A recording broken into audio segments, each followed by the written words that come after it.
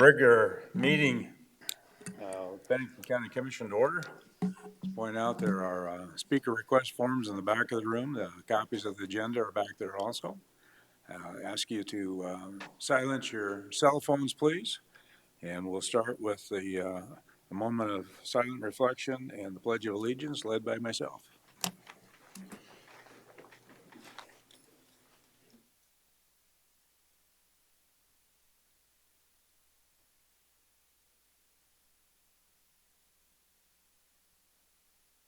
Thank you. I pledge allegiance to the flag of the United States of America and to the republic for which it stands, one nation, under God, indivisible, with liberty and justice for all. Commissioner Hadcock will be absent today. Extend my congratulations to Commissioner Ross Connect for his re-election. And no general elections. You're in. First item is a review and approve the agenda. Mr. Chair, Holly Haynes. I would like to respectfully request the board to remove items 5, items 15B, item 17, and a request to move executive session number 25 up to follow the consent agenda, please. So moved. Second. Got a motion and a second to remove 5, 15B, and did you say 17A? I did say 17A. 17A, and to move the executive session. All those in favor of the motion indicate by saying aye. Aye. Opposed? Motion carried.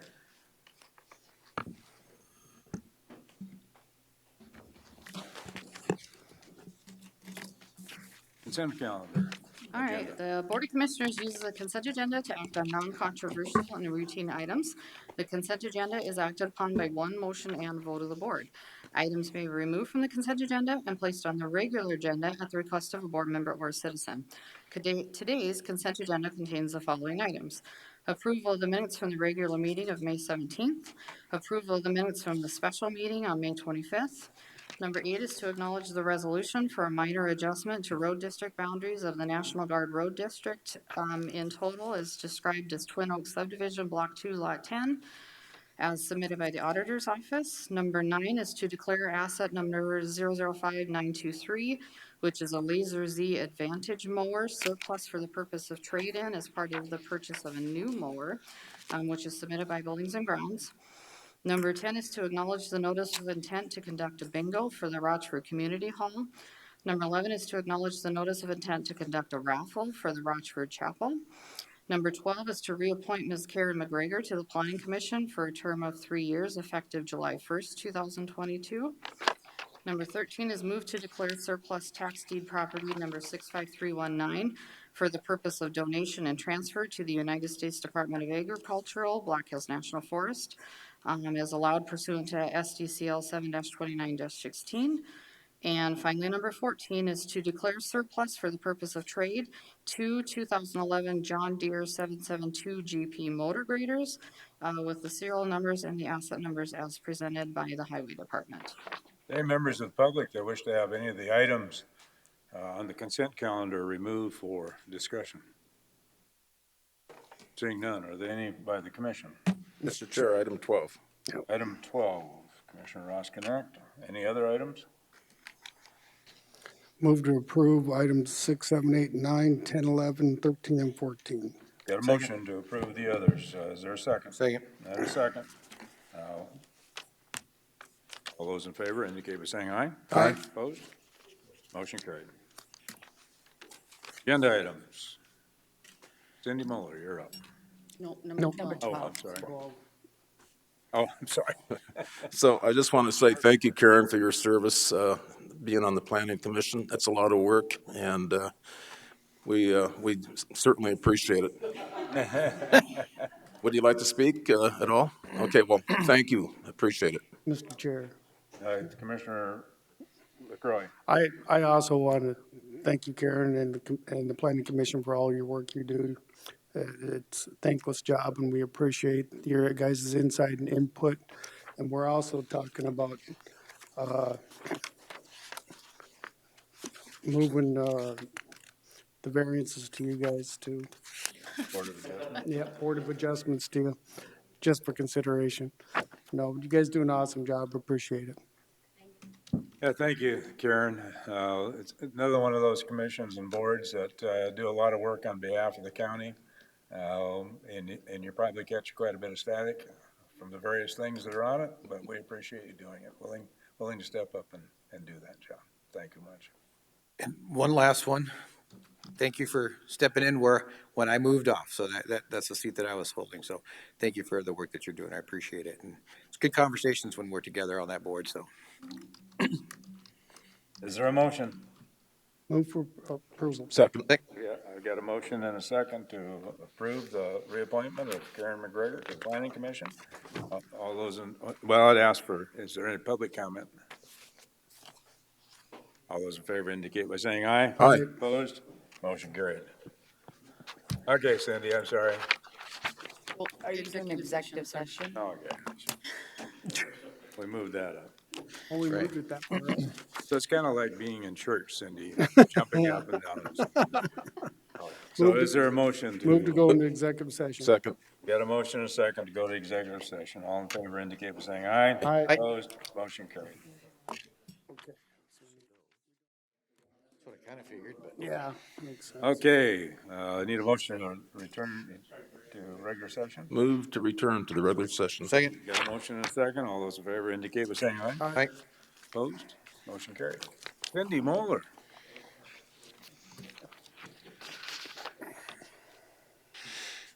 Good morning, Commissioners. Cindy Muller, Pennington County Auditor. We have the canvas for approval this morning before you. Anybody has any questions, comments? Anybody have any questions relative to first item for Cindy, which is the canvass of the primary election results? Mr. Chair. Any problems, issues, or concerns, Cindy? Looks all good. Well, with the redistricting, there's always issues of people getting to the right place to vote. So we had several phone calls on that, but nothing that we didn't really expect. Maybe we might have had a few more people on the phones, might have been a little helpful, and that's on me. And so we will take care of that in November because even more people will be out voting in November. So did each of the precinct voting places, they work out okay, the physical locations? We might do a little looking at a couple of them just to make sure. We're going to go out and do a little investigating as far as size and table placement, that sort of thing. Okay, We're always trying to perfect the system, but I don't think we'll ever get it 100%. yeah. So, what do we need, or just a motion A to, motion to approve the canvas for the June 7th primary, please. Mr. Chair, I will move to approve. Second. got a motion and a second to accept the canvas and declare the results of the June 7th, 2022 primary election official and authorize the commissioners present to sign the official canvas and further move to authorize payment of all expenses listed. I have a motion and a second on that. Is there any public comment on that? Any commission comment? All in favor of the motion indicate by saying aye. Aye. Opposed? Motion carried. Thank you. I will leave the original certificate for the canvas with Holly so you can sign off on it. Thank you. Thank you. Item 16, Mike Cool.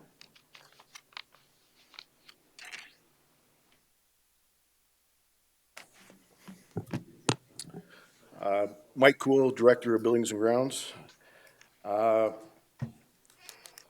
Buildings and Grounds has been working with the stakeholders on the new crisis stabilization facility to procure or define and what we need for furniture, fixtures, and equipment for that building. We're interested in trying to get that stuff ordered soon due to the challenges that we still see in the market relative to availability of materials or shipping, such things. We have prepared, worked out some purchase agreement or initial purchase agreement through Dakota Business Systems, or Dakota Business Center. We'd like to get that one ordered going forward here soon, seeking authorization to enter a contract with them. We are trying to buy much of this furniture on GSA contracts, so we're gonna have to use some, maybe that requires us to submit a purchase order as a government agency to buy those materials on those contracts. But Dakota Business Center will do all the furniture installation for us and such. So I'm seeking authorization to enter or to work on that, enter an agreement with Dakota Business Center for $143,000 and 143,975.81 for basically the office furniture, meeting rooms, and such for that component. And then we are also going to have additional packages that from various vendors that we're going to have to purchase, and so I'm seeking authorization to enter those agreements as we work them out. They're all under $25,000, so I'd just like to have approval that we can enter those as we get them worked out. Questions for Mike?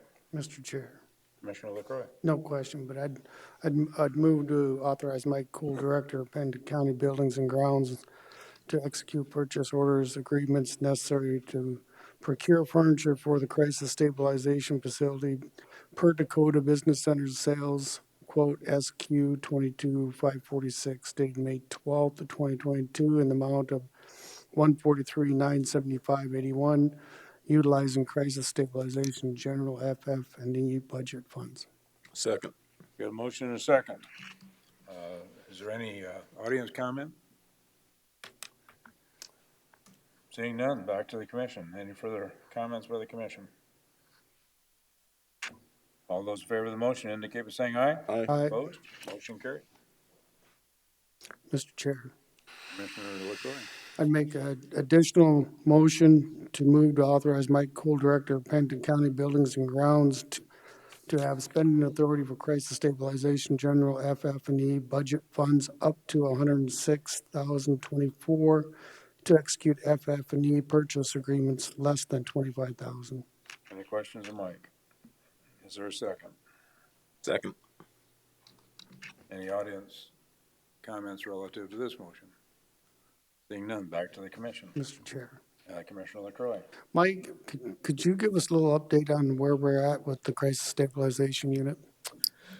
Currently, the exterior of the building is up, and they're laying up brick and block around the exterior of it. For the majority of the interior walls have been set up, and they're currently doing rough-in work electrically and as far as plumbing systems and such. On Wednesday, we're quite a ways ahead schedule. That's something that we have been trying to maintain. On Wednesday, we did learn that this is one of these material availability issues, that the roof insulation has become a problem. So we're hoping that we'll have no more in 3 weeks Okay. about that, but that's a big deal. Yeah. Technically, we don't start sheetrocking until we have a roof on the building. So some of the problems we're experiencing is the lead time on some of this furniture where I work too. So do we have enough lead time from the vendors? For the furniture, Yes. we believe so right now from everything we hear, but it changes all the time, and that we're probably ahead of when we would normally be trying to order things right now, just so that we're prepared Thanks. to deal with any problems that are potentially there. I yield. Okay. Any other comments? I guess I would note that this is all being purchased through the sheriff and Barry Tice have been working out with the agencies that have been providing funding for this, and the funding is coming through that source, one of those sources. So the sheriff had just informed me they'll have the money transferred yet, really this next week or yet today, so. I'll get a follow-up on. Yep. Thanks for bringing that up, Mike, because to do these contracts and get these rolling, it has to come out of our funds, but we're getting reimbursed through, Yeah, it doesn't even sound like we'll have to reimburse or anything. The money will be here we'll have to do a down payment on some of these materials, so we need funding immediately, but, it sounds like that won't be an issue. but we're getting it from community support. Yep. So that's good. Thank you. Any further discussion? All those in favor of the motion indicate by saying aye. Aye. Opposed? Motion carried. Thank you, Mike. Appreciate it. Thank you. Item 18, Highway Department.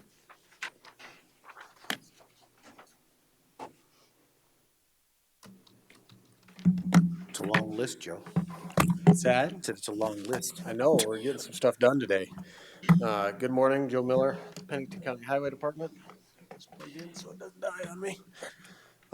First item up in front of you is a modification to a Forest Service agreement for fencing on Sheridan Lake Road. This modification is simply due to the fact that our contractor is not gonna get it done by the time the contract expires. He's busier than he thought he was going to be up at a job in Spearfish. So he's gonna finish this hopefully, by the end of August is his goal. So that's, what this agreement is for. I'll stand for any questions. Any questions relative to the Forest Service agreement?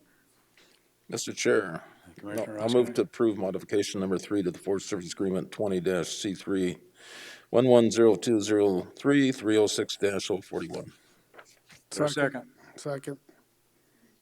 Any audience comment? Back to the commission. Any further discussion? All those in favor indicate by saying aye. Aye. Aye. Opposed? Motion carried. Item B.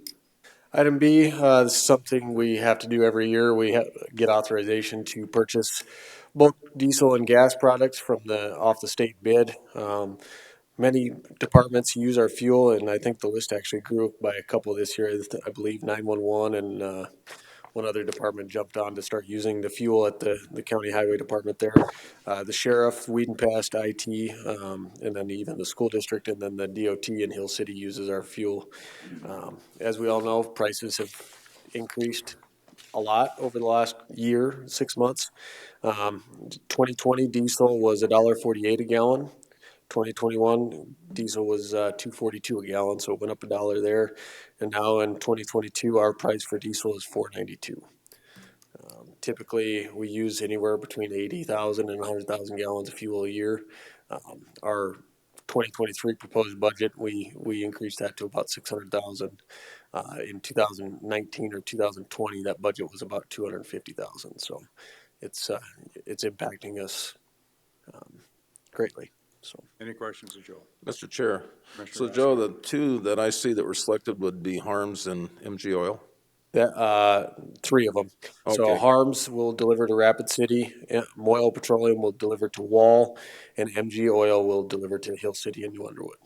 So these were selected because they were the most competitive as far as pricing? So the state does all of this stuff for, and we okay. just choose to purchase off the state's list. These prices fluctuate, I believe, on the weekly basis. And then we just call and get permission for them to deliver fuel to whatever site we're at. Okay, So, just wondered how they were selected. yep, it's all state competitive. So Commissioner LaCroix has chose to abstain from this item to avoid any potential conflict of interest. Do I have a motion? Mr. Chair, I move to authorize the Highway Department to purchase bulk diesel and gas products from the state contract list of for contract number 17673, Harms Oil, Brookings, South Dakota, and contract 17676, MG Oil, Rapid City, South Dakota. Second. Have a motion and a second. Any audience comment? Back to the commission. Any further discussion? All those in favor of the motion indicate by saying aye. Aye. Aye. Opposed? Motion carried. Item C. Item C, this is authorization to purchase two new motor graders off the Minnesota State contract.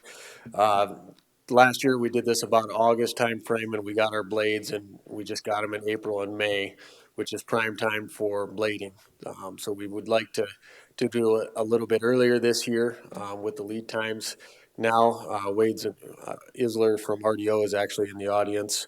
He's telling us probably February, March timeframe, so we'll get them a little bit earlier, not in prime time for blading season or maintaining our roads. That's the reason that we're doing this a little bit earlier. Just go through the price increases again. 2019 price was $316. 2020 price is $321. 2021 price was $331, and 2022 price is $365. So if we don't do this before, I believe it was September or October, that Minnesota state contract renews, and then the Wade is telling us that there's projected another 3 to 4% increase on top of that. So that's the reason that we're doing it now, and the two blades are in our proposed budget for 2023. So just with the equipment purchase plan that you guys approved in May, we're just following right along with that. So Okay. with that, I'll stand for any questions. Any further questions? Mr. Chair, Commissioner so Skinner. the two used graders, Joe, how many hours are on those? And then how much warranty would be left on those? Because I'm assuming there's warranty left on them. So we have two left that are not on, so yes, we have two left. With the purchase of these two next year, we'll get the last two that aren't under warranty. They're 2011s. And there is no warranty, but there's about 75, almost 8,000 hours on those blades currently. So by- after this and everything that we have will be under warranty if we adhere to the program that we approved. That is correct. Okay. Okay, good. Mr. Any Chair, further questions? Mr. Chair. Commissioner LaCroy. I'd move to authorize the Highway Department to purchase two new 2023 John Deere 7720 motor graders from RDO Equipment Company, Rapid City, South Dakota, in the amount of $730,365.44 from the State of Minnesota Cooperative Purchasing Venture Program Contract 2011-42. Second. Got a motion and a second. Any public comment? Seeing none, back to the commission. Any further discussion? All those in favor of the motion indicate by saying aye. Aye. Opposed? Motion carried. Item D. Item D is the award recommendations for 2022 bridge preservation projects. The low bidder was Holloway Construction, came in at $1.2 million. It was $130,000 over our estimate, or our engineer's estimate of $1.08 million. We have a total grant amount for these bridges in the amount of $756,250. So we chose to put in 30% to get our points up there because we're not at a $5 wheel tax, so we lack 6 points there. We made up for those points by putting a little more cash on the table. So Pennington County's has to accommodate that $130,000 over the engineer's estimate. So our total cost to the Pennington County will be about $450,000. With that, I'll stand for any questions. Any questions, Joel? So this is the cost, but the 450, which represents about 130,000 more. Correct. Okay. Our share of the grant prior to the bids opening was $324,000. Okay.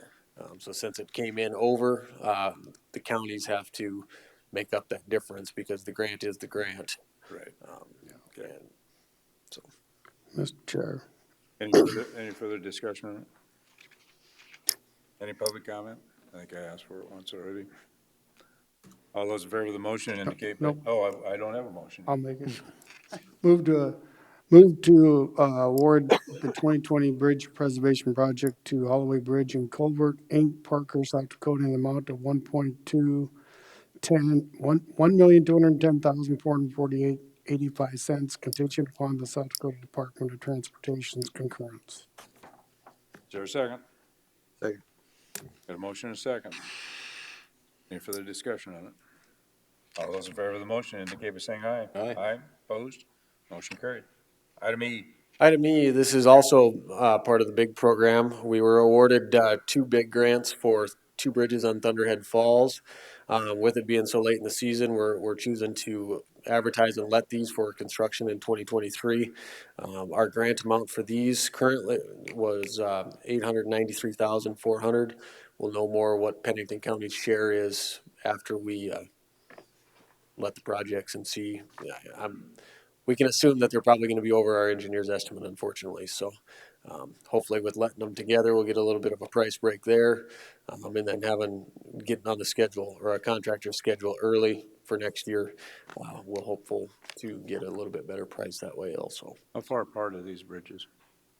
Half mile, Okay, somewhere in there. yeah, makes sense to put them together then. So. Any further discussion or a motion? Do I have a motion? Mr. Chair, Commissioner Lassiter. move to authorize highway department to advertise and let bids for bridge improvement grant reconstruction work for bridges 52316-316 and 52317-318. Is there a second? Second.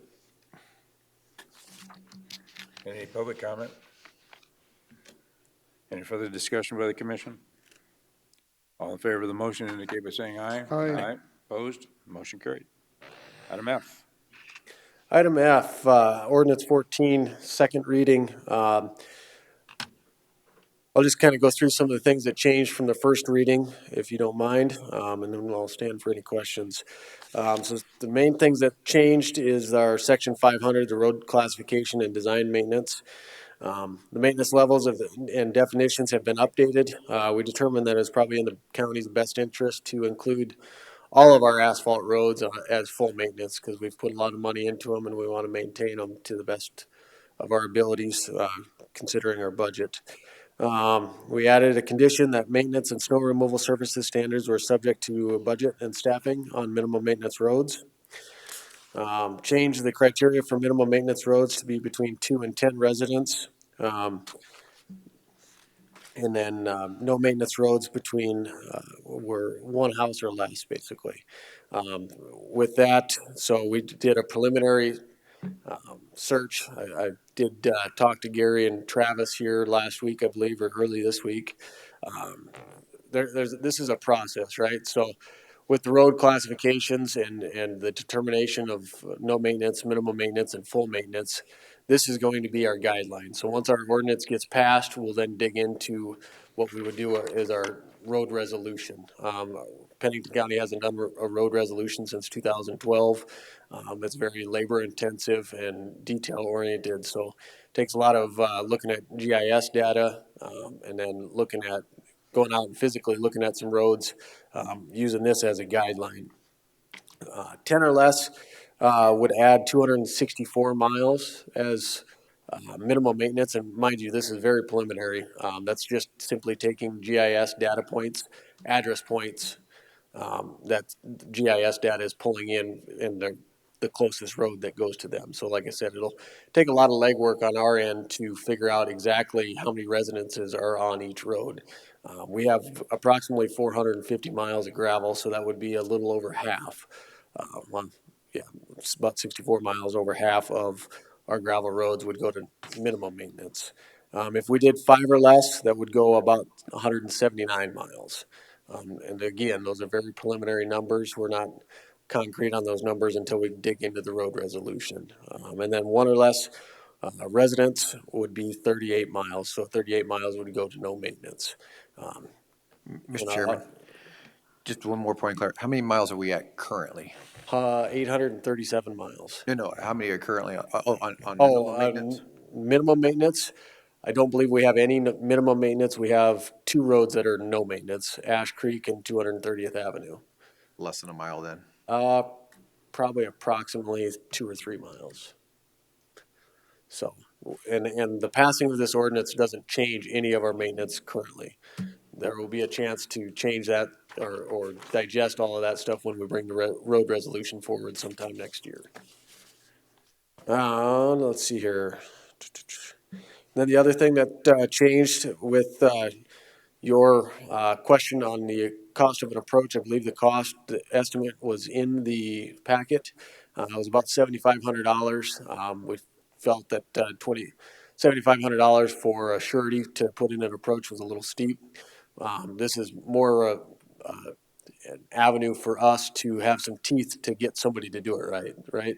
So if they put an approach in the wrong location or don't take one out, okay, we can then take their surety, or we can say, hey, if you don't correct this, we'll take your surety. So I think upping that to approximately $2,500 would be adequate. So with that, those are the updates from reading number one. I'll stand for any questions. Mr. Chair, Commissioner Roskinek.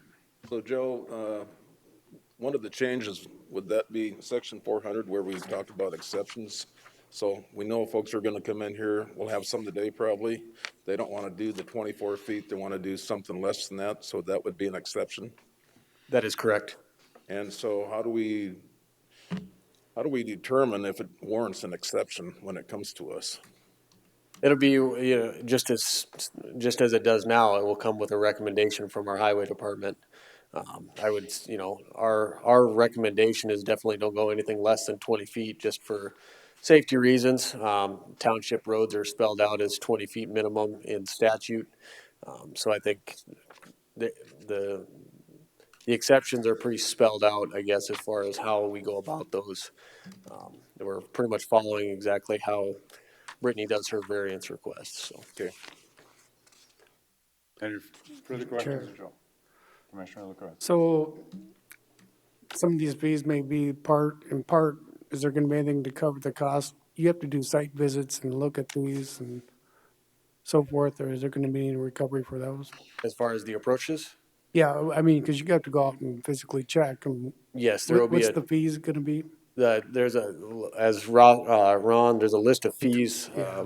I don't remember what section it is off the top of my head, but $250 is what we are going to charge Okay. for an approach permit. Currently, we don't charge anything. Exactly, Our surrounding counties charge anywhere from $150 to $300, so. yeah, and that fee is gonna be to do just exactly as I said, so you can go out and check it, the paperwork, there's time your staff spends going through it. Right, and currently we get a lot of people that come in and, well, I think I want an approach here or there or wherever, so they just get an approach permit, and and it sits on the books for a decade. We finally just, I think last year, Mark had one that was on the books for just about a decade on Dark Canyon Road, and they finally just built it, and we're like, okay, where's the permit? 10 years of paperwork is kind of hard to find and jog somebody's memory going back 10 years, so. Remind me again, Joe, is the request for an ag approach the same process? So currently, for an ag approach, we can approve those in-house. You approve those in-house? Correct. Okay. Same standards, or is it a different standard? It's the same standards. Okay. Yep. Mr. Chair. Commissioner Lassiter. Joe, I know that the recommendation is to send this to a third reading so we can process what was changed. Yep. I have a question, because I get a little motion sickness going back and forth from a sheet and back over here to kind of read the differences. Is there a way we can make it where it's a little more user-friendly? And what I mean by that is either highlight all the changes according to your sheet that shows the changes, like section 300, updated this, updated that, just highlight it so it's a little easier to find it when we're kind of perusing this. Does that make sense? Right, so we spelled it out in the memo.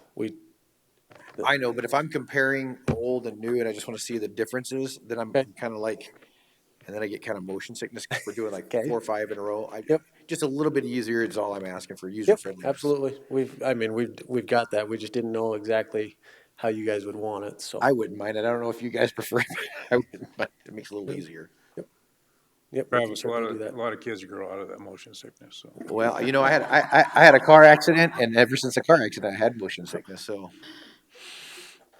But I understand. Any questions to Joe on this?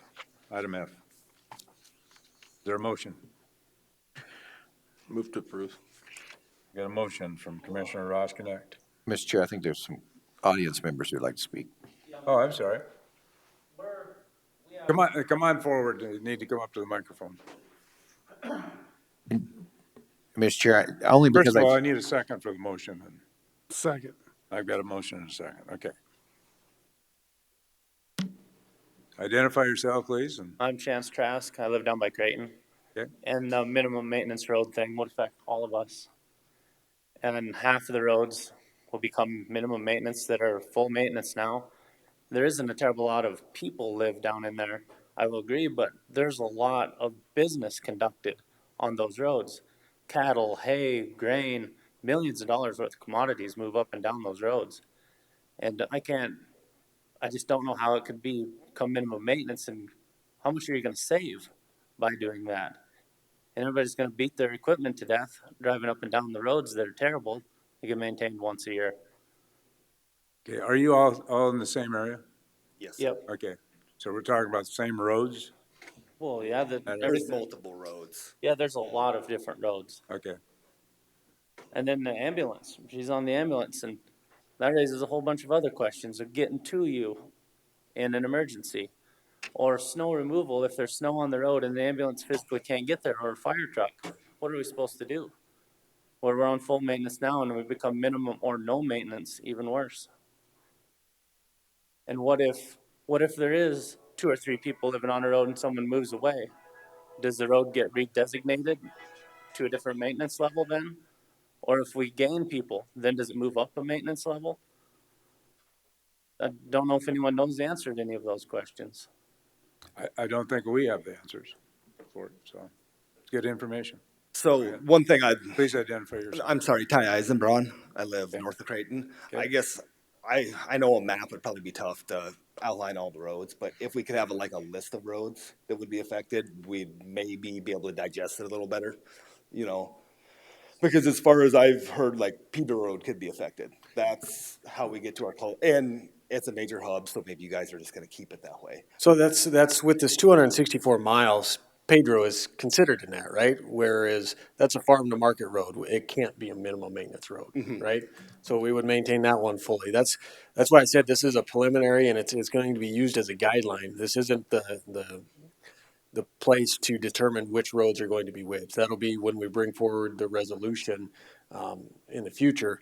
And to answer your question as far as residents, right? We use the word may in the ordinance, so it gives us some latitude. It's not exactly 100% concrete, right? We're trying to use factual data to figure out, okay, how to classify these roads. And the fact of the matter, you asked how much money it's going to save. Currently, this is 2 years ago, price was $5,500 per mile per year of gravel to maintain it. So you take that times 264 miles, that could be quite a chunk of change. Our bridges aren't getting any younger. We now have over 80 bridges that are over 50 years old that are at the end of their lifespan. Inflation is hitting us just like it's hitting everybody else. We're not able to do as much with the same amount of money, and our budget's not increasing at all, right? We've got the same budget. So now with the same amount of money, we have to do less because everything costs more. So our roads suffer because the bridges are in bad shape and old. Move closer to the microphone, please. So our roads suffer and we get reduced to minimum or no maintenance because the bridges are old and have the same short budget. On taxes, land taxes go up regularly. They go up almost every year. And you have the same budget. Well, when you're dealing with the inflation that we are right now, we are maxed at on property taxes. We're maxed at 3% plus growth. So that doesn't increase a whole lot for us, for the county. So You know, everyone's feeling the inflation. I mean, we feel it too. We got to maintain I the understand vehicles that. Yep. and buy fuel and everything just exactly the same. These are real businesses that are out on these roads. They're not just someone living out there. It's a legit business. And we understand that. Well, I appreciate you coming to explain this. I just am afraid something's going to get pushed through that's going to affect everyone out there for years to come, and we have no say. Mr. Chair, now if I Commissioner Smith? understand Joe right, he said May, so there's some latitude there. This is just the very beginning, talking about options, and in your particular case, I think we would have the latitude to make some changes. We have to do this on a one-on-one basis, so nothing's set in concrete today. So do we have to watch every meeting from now on to see when it's going to be our turn to come and argue for it may be minimum maintenance or may not? Well, as Joe explained, there's a lot of work left to be done in regard to putting all the information together. Joe, I'll ask you, are you thinking we will be dealing with this, at most commission meetings or not? As far as the ordinance, Yep. I think after we get this thing passed, the most you guys will probably deal with it is probably, and not even then, approaches, the only thing we'll be dealing with is section lines that may be approved that people are building new and they're subdividing a piece of property, up until we get the road resolution done.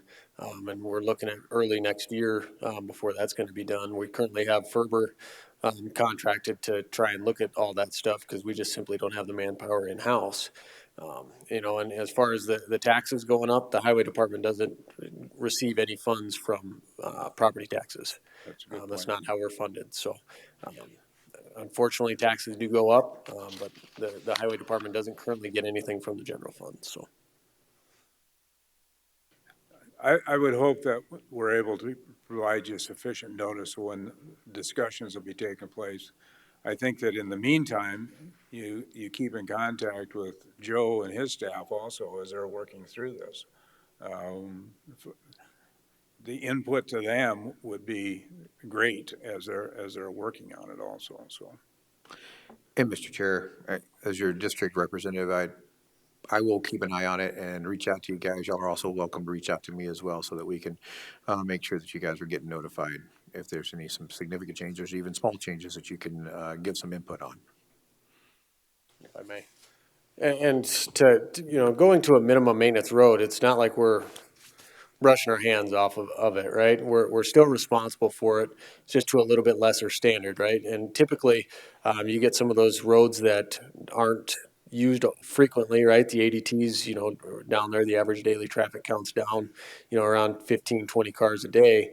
Typically, our crews focus on the farm to market roads first, right? Creighton, Pedro, Sage Creek. That's typically where we would like to focus our manpower, to be able to get those farm to market roads in better shape. Those are the ones that are used frequently, right, by everybody, tourists, the businesses that are down there, the farms, the ranches, everything. That way, everybody benefits equally. And there's a lot of roads that are on the system that go to one or two ranches, right? So those one or two ranches are benefiting from that service, whereas somebody else may not be benefiting the same. So another goal with this ordinance is to make it equal. We picked a number 10. I just picked a number arbitrarily. I didn't know where to start. We had to start somewhere. So that's where the 10 residences came for minimum maintenance. And then, that's with 264 miles. It's not even, it's accurate, but it's not, right? It's probably going to be significantly less. And then the other thing, we all talk about no man's land out in Rapid Valley, right? It's been an issue since I started, and it's been an issue for decades, it sounds like. Speaking with our state's attorney, those would become our responsibility because by state statute, they're ours, right? Along with the section line that was just approved here at the last meeting to be constructed east of Box Elder a couple meetings ago. That's our responsibility, right? Because by state statute, any and all section lines are secondary highways, and all secondary highways fall under the highway department. So that's another big reason for this ordinance is things like that. We can't, again, it goes back to dollars. We got to choose a level of service somewhere. Mr. Chair. I Commissioner think one of the Osgood. things that has to be considered is the use of the road, if it's being used for residents or if it's being used for commerce and the livelihood of the folks that use that road. So I think that's something that we need to consider too, is what that road is being used for and what's going down that road. Is it a sedan or is it a tractor? Is it a semi? And, does it affect somebody's livelihood? So just things that it's not my district, but this is what I see as a commissioner. Right, and again, there's roads currently on the system that serve one ranch or whatever that are fully maintained. It's not fair to those that live on a road or a township road that don't have the funding to maintain it to the county level. With 450 miles, we've got 10 graders.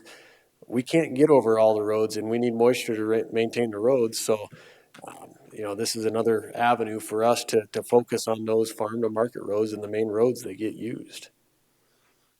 Ma'am? Hi, my name's Lynn Riggins. I am the Eastern Pennington County Ambulance District Director. So going back on something that Joe said, he said you poured all this money into paving so many of those roads. And I personally am also a crop adjuster, so I get out on your roads all of the time, and I can tell you the worst roads in the state, and I can tell you all the time. And the amount of roads paved between New Underwood and Rapid City absolutely floored me last year. And I was a little curious on how many of those roads, by definition, are one person, because I think it might floor you a little bit too. But yet he wants to keep pouring money into the paved roads, which I understand you want to keep maintenance on them. We're also important. And I do live north of town. I live out in the same district these guys do. On the ambulance side of it, it's going to cost us about, and we are right in the point of having to replace one of our ambulances. It's about $336,000. We haven't got it. I don't know where we're going to come up with it. And the worst part of it, we have to have four-wheel drive. We have to be able to get to those people. They say send life flight. We can't, because they have to have a landing zone, and we have to create that, or at least law enforcement has to be able to get there to do it. So every one of us have a reason and a need. And it just totally concerns me. It puts a liability on you guys. It puts a liability on the whole county if we can't get to somebody. And I drove Creighton Road this morning on the way to the ambulance because I'm working in New Underwood as soon as I get off of here. There's one spot in Creighton Road that everybody drives that almost put me in the ditch with my granddaughter yesterday, and I was driving 20 miles an hour. It is so soft, and there are spots, and there are choppy washboards, and he can say what he wants about them getting maintained. They get maintained when somebody says something, but a lot of the time they don't get any attention. And I personally have met him on the road with the blades up. Did I stop and take a picture? I'm kind of embarrassed I didn't, but I'm also embarrassed to ever see it. I mean, if they're going over a spot of the road, why aren't you just taking care of it? Those are questions I'd like to have answered, and I would like to see a map. I would like to see a map before you guys make any kind of decision. There will be maps, before we make decisions on it, so. If the ordinance is passed today, it's well on its way though, isn't it? No, if we adopt what's been presented to us today, it allows them to move forward with doing the study. It indicates that the commission has an interest in hearing how they proposed to move forward. And as Joe said earlier, this takes a huge amount of time and manpower to even put all the information together. So, no, there's nothing rock solid with the adoption of this today, but it allows it to start moving forward and start the discussions. Would it be safe to say that everyone's road is a farm to market road? I mean, if you live out there and you have 4 acres, totally different. But if you have a business on the road, wouldn't that road be your farm to market road? One of the examples, I live towards the end of the road, and there's one other person there, and he's not there often. He probably lives in Wisconsin or something. I live at the end of the road. I would probably the only resident. That's my farm to market road. If that road becomes minimum maintenance, how do I get cattle out in the fall? How do I get feed to them if it doesn't get maintained at all anymore? No snow removal. It's down in the river, and you wind down in there. There's 2 feet of snow on the road or more after a blizzard. We haven't had one for a few years, but it happens. How am I supposed to get in or out? If I may, Chair. Minimum maintenance isn't no maintenance, right? Minimum maintenance is we'll maintain it at a minimum of twice a year. Hopefully we'll get to it more, but that's the minimum standard that we're setting forth with the ordinance, right? And snow removal, we're gonna do snow removal after 6 inches instead of 4 inches, which is current. If we get a blizzard that's dumps 2 foot, 3 foot, unfortunately, living up in the far northeast corner of Pennington County, it takes a while for us to get there, right? We can't just poof, magically make all the snow disappear. I wish we could. It'd make our lives a lot easier. But unfortunately, it takes time to get the snow removal done, even, at 4 inches, right? It takes a lot of time and manpower to get over all those roads. Each of our blade operators in Wall have approximately 50 to 60 miles apiece. There's 4 blades down there in Wall.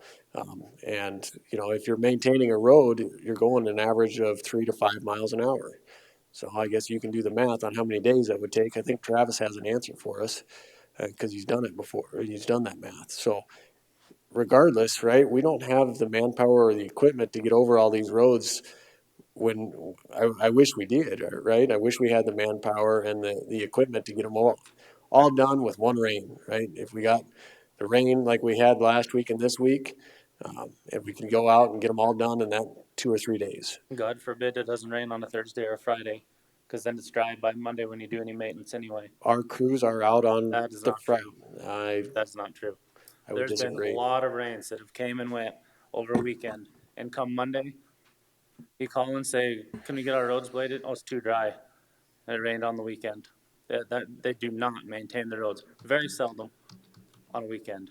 I Mr. could Chair, prove you different on that, but I disagree. I live there, Mr., drive them roads I have regularly. the floor. My understanding of this is it's given the highway department a guideline to go through and identify the roads that need to be done and come forward. This commission always has the decision to change what they do.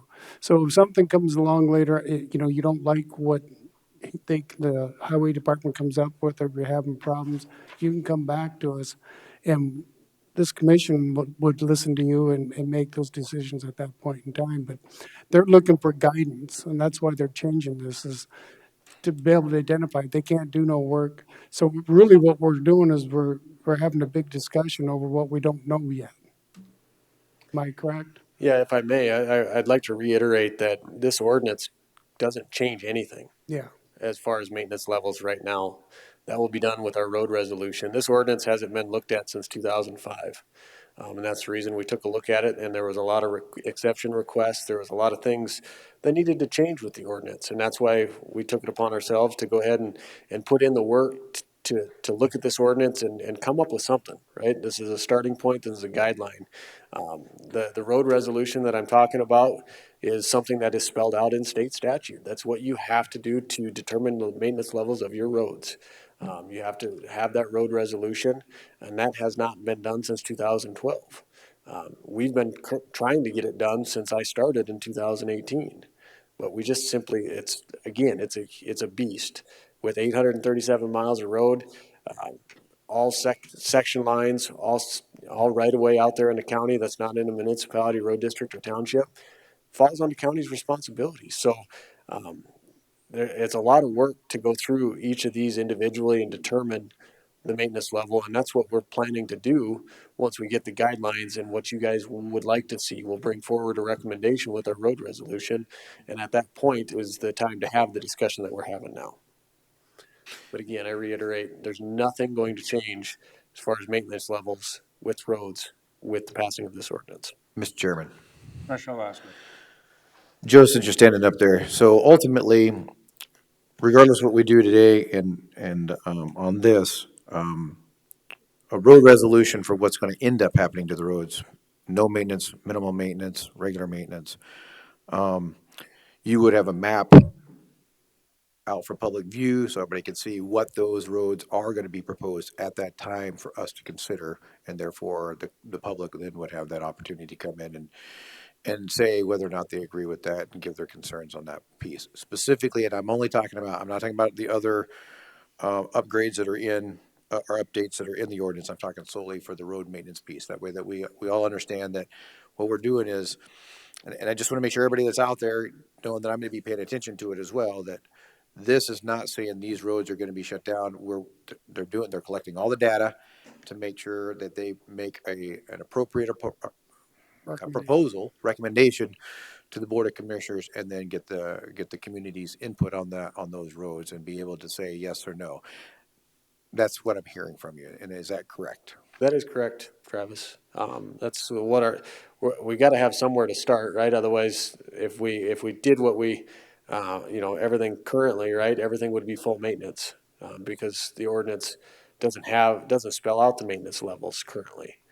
The current ordinance doesn't. So that's what this update does, is it allows us to then take a look at the roads and have some guidelines to bring a proposal forward to the commission. And again, I anticipate it'll be early next year, February, March timeframe, is kind of where we're anticipating that to be. So follow up. So there will be no changes to the road if we pass this in a couple of weeks, June 21st. Let's just assume if we pass it, there will be no changes to any of the roads and their maintenance levels or any of that until not even proposed until the new year. Correct. Okay. Mr. Chair, Commissioner Oscar. I think one of the most important things is that you guys took the time to come here today and bring this to our attention, because it's not falling on deaf ears. We're going to get this worked out one way or another. Yeah, I mean, we're definitely down on residences, I will agree, but there's a lot of business conducted on all of those roads, even the ones that will become no maintenance roads. They're still, I mean, we still sell 2 pot loads of cows out of there every year and haul in loads of hay and grain and everything, hundreds of thousands worth of dollars on that one road that may become minimum maintenance or no maintenance, according to what's proposed. And that's why I thought we should try to prioritize, because when in a situation like that, that's going to be, to me, a higher priority to be maintained than another road that's not being used for that purpose. So I think that's what we have to work through going forward. I would agree if they have 3 acres and a house at the end of a 5-mile road. I mean, they're just living there. But if you have a legitimate business at the end of that road, I think it needs to be looked at differently. That's the way I look at it, but I agree. it's a work in progress. Any further discussion? Any further questions? Thank you all for coming. Thank you. Mr. Chairman, Commissioner Lasker. I'd like to move to approve the second reading of Ordinance 14 amendment as presented. Further, move to schedule a third reading on June 21st. Wasn't there was already a motion out Yeah, there. Oh, was there? You could offer it as a substitute if you want. I would offer that as a substitute motion. I'm sorry, I didn't catch the Third first one. reading, you'll have to explain the purpose to me for that. Based on the recommendation from the state's attorney's office in the memo that was given to us, that there's been significant change to that from the first reading, that we schedule a third reading, Second. For the June 21st. 21st meeting? I have a motion and a second for a substitute motion. And Mr. Chairman, it also allows for Joe to give us those updates that I was asking about so that I don't have motion sickness. Okay. Any further discussion? All in favor indicate by saying aye. Aye. Aye. Opposed? Motion carried. Thank you. Thank you. Thank you, Joe.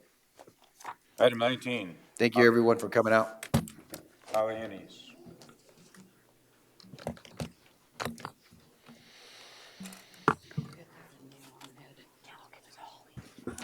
Commissioners, item 19 is just another opportunity for the board to direct staff if there's any other resolutions that you would like to see prepared to move forward to the districts for consideration.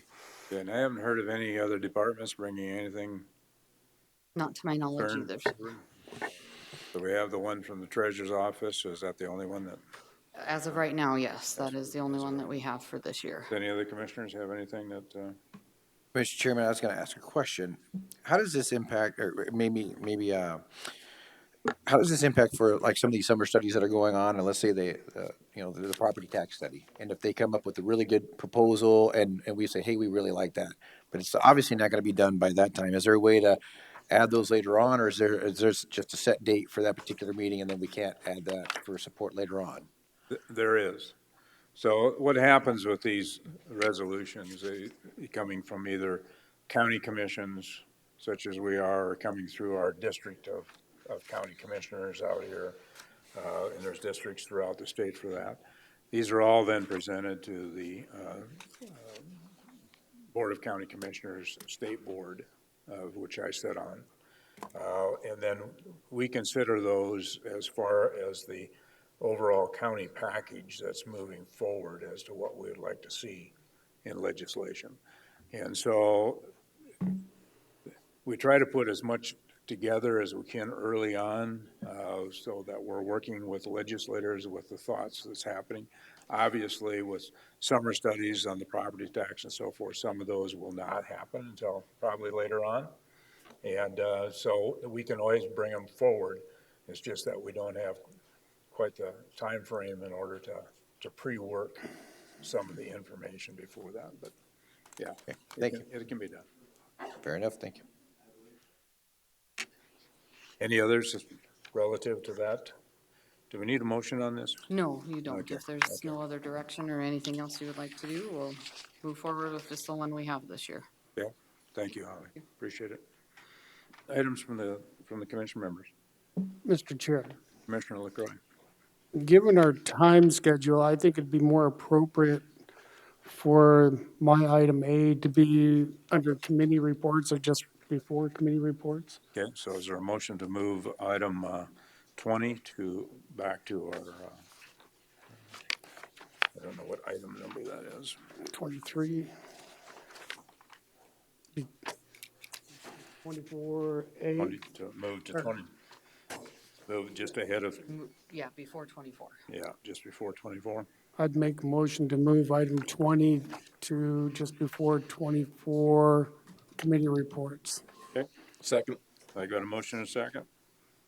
All in favor indicate by saying aye. Aye. Opposed? Motion carried. Thank you. Okay, let's see. Approval of vouchers, item 21. Mr. Chair. Oh, go ahead. Go ahead, Lloyd. Okay. Move to approve vouchers in the amount of $751,226.59. I Second. have a motion and a second. Any public comment? All those in favor of the motion indicate by saying aye. Aye. Opposed? Motion carried. Items from the public. Is anybody here? And I have one, I guess, Marguerite McPhillips would like to appear before the commission. Yes, I would. Okay. Welcome. Hi, everybody. I think I know you all. I live off of Highway 16, and I travel it practically every day.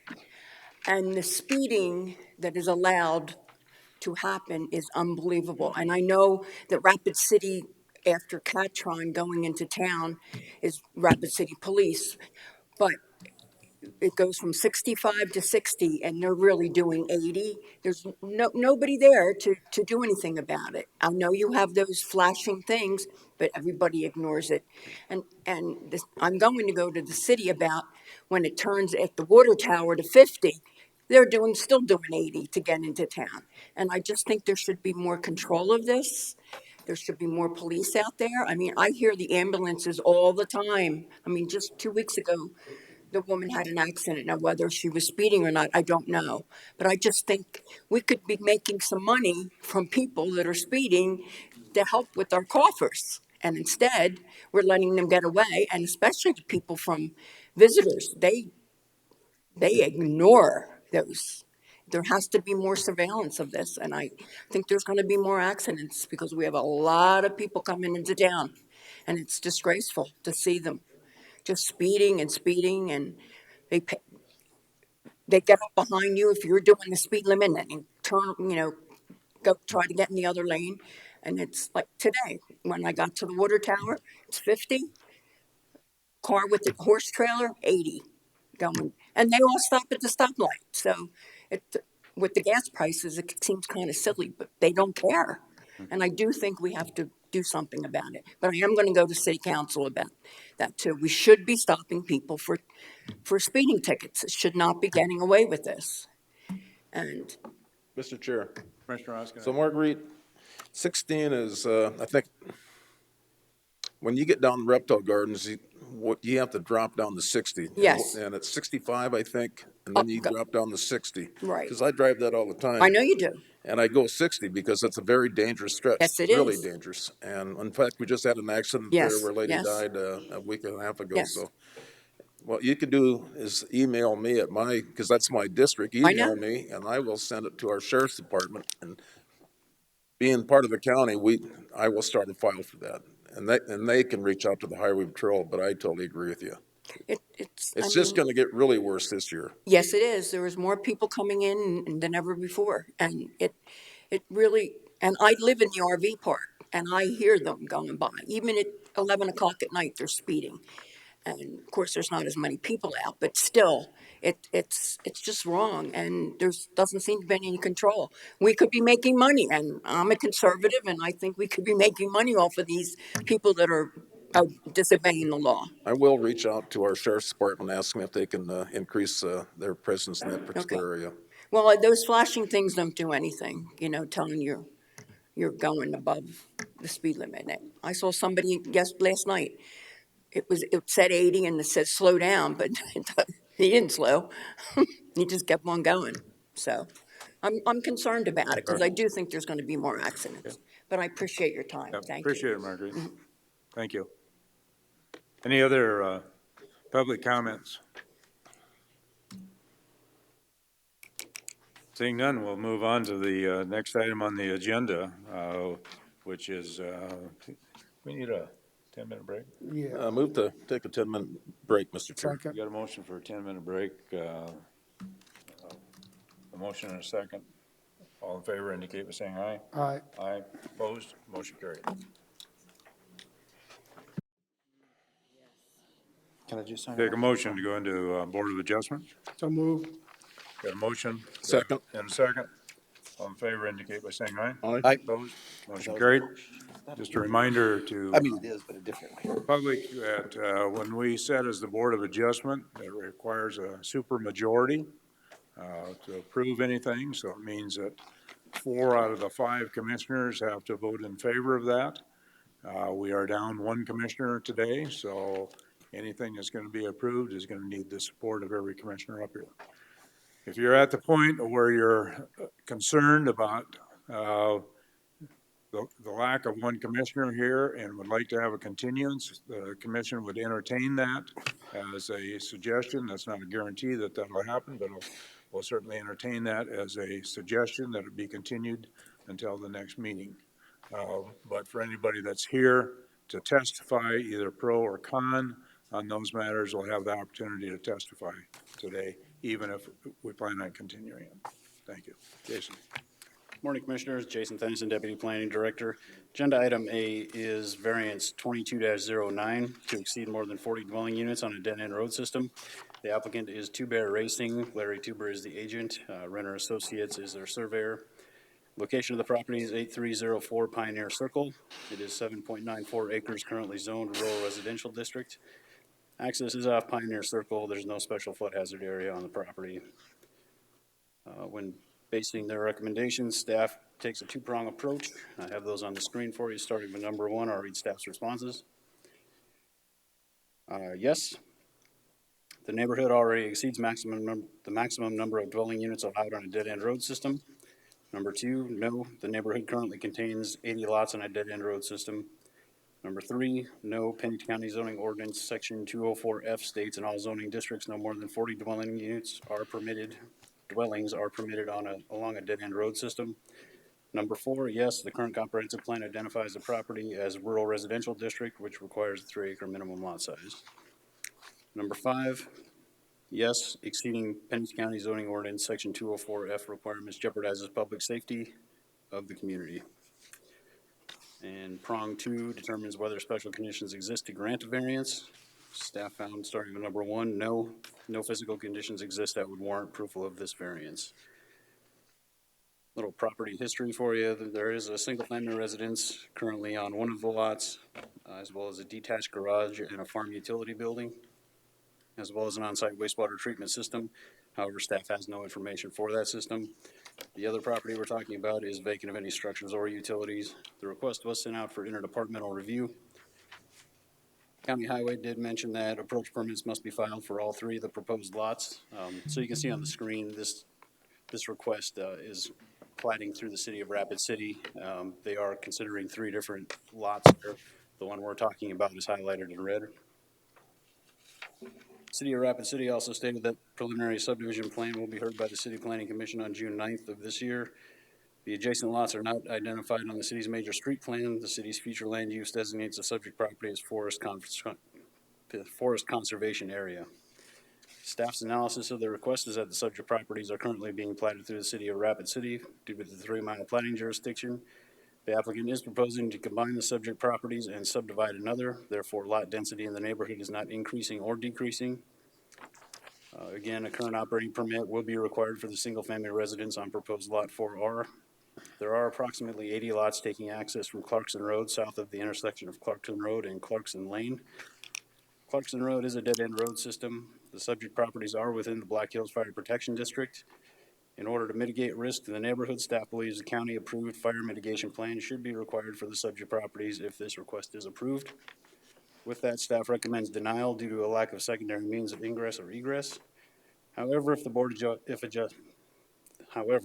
of Adjustment disagrees and approves this request, staff recommends 2 conditions be included. The first one being that prior to filing the plat with the Register of Deeds, the applicant obtains an approved operating permit for the single-family residence on proposed Lot 4R. And the second condition, that within 30 days of filing the plat with the Register of Deeds, the applicant provides a fire mitigation for county approval. And this is a picture of the subject property. You can see the dividing line. There are 2 lots here. Currently, the one on the left is the one that's vacant of any structures or utilities. The one on the right is the one that contains a single-family residence.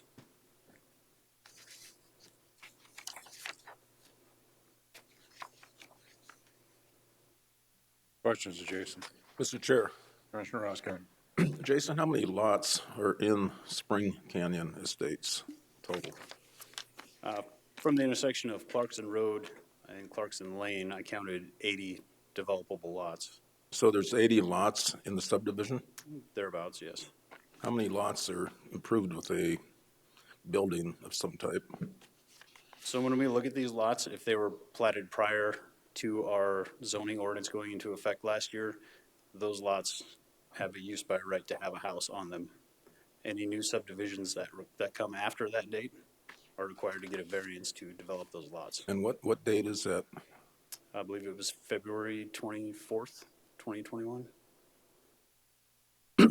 Okay, so if you have a vacant lot out there, technically, only thing you can use it for is a yard?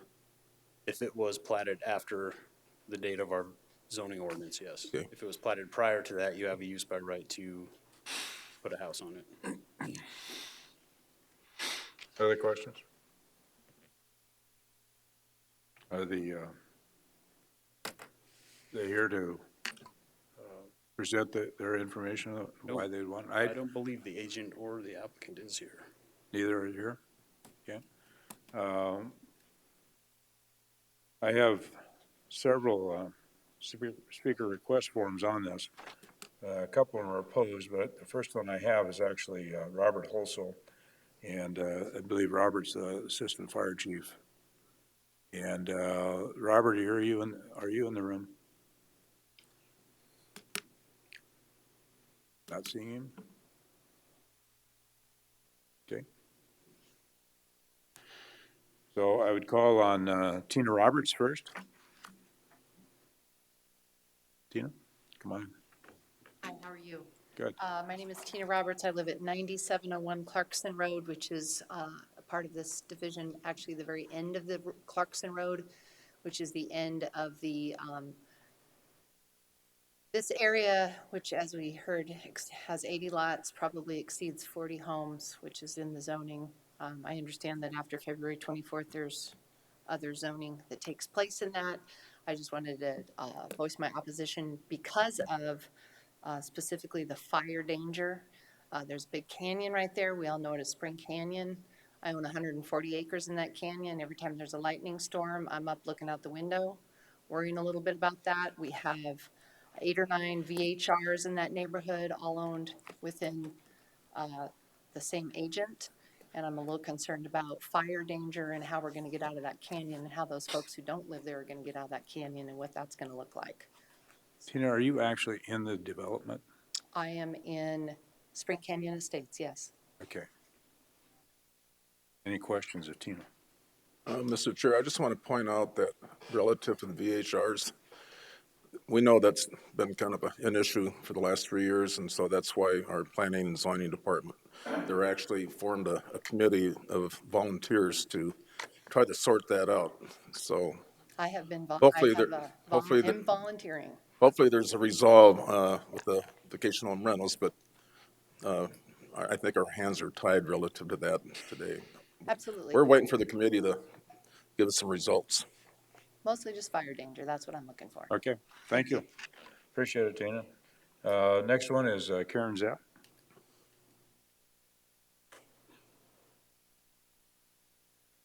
Good morning. I'm Karen Zepp. I live at 5804 Pioneer Circle.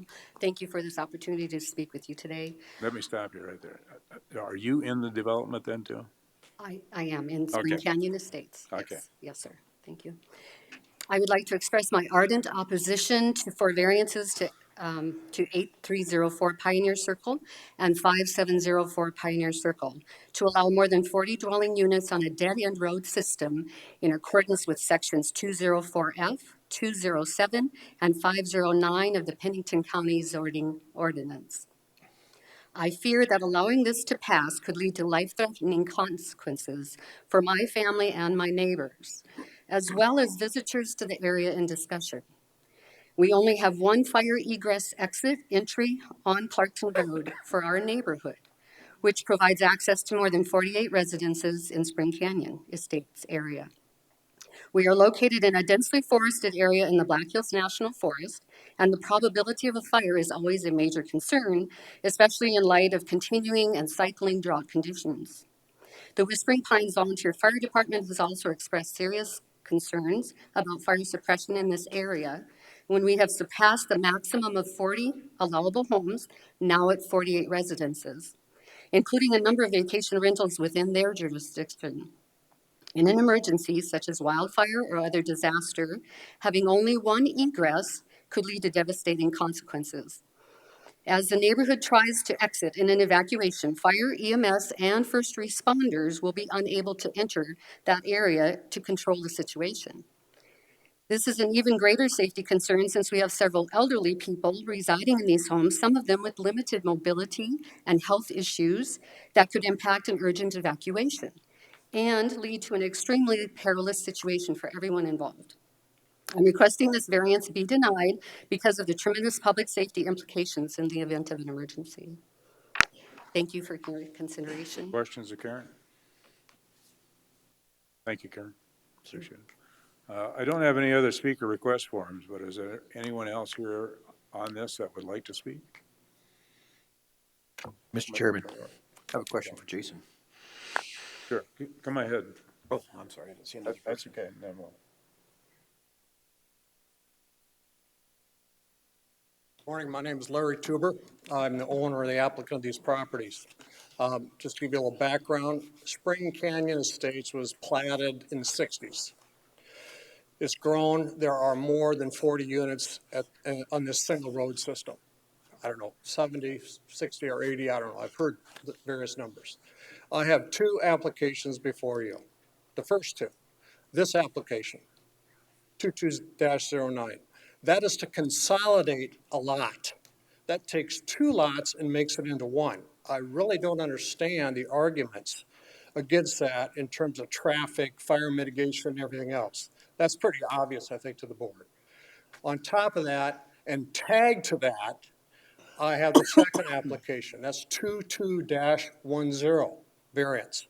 That is to split a lot. So I have three lots out there we're talking about. I'm going to consolidate one and split another to end up with three lots. The first application is to take a 3-acre and a 4-acre lot, bring it together for an 8+ acre lot.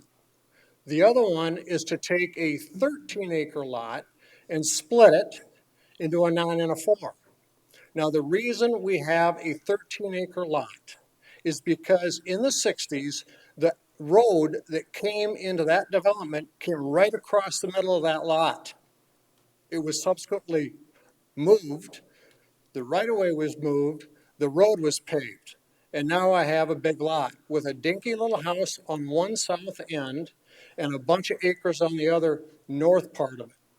So you can see at the top, the not red indication of lot 1RB and 1RA. I'm going to split. 1RB has the small house on it and a little shed. 1RA, I built an outbuilding on years ago, and I'll probably build a house on that sometime in the future. Going back to the first application, is lot 4 currently is 4 and 5. I'm going to bring together into a consolidated lot. Now, I talked to staff. The representation that this exceeds the 40 number is really not a fair representation. There is no net change. That's the simple part right there. I've done fire mitigation on all these properties at least 3 or 4 times over the last 5 years. I've had the fire department out there all ready to look at it, and they said it looks fantastic. That's about all there is to it. Any questions? Questions? Mr. Chair, Larry, Commissioner Roskinek. I've got a letter here, and it's your explanation. Say again? I've got a letter here that you wrote. Yes, to And the so neighbors. that explain, I don't know if other folks got it, but I did. And right there and highlighted, it says there will be no net change to the number of current dwelling units. And so personally, I don't see where the problem is. Because No there's one's no ever change. called All me you've about done is reconfigured some lots, so the utility increases to the property owner. No one's called me about any of the questions that folks have had. From the fire mitigation and septic distribution question, the plan makes more sense than the current situation. I'm taking 2 small lots and putting into one with 1 residence on it, instead of making 2 houses on it. And then I'm taking a big lot and splitting it. So I have a 4 and about a 9 acre. I'm talking whole numbers here. So that's it. There's no real net change in traffic flow. There's less density to homes. There is less density to septic systems. Fire mitigation has been done. So, any other questions? I'm going to ask their chair a question. So, Mr. Chair, I think the first motion is taking 2 lots and combining them into 1 lot Correct. identified as Lot 4R. Correct. And I will support that. Mr. Chairman. Commissioner Lassiter. Jason, so since he's consolidating, why the denial? Is it just because there's still more than 40 lots? I mean, there's no real reason to deny this in the aspect that he's consolidating is actually making less units in the area in generality, correct? Correct. Okay, I just want to make sure I understand it. I think I can agree with you, Ron. Yeah. Is that a motion, Commissioner Roskinek? I will move to approve VA 22-09 with 2 conditions. Second. Got a motion and a second. Any further comment from the public on that? Back to the commission. Any further discussion? All those in favor of the motion indicate by saying aye. Aye. Aye. Opposed? Motion carried. Now we're on to B. Now we're on to the splitting of the lots. Agenda item B is variance 22-10 to exceed more than 40 dwelling units on a dead-end road system. Again, the applicant is Two Bear Racing LLC. The agent is Larry Tuber. His surveyor is Renner Associates. Location of the property is 5704 Pioneer Circle. Lot size is 13.06 acres, currently zoned rural residential district. Existing land use is residential. Access is off Pioneer Circle, and there's no special flood hazard area on the property. Again, staff utilizes a 2-pronged approach to base their recommendations. First prong, whether granting a variance runs counter to public interest.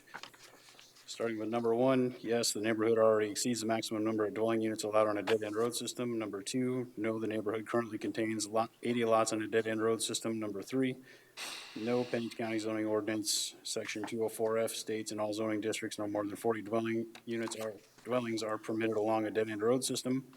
Number 4, yes, the current comprehensive plan identifies the property as a rural residential district, which requires a 3-acre minimum lot size. Number 5, exceeding Pennington County zoning ordinance section 204F requirements jeopardizes public safety of the community. And again, prong 2 determines whether special conditions exist to grant a variance. Starting with number 1, no physical conditions exist that would warrant approval of this variance request. And in the property history, as it sits today, there is a single-family residence, as well as a detached garage and a 50 by 96 equipment building, as well as an on-site wastewater permit. However, the operating permit has expired, did expire in 2020. Was sent out for interdepartmental review. The county highway did state approach permits must be filed for all 3 of the proposed lots. And again, Rapid City had the same comment as the previous request. The preliminary subdivision plan will be heard by the city on June 9th of this year. The adjacent roads are not identified on the city's major street plan, and the city's future land use plan designates the subject property as forest conservation area. Staff's analysis of the request is that the subject properties are currently being platted through the city of Rapid City. The applicant is proposing to combine and subdivide the subject property, combined Lot 4R, and subdivide the current property we're talking about. Therefore, lot density within the neighborhood is not increasing or decreasing. The applicant has applied for a conditional use permit to allow an accessory structure as a principal use on Lot 1A, which is highlighted in red on the screen. This request is scheduled to be heard by the Planning Commission on June 13th of this year. A current operating permit will be required for the single-family residence on proposed Lot 1RB. Again, there are approximately 80 lots taking access from Clarkson Road south of the intersection of Clarkson Road and Clarkson Lane. Clarkson Road is a dead-end road system. The subject properties are within the Black Hills Fire Protection District. In order to mitigate risk to the neighborhood, staff believes a county-approved fire mitigation plan should be required for the subject properties if this request is approved. Therefore, staff is recommending denial due to a lack of secondary means of ingress and egress. However, if the Board of Adjustment disagrees and approves the request, staff recommends 2 conditions be included. The first one being prior to filing the plat with the Register of Deeds, the applicant obtains an approved operating permit for the single-family residence on Lot 1RB. And 2, that within 30 days of filing the plat with the Register of Deeds, the applicant provides a fire mitigation for county approval. So Jason, did I understand you to say that the Planning Commission has part of this coming before them? Right. Next week? Once he subdivides his property, it's going to leave that large pole barn on Lot 1RA, which is highlighted in red on the screen. So there is no residence on that lot right now, so they need a conditional use permit for the accessory structure as a principal use. Okay. So is it more appropriate for us to continue this until the Planning Commission is? Well, I think this would be, well, that CUP would end basically once he applies for a building permit and puts a residence on this lot. So I think you could approve this today if that's what you choose to do. Okay. And the CUP would still hold for the meeting next week. Okay, okay. Larry, anything further you want to add to this? The only thing I'd add is, these are tagged together, meaning that if I cannot do a split on the lot, I won't execute the consolidation. I see. Obviously makes sense. Okay. Yeah. Mr. Chair, Larry, what, Lot 1RA and Lot 1RB, which one of those has the improvements, and remind me what those improvements are? Say it again? What lot, the 2 lots, where are the improvements? That's improvements? That, you can see the house in the background. That's on the smaller partial. Okay, The shed in the foreground is on the larger partial. And I'm gonna have to come back and get a conditional use permit because I have a structure on a piece of property without a house. So I'm kind of between a rock and a hard place. And my other option would be to re-survey it and survey that barn off and execute this. Then I wouldn't need a conditional use permit. Then come back and build a house and then survey that barn off of the original lot. So $6,000 later in survey fees just to go through the administrative motions. so when it's all said and done, you'd have a lot with a house and you'd have a lot with a barn and a house. I have a lot with a barn and the small shed on the far right, a small shed and a house, and I have a lot with a big barn on it. Okay. So his intent is to add a house to the one with the, Right, and And this by would be the lot, consolidating the one down below, you've eliminated one, and you're just kind of moving it over to this other property. yeah, I basically. mean, that's the way I'm looking at it, because it says no net gain. But it's important for the board to understand I'm not gonna split this lot if I cannot, excuse me, I'm not gonna consolidate the first application unless I can split this. What I prefer not to do is build a house on a small lot on the consolidated piece and then have this structure as it is on this big piece of property. That house on that piece of property is probably a $250,000 house, and it's on 13 acres. Doesn't make sense, really. tell me about, you mentioned earlier that you worked through the fire mitigation. Yes. Tell me about that. Tell you about it? Yeah. I've had wildland fire, 2 contracts over the last, I think, 5 to 6 years. And then I'm out there slashing and burning all the time. In fact, you can see some slash piles out there. If you go back that last, you see a slash pile on the left, and over to the right, far right, there are 2 more slash piles. I couldn't get them burnt down last winter because it was not favorable. Okay. And these are generally not in heavily treed areas. So, Larry, do you have somebody living in that residence Yes, now? that's rented to 2 doctors, one at Ellsworth and one at Monument Health. They've been there for 3 years. Okay. Okay. Any further questions, Larry? Mr. Chair, Commissioner LaCroy? move for approval. Second. I've got a motion and a second to approve. Is there any further public comment in regard to this? Thank you. Just let me see if there's anybody else first that wants to speak on it. Okay, so the 2 previous speakers that both like to speak on it, come ahead. Thank you for hearing me again. I'm Karen Zapp. My concern is that we've discussed fire. I realize there's fire mitigation on those properties, but as you can see on the pictures, there's forest all around us.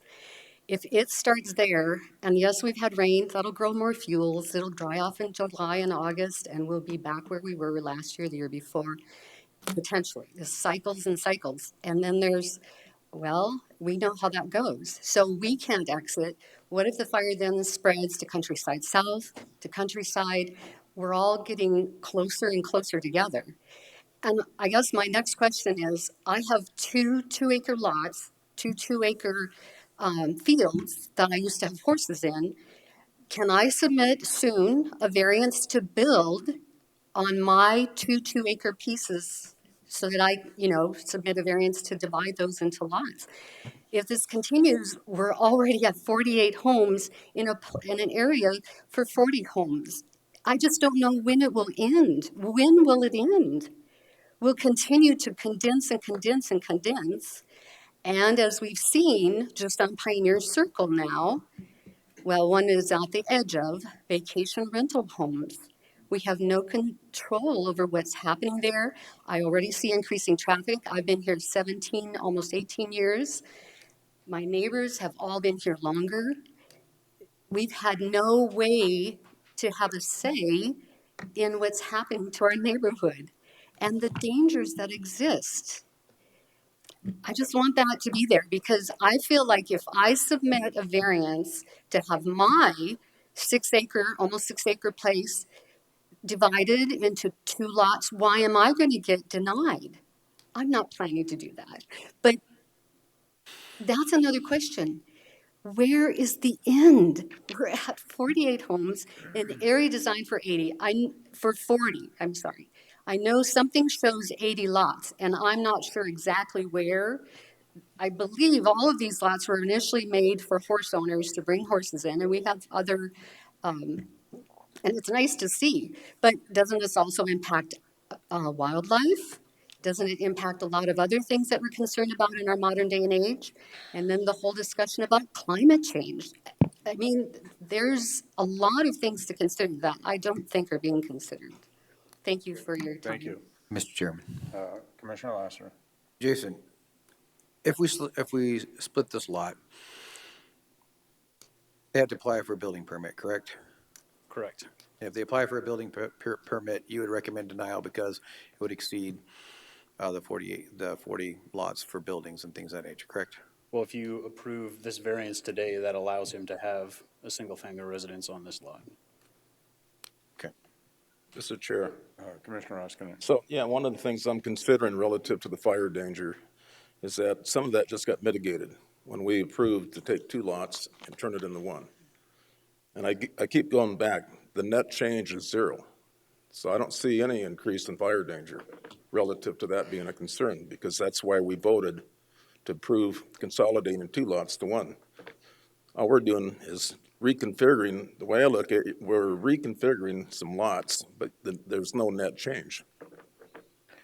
So Jason, is there not any feasible way that a second egress, ingress can be established for that development? I did look at some options when I was reviewing this initially.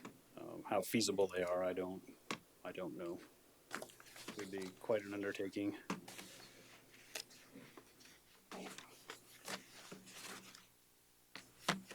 Can I address that? Certainly. There is a second egress. It's across my land. Do you know where that's at, Jason? It's at the end of Clarkson.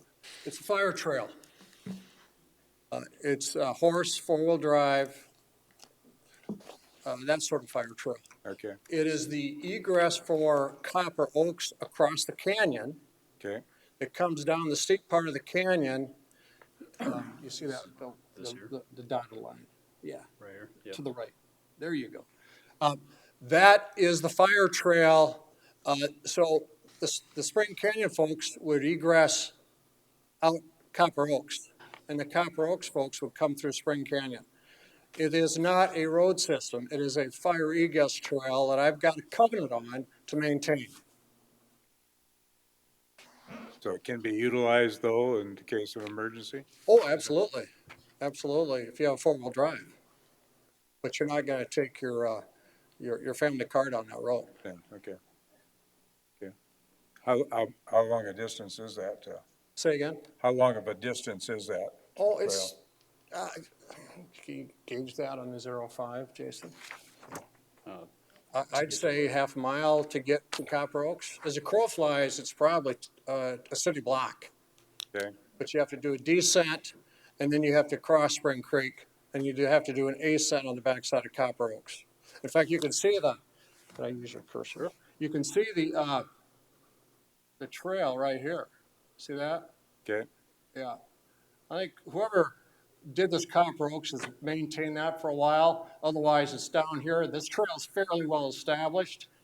She's quite steep about right here. Here's another egress. This is the Reptile Gardens, and this is my land as well. That's actually a pretty clean shot all the way. That's a walk because the trees falling down over the trail and the lake. That's pretty flat. Okay. So there's actually 3 ways out.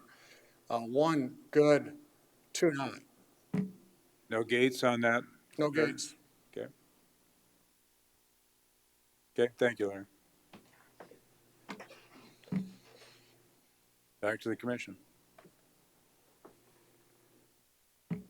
Is there a motion? You got a motion? I got a motion. Is there further discussion?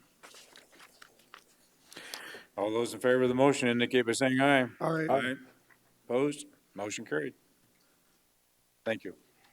Chair, I never got to comment. I'm sorry. That's okay. I just want to make a quick comment. I believe in what Mr. Tuber is doing is the right thing to do in his combination of lots. I don't oppose that. Okay. I don't oppose 2 for 1 or 4 for 1, or I don't oppose that at all. I was challenging the commission to continue to look at this area for egress and ingress for fire. Yes, he has done a ton of fire mitigation. You saw those lots. Those lots are flat. He has done a ton. This is just the Black Hills. We've got trees. So it's more about pressuring the commission and the planning commission to have the proper zoning with the proper ordinances and do the right thing. It's just a critical time in our city. That's all. Thank you. Thank you, Mr. Tuber. Next item, Jason. Agenda item C is variance 22-11 to exceed more than 40 dwelling units on a dead-end road system. The applicant is Susan Murray. Her agent is KTM Design Solutions.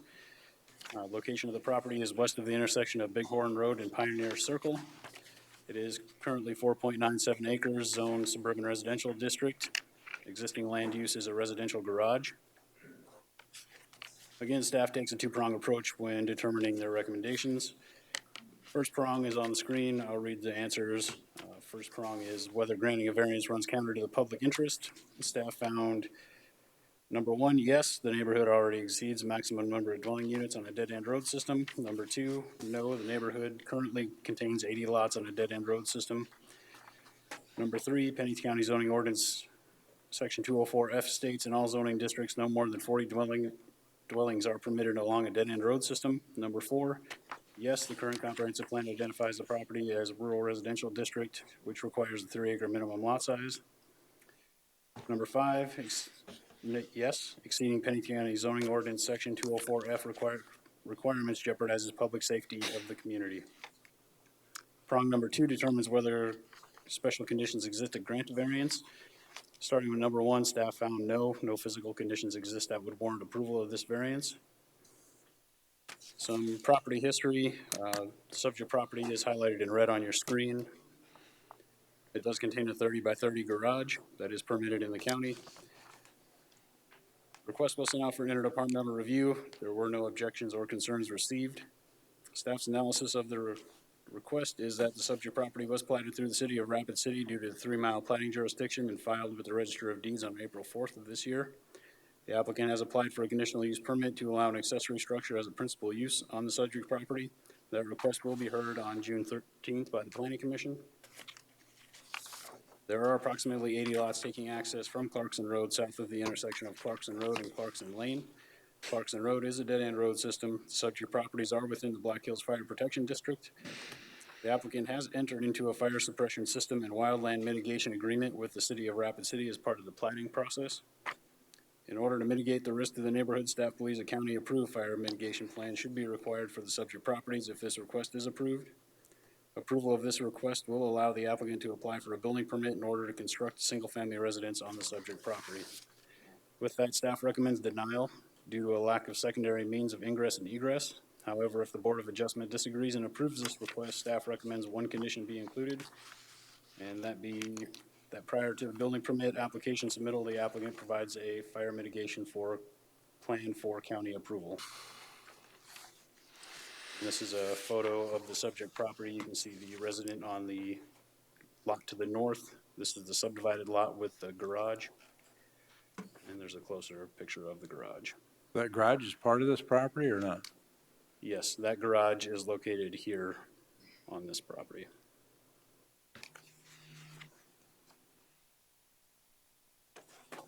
Mr. Chair. Commissioner Roskinek. So it says the applicant has applied for conditional use permit to allow an accessory building as a principal use. So is that taking that garage and turning that into a, okay. No, so this lot was subdivided, or these two lots were subdivided through the city, and the plat is already on file with the Register of Deeds. So at this point, we're more or less catching up with this and getting that conditional use permit to allow a garage as a principal use on the property is what the CUP is for. I do believe that the applicant is planning to put a single-family residence on there at some point. And at that point, similar to Mr. Tuber's situation, that CUP would end once that residence is constructed. Yeah. Janelle, come ahead. Good morning, Janelle Fink with KTM Design Solutions. Just offer a little bit more background and clarity on this. This plat did go through the city as part of their 3-mile platting jurisdiction, so you didn't have the benefit of seeing this. Ms. Murray and her husband wanted to divide their lot to build a home for her parents. They're aging, and so she wanted to have her parents nearby. So we went through the process with the city, and as Jason pointed out, this lot is already platted, so it exists today already, and your approval of this would just allow them to secure a building permit. And I did want to reiterate or point out that as part of the approval with the city, they had to go through an approval or an exception for the city's 40-unit rule. And that required them to enter into the covenant that's recorded that requires sprinkler systems in the new residence, as well as restrictions about building materials, so they have to use fire retardant resistant building materials. And then they also had to enter into a wildfire mitigation plan as well. So, and that document is recorded and part of the requirement for this lot already. And so I would just reiterate that what your approval today would just allow the building permit. It doesn't authorize the lot split since that's already been completed. And as Dr. Toop, so you're not increasing density. And the same would apply for Dr. Tuber's property, that in an emergency, there is alternate access if need be.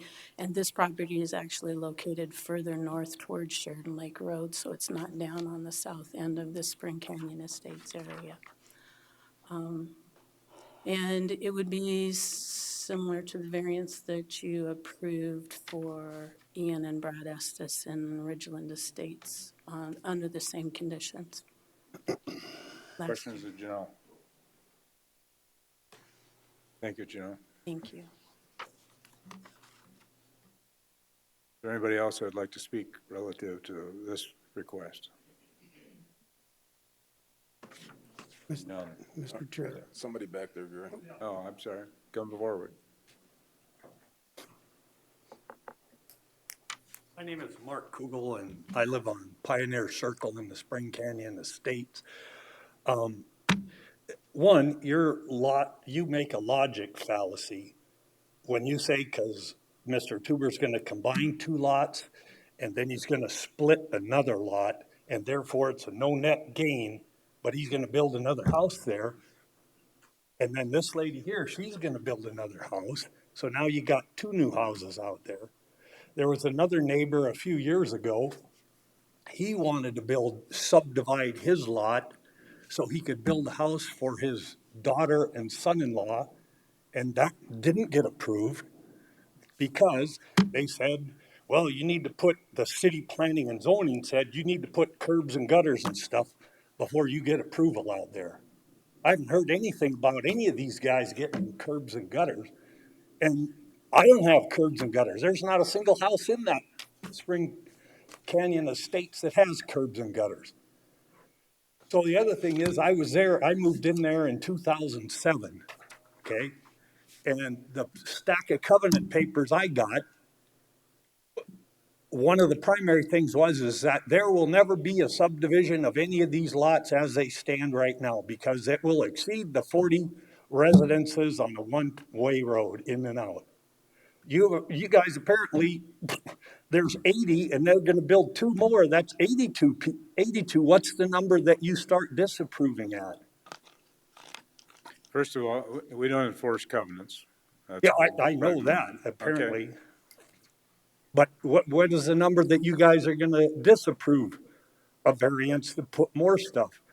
The last thing I'd like to say is that all these lots, well, that one we're up there now is going to be for somebody's parents, which good for them that they take care of their parents. But the rest of them lots that are getting built by Mr. Tuber specifically, although I've talked to Larry and said he has nice designs on his little houses, but they're all rental houses. There's no sense of commitment of the neighborhood. There's no neighbor at all involved in any of that. Mr. Chair. Commissioner Roskinek. I guess where I was coming from, he took two lots, combined them into one. One of those lots is already improved with a home. Yep. One of those lots is improved with a home, and the other one, he has every right to build a home, but he cannot do that now because he combined them. Yeah, he split the other one. Now he has a thing to do another house. The only thing he did is kind of reconfigured things, but there's no net gain with being able to build an extra residence. Is there going to be another residence on that street? But yes, that will replace the one that he lost when we combine the two lots. Why wasn't this other neighbor allowed to build the house? I don't have the facts on that. And another point, If Larry wants to do vacation home rentals, we can't stop that. That's why we have the vacation home, the vacation home rental committee. We got 7 volunteers working on that. Okay. And hopefully they can identify where where they go, where they don't go, the number, and we've needed this for a long time, and I'm just glad that we finally took that first step, so that we can sit there, where are they gonna go, how many can you have in a subdivision, and hopefully, Jason, when's that committee supposed to have some findings? We meet every Thursday. I believe towards the end of July, we should have something for the board. And we'd be more than happy to keep you up to date on the results of each of those committee meetings. Okay, then I had just to go back to the one other question I had. What's the number that you guys are gonna disapprove something? Do you have one in mind, or are you just gonna just keep, like, the thing about the 2 or 3 exit routes out of there that Mr. Tuber described? You could go through there with one of those quads maybe, or if you had a really good 4-wheel drive. But I don't know, I haven't been down there, and there's trees all over the place. There's nobody getting out on any of those. And that one that goes out to Reptile Gardens, he misstated that there's no gates there. There's all kinds of gates there on that, en route to that Reptile Gardens. Unless, of course, they've all changed the gates and took them out since last time I walked down there. But anyway, so do you have a number in mind, you guys? We do not. Okay. Mr. Chair, Commissioner, you know, Wright? we've been talking about this 40-unit rule for probably the last couple of years, and we've asked staff, you know, where did they come up with numbers? It's a standard. You know, in the Black Hills, it's pretty tough to limit some of that stuff because our topography of what we have. So we need to address, and I think our staffs have that concern, and we've asked them to take a look at that 40-unit rule. And it basically comes down to a case-by-case basis is what it's been coming down to. But at least at the 40 lot rule, it comes to us. You know what I mean? It's not automatically approved. They have to come to us, see the fire mitigation. It gets a review. So that's the good part about having the 40-unit rule. Mr. Chair, Commissioner. and the 40 lot rule, you know, is that outdated? Could it be 80? Could it be 100? Yeah. We don't know. Now we're looking at different means of fire mitigation. So homes that have sprinkler systems in them, if you can do that, then maybe you can increase the density. It's all about the fire risk. And so we have a lot of folks coming to us, they don't want to put sprinkler system in, but some of the newer subdivisions, we're saying if you're going to build a home, you're going to put a sprinkler system in it. So hopefully, with the technology and the way things are changing, that I don't know who made the 40 That's lot what I was rule. gonna ask you. Who's in charge of that? That's before that my rule? time, but we have to look and say, is that realistic today? Yeah, I mean, In fact, I think that's something we ought to look at, where that originated. well, I appreciate you listening to me whining and complaining. No, thank you. You Appreciate know, I it. hope it didn't sound like that, but it's interesting to watch your meetings. Thank you. Is there a motion?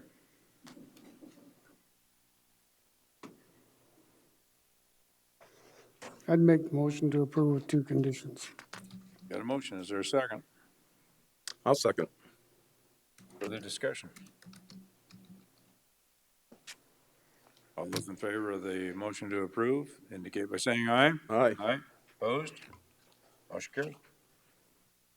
Item D. Cody. Cody Sack, Environmental Planner. Item D is variance VA 22-12, and is to reduce the rear yard setback from 58 feet to 33 feet to add an addition to a single-family residence. The applicant and landowner is Michael and Catherine Cruz. Location of the property is 3409 Cary Drive, involves 1.58 acres. Access is off Cary Drive, and there is no special flood hazard area on the property. Again, when looking at variances, we take a 2-pronged approach. The answers are on the screen. I'll read them out loud. Number 1, yes. The requested setback will put the proposed addition 0 feet from the section line that will be developed in the future. A setback to the right-of-way will create safety issues when the road is fully developed. Number 2, no. All structures in the neighborhood appear to meet the 58-foot setback. Number 3, no. The zoning ordinance requires a 58-foot setback to all section line right-of-ways. Number 4 does not apply. And number 5, yes, the requested setback to the section line could harm public safety when a road is developed in the future. And prong number 2, whether a special condition exists to grant the variance. No physical conditions exist that would warrant the approval of this variance. A little history on the property. The applicant is requesting a variance to construct a residential addition. On December 21st, 2021, the Board of Commissioners denied the request from the applicant to vacate a portion of the section line right away on the east lot line of the subject property. Due to the future development of the section line, a 0-foot setback could create safety issues for a future road. On February 15th, 2022, the Board of Commissioners approved variance VA 22-01 to reduce the required section line setback from 58 feet to 40 feet. However, the survey submitted by the applicant at the time showed that the proposed addition would have a 42-foot setback to the section line. But at the time of the initial inspection, when the applicant applied for a building permit, the proposed addition was 33 to 34 feet from the section line. Since the proposed setback is less than what the Board of Commissioners approved, the applicant has submitted a new variance request. Staff is recommending to deny variance via 22-12 as no special condition exists. So I realize that the staff is recommending denial on this and have suggested that there's other areas on the property where this addition could be built.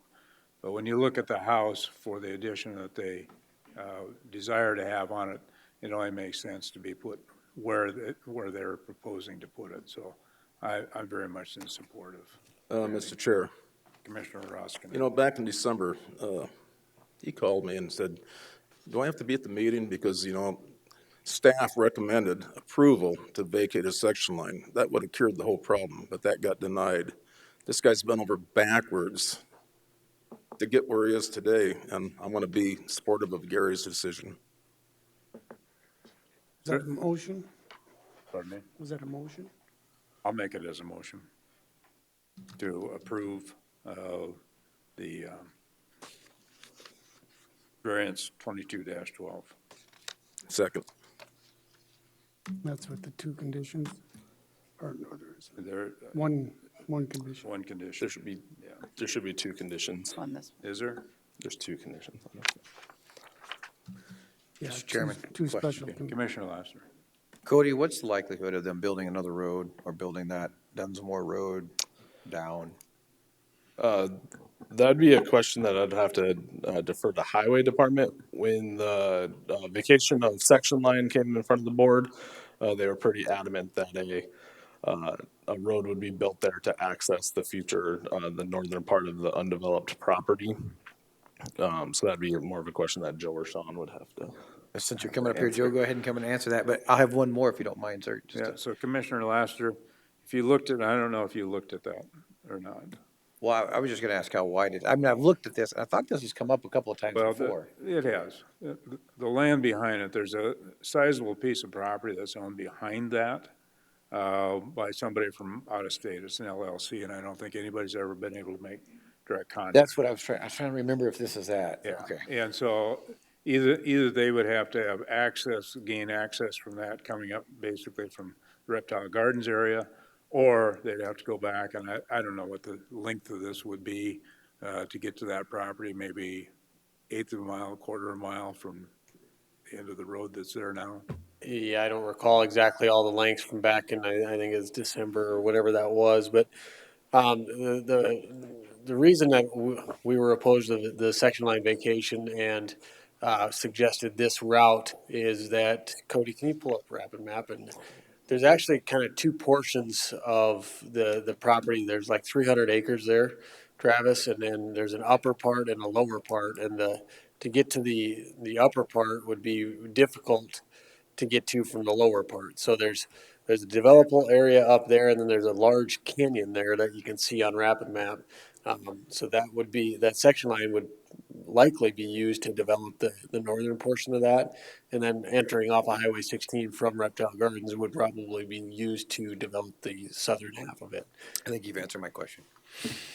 Okay. Especially when you brought up all that, and I could see the ravine in there. I was like, oh, okay, I remember this one now.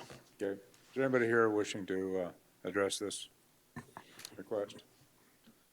Seeing none, back to the commission. Any further questions, comments? All those in favor of the motion indicate by saying aye. Aye. Opposed? Motion carried. Thank you.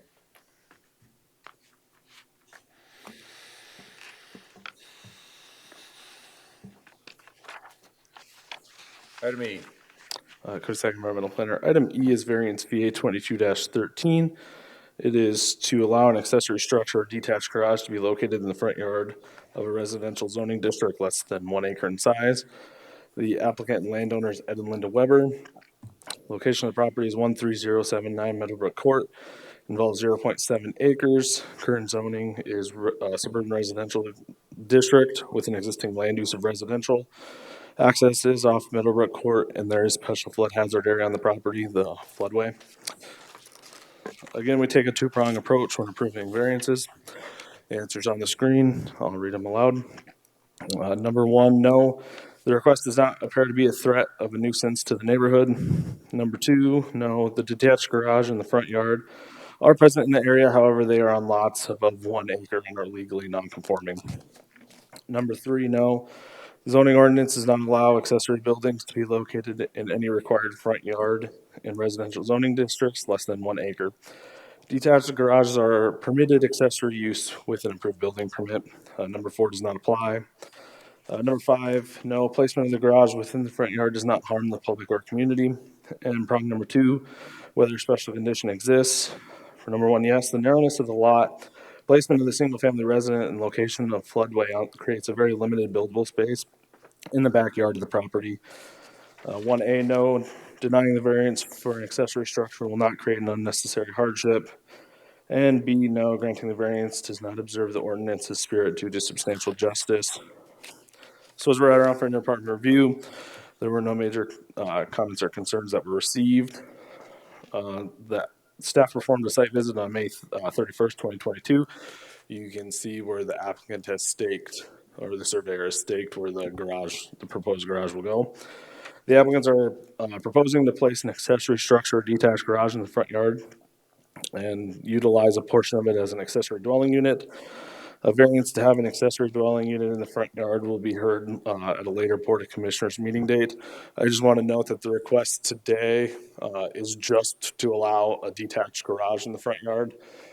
The accessory structure, if people, because there's some comments from the public in here for letters about it being used as living quarters, that's a separate variance that we handle that at a different time. The applicant also plans to apply for a conditional use permit to allow a portion of the detached garage to be used as living quarters for an accessory dwelling unit if the variances are approved. With that, staff is recommending approval of variance VA 22-13 due to special conditions that exist on the property. Questions of Cody? Mr. Chair, Commissioner Roskinek. I lived at Johnson Siding for 14 years, so I know where this is at.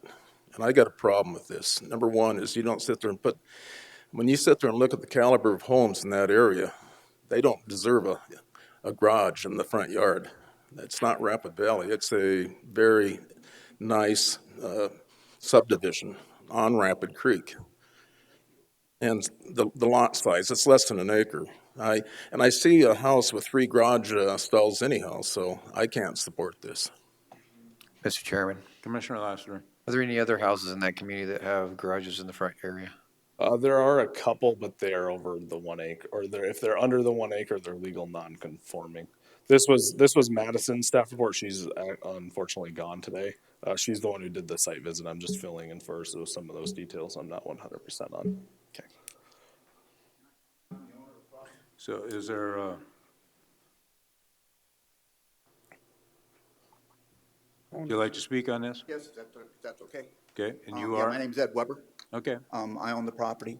It's the only place that I could fit a garage on the property. If there's a concern with living quarters, I can live with just a garage, and I can live with a single storage garage. I need more storage because the house doesn't have a basement, and I need climate control storage, and so that was the primary reason. I was going to do the living quarters because I thought it'd be nice, but I intend to build a very, very nice, attractive garage on the property. It'll be the same hardboard siding as I have, the same roof structure as I have. It'll have rock wainscoting around the outside of it. It'll be a very, very nice, very stick structure, 2x6 construction. So I'm not detracting from the neighborhood. And again, I'm willing to compromise and say if I can only have a single-story garage, I'm willing to live with that. It's not what I planned on building, but it's all I'm asking for approval for today. Mr. Chair, Commissioner Oskinen. Ed, how much communication have you had with your neighbors relative to what you're planning? Limited. I've spoken to my one neighbor here next door. She expressed a concern over the height of the garage and over the size of the garage. My next door neighbor on the other side said he was concerned about the valuation to his property next door. And I think in both instances, it was the issue of visibility and size. Because when I went to Rapid Map, I looked at what these homes are assessed at. Yep. And you know, you're 6, 7, 8, 900,000. I've got the That's largest where and I most have a expensive problem home. putting a garage in the front yard, just because as a certified real estate appraiser, it's my opinion that is not going to, the property next door, that could have an impact if they tried to sell the house, but that's just an opinion. But yeah, the property next door to me is a vacant lot that is not buildable. Okay, it's not on the property, it's not on the tax rolls, it's a buildable lot, it's got a section line that runs through the middle of it, and it's been a vacant lot for 55 years. That'll be the only place where I'm 8-foot setback. Other than that, I'm significantly set back from the other neighbors, over 100-foot setback from the front of the road. And there's trees all along. There are garages and carports in the neighborhood, in the front of houses. Mr. Chair. Commissioner LaCroix. Mr. Weber, as you can see, you need a supermajority to get approval here today. We're missing one commissioner. Right. I'd like to offer you the option, before I make a motion, to continue it till we have a full commission. That'd give you an opportunity to speak with your other residents or maybe come up with a plan to gather some support. Because right now, you've got several letters of opposition. Is that something you would be interested in today? That would be fine. I'm happy with going ahead and continuing it, and I can discuss with the neighbors. But generally speaking, I think people just don't want it. And the 1 acre limitation, I know you have to set a limit somewhere, right? But the neighbor that's got a garage right beside me in front of his house has 1.06 acres. And again, a number of other neighbors have put carports up in front of their houses, which looks substantially worse than my proposed garage would be. But I don't think I'm going to be able to get them to agree with me. I mean, I can try, but I don't think they're going to. Mr. Chair.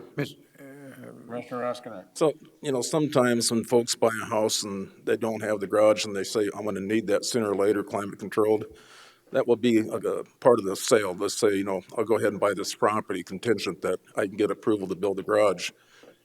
And it seems like you went ahead and. No, I bought the property because I own another property in Colorado, and I was living in both houses, and I decided that I love the Black Hills, and I'm willing to sell my property in Colorado and move full time here. And it was at that point in time that I started looking to see if I could find a place where I could better consolidate and have more climate controlled storage. Because I cannot fit what I own right now in my current house, because of the lack of a basement. Okay, thank you. Mr. Chairman. I do have, Commissioner Lassiter. Sir, I have a question. I'm sorry. So you said your neighbor next to you has a garage in the front? Yeah, the neighbor right next to me on this side is a vacant lot, okay? And then in the next house over that's got, if you pan down just a little bit there, you'll see that. I can't, I'll go to the Rapid Map. He's got a garage in front of his house. But it's been there forever. I mean, it's not an issue. I guess my only point is that, yes, the neighborhood does have other homes and carports that are in front of their house. Just a minute. That's why I'm asking the question. I'll give you an opportunity to come up.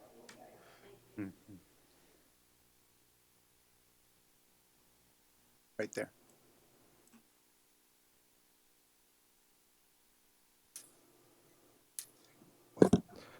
It's next to it, right in front of it. Cody Sack, environmental planner. A detached structure, in order for it to be on the side of the house or behind the house, has to be completely behind the house. Even if say Mr. Weber was coming in with the garage and only 3 feet of it extended out into the front, and most of it was on the side, he would still need this variance.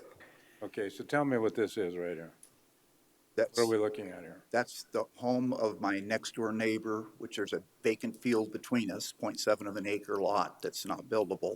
Okay. That's his lot that's next door, and that's his garage and his carport. So you're looking at his house. The white roof is a carport? White roof is a carport.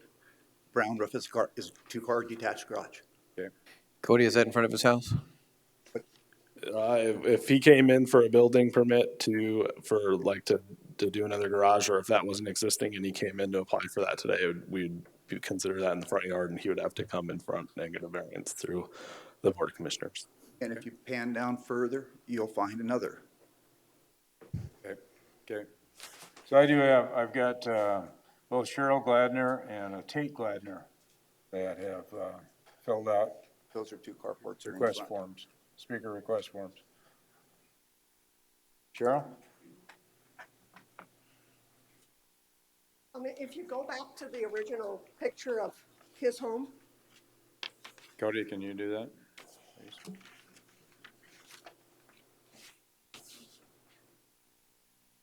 that row of that row of pine trees that you see on the lot line, that belongs to Jim Thompson, who is the owner of the lot and the next home.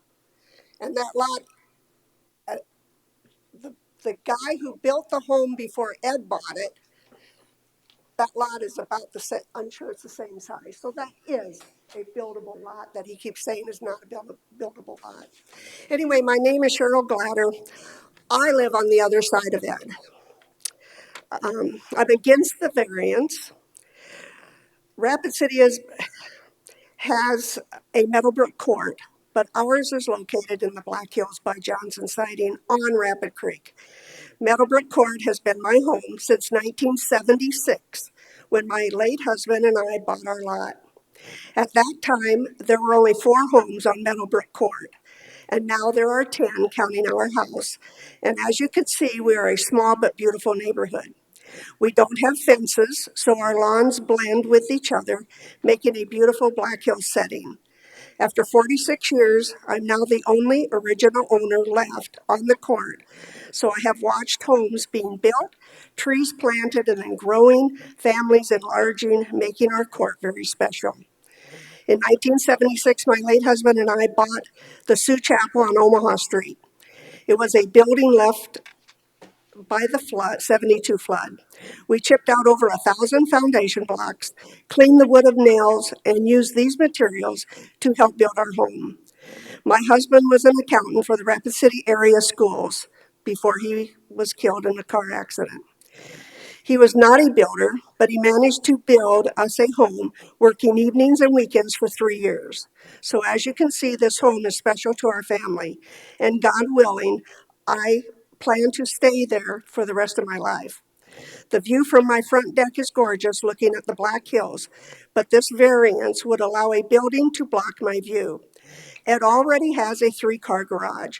He doesn't need to build another garage on his property that is already at maximum capacity for structures.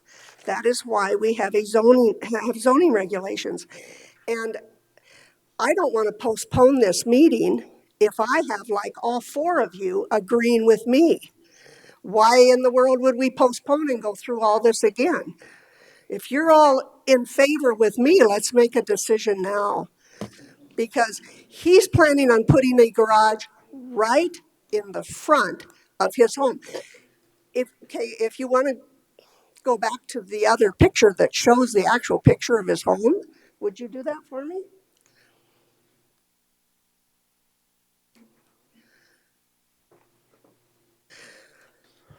Okay, you can see the row of pine trees. Jim Thompson planted those, not Ed. Jim Thompson, the owner of the lot. Those are on his land. You can see on the picture on the right, the spruce tree that's right there, that's mine. So you see those 2 things in the lawn? I don't know, I guess that didn't. Anyway, that's how small this lot is. That's how narrow it is. So he's going to put a big garage right in the front. And again, I hope you vote no against this and just drop it today.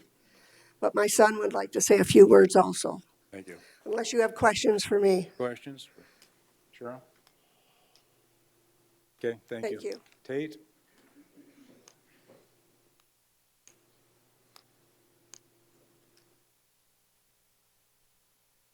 So Tate, I take it from your address, you must live close to that area also? I do. So yes, I was born and raised on the said property. And then you guys got some backstory. Obviously, my mom is very passionate about her home and the beauty of the area. Mr. Weber bought an incredibly beautiful piece of property, and you know, I guess I'm just here to obviously object to the said building, given the setback and where he wants it. I mean, the said structure is going to have to look like a double tall, not double wide, but a double tall trailer home basically in the front yard. I understand Mr. Weber would make it look nice aesthetically, but just given the positioning and everything, it would vastly diminish the views that we've become accustomed to. You can kind of see in the background the edge of the canyon wall. If said structure is going to be more than one story, which we're told that the first variance is granted, the second ones will allow for it to be built then up with living space above there, that will diminish. She likes to sit on her front deck, read her Bible, enjoy the atmosphere. It will diminish her view of the canyon. That may not be here or there with this argument. I guess the biggest thing I wanted to talk to the commission about is, you know, Mr. Weber, as he stated, this is a second home for him. He came here from Colorado, bought off on the beauty of the property.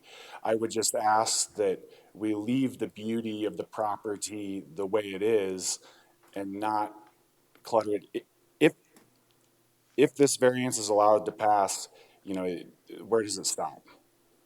Like then, and we've reached out to a lot of our neighbors about this to get their opinion, and not just her direct neighbors who are also opposed, the community, because I've been there my whole life, right, 45 years. I've talked to a lot of people from the entire community, and there is legitimate concern that as these transplants from other states are coming in, I've read something 9 or 10 people a day are moving to the Black Hills. If we allow these structures, at what point is the entire bills, to go with Commissioner Roskinick's statement, at what point does that turn into Rapid Valley with, you know, structures on top of structures? And the community as a whole is very concerned with the ripple effect if this variance were to be granted. Questions, Tate? Mr. Chair, well, Roskinick. my point is that anything on Rapid Creek is, you know, when you get creek frontage, your value goes up immensely. And I just hate to see a detached garage pull somebody's property value down for the convenience of having a climate-controlled garage. To me, this should have been addressed when you bought the property. You bought it contingent that you'd go through this process to build the garage. Yeah, no question. And he made the statement how much he loves it here. Well, we all definitely agree with Mr. Weber on that front. We just we would prefer to continue loving it as is without having to stare at the side of a bunch more structures and front yards. Okay. Thank you, Tate. Thank you, commissioners. Mr. Chairman, Commissioner Laster. I have a question for Cody. I know you're not as involved with this one as before, but question, is it possible, could he extend on the front of his garage, and I'm just asking a just kind of crazy question, or would he still have to have a variance to add on to the front of his garage, since his garage does technically extend past? So if it was structurally possible for him to attach it, he could build an attached garage that could come out the same distance and build it 2 stories, and he would get a building permit, and we wouldn't be in front of the Board of Commissioners. So I don't know how feasible it is for him to build an attached garage on there. But I just figured I'd ask the question. Theoretically, if it was feasible for him and he could find a way to do it, it would not require a variance, and he could come in and get a building permit from our office, build the garage, as long as it meets the height requirement. He could build it. I think in suburban residential, it's 30 feet high. Mr. Weber. I explored that option, actually had it engineered and looked at. There's a support beam that goes across the front underneath each one of those dormers that holds up the entire upstairs of the building. And therefore, in order to do exactly what you're talking about doing, which would be tandem garage out and bring 3-car garage out instead of the 2-car garage and put a hole upstairs above, anything's doable with enough time and money, but it became structurally a problem for me. Okay, thank you. Okay, so Commissioner LaCroix, you made the offer of continuing. Do you want to? Yeah, with an explanation, please. Or can I make a comment first? Go ahead. I guess, you know, to be fairness to all applicants in this room that are on this agenda, we offered the continuance on it. It's not to say yes or no. It's an option that we don't have a full board here today to give a fair opinion. And so that's why I offered him a continuance, not to put it off for the residents or himself. It's pretty obvious where each person stands. But I think out of fairness for the hearings and for all the applicants that are on our agenda, we offered that, and he would like to have a full board and a full review. So with that, I would make a motion to continue. Second. Got a motion and a second to continue to June 21. Is that the correct date?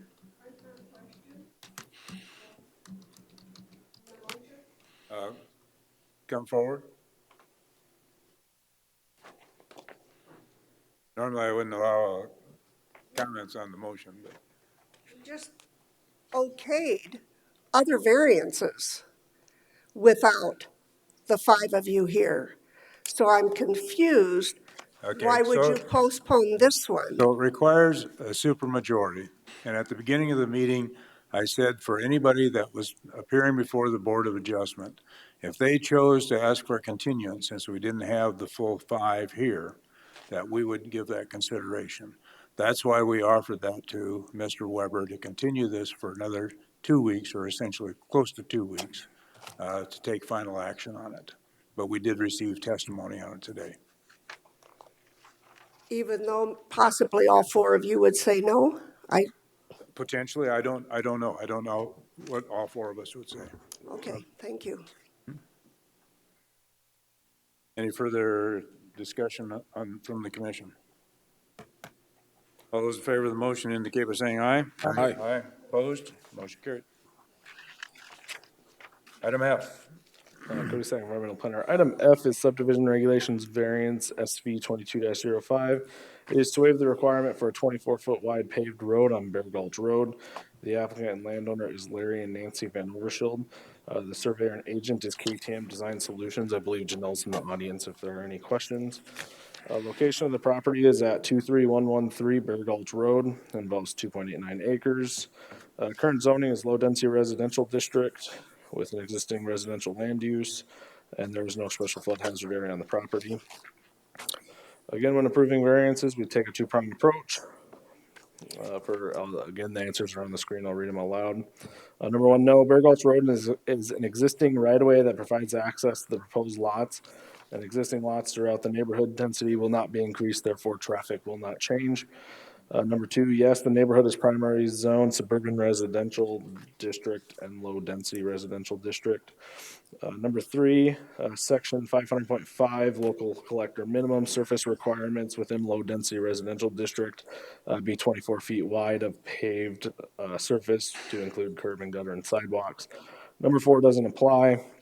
Number 5, no. Bear Gulch Road is an existing road that provides ingress and egress and emergency response purposes. And for prong number 2, if a special condition exists, no, there is no physical condition to exist that would grant the variance. However, there is an existing right-of-way that provides access to the 2 lots. The applicant is not increasing density, therefore traffic on Bear Gulch Road will not be increased.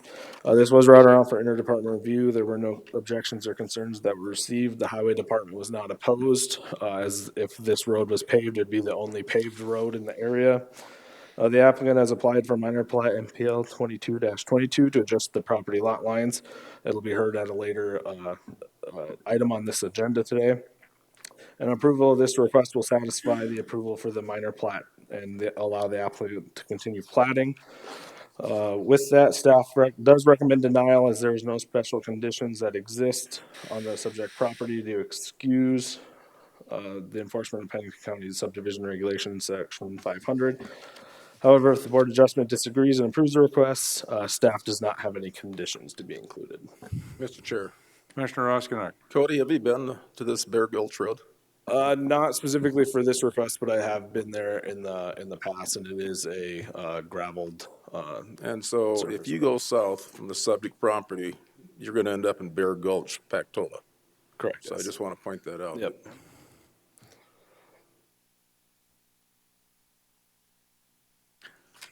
Are the applicants here? I do not believe that the applicants are here, but I believe No? Janelle is here.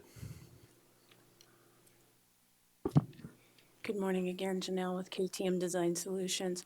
The Overshelds own the 2 lots, and they have an existing cabin on what's lot 10R, and they're proposing to shift the lot line between the 2 existing lots so they can expand the cabin. So there's no increase in density with what they're requesting. They're just shifting the lot line.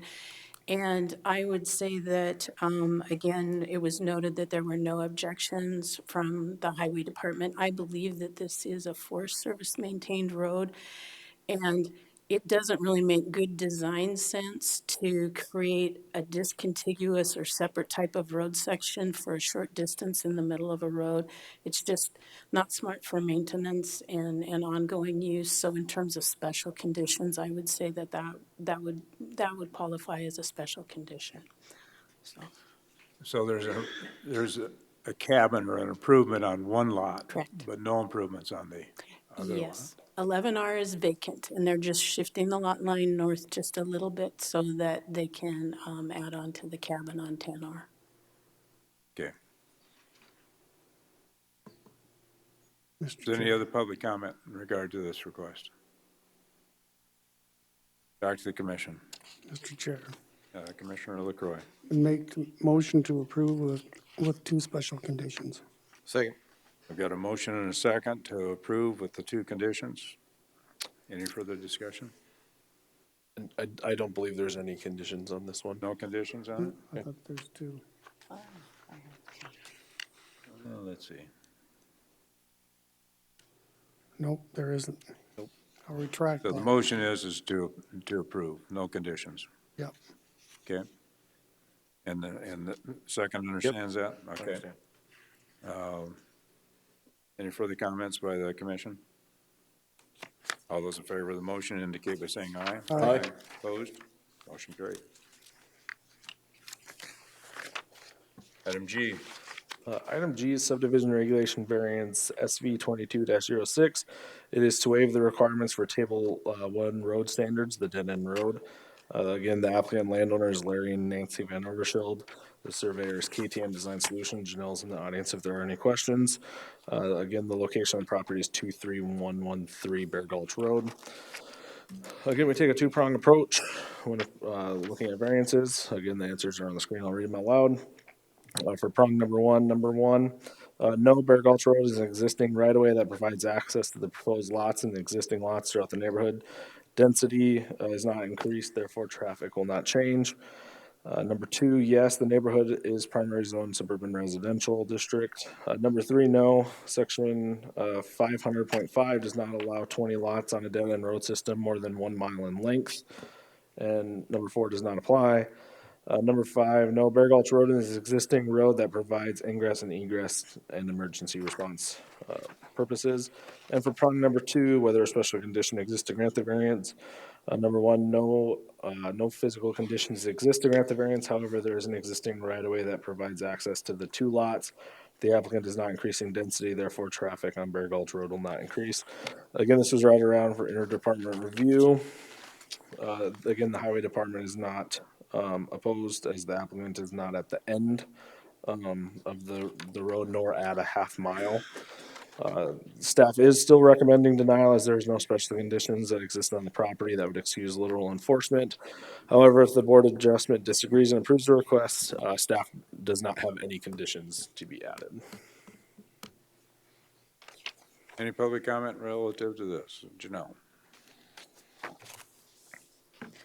Thank you. Cody, could you put up the vicinity map real quick, please?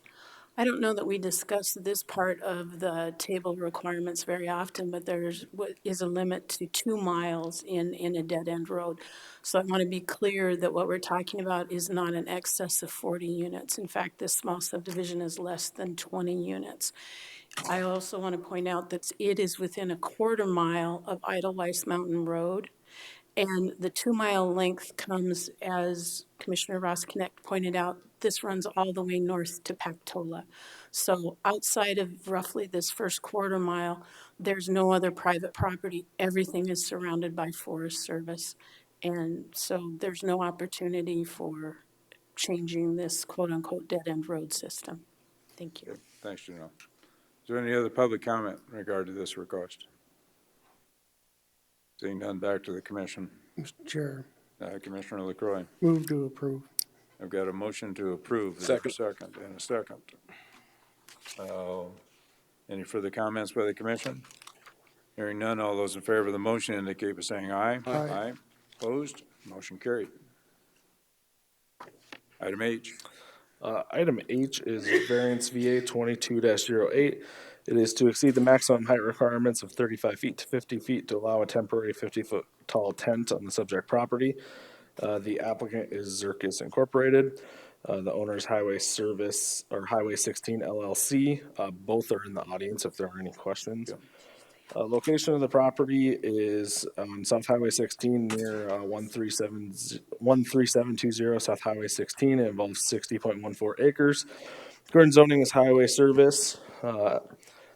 Access to the property is off Wilderness Canyon Road or Highway 16, and there is no special flood hazard area on the property. This was continued from the May 17th Board of Commissioners meeting.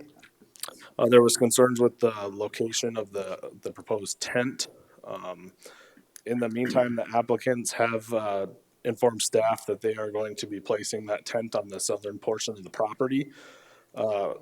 So that would alleviate the safety concerns from staff and I believe from the fire department. Staff, however, is still recommending a denial of variance via 22-08. As there is no special conditions on the property that would excuse literal enforcement of the Pennington County zoning ordinance, section 212.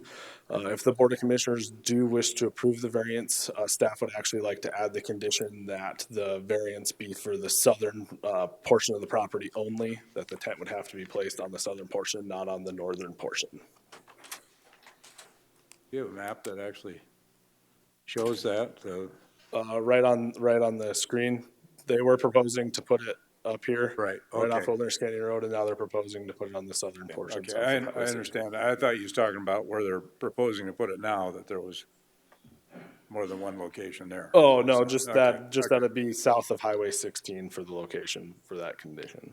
Okay. Mr. Chair. Commissioner Roskinek. So Cody, there's the arches from the bridge that was built in 1963. What's the height of those arches? 55 or so? They're similar in height, aren't they? Correct. Yeah, it's over the 35-foot requirement for highway service. And this would only be temporary, 3 months a year? I believe so. I think the applicants would be Okay. better to answer that, but I believe it's during the summer tourism season, May to September-ish.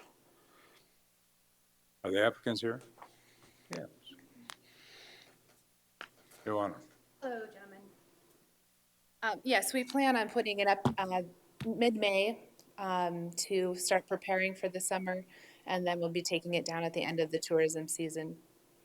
So yes, short amount of time. We only are running at the very beginning 3 nights a week, Thursday, Friday, Saturdays. As the show then grows in popularity and we're able to expand that, then we would add additional nights or 2 days a week, or 2 days, 2 times a day. Okay. So the length of time you have it up could be more than 3 months. I mean, you may be talking 4 or 5, even up to 6 months, I presume. Some of it is contingent on the weather, or?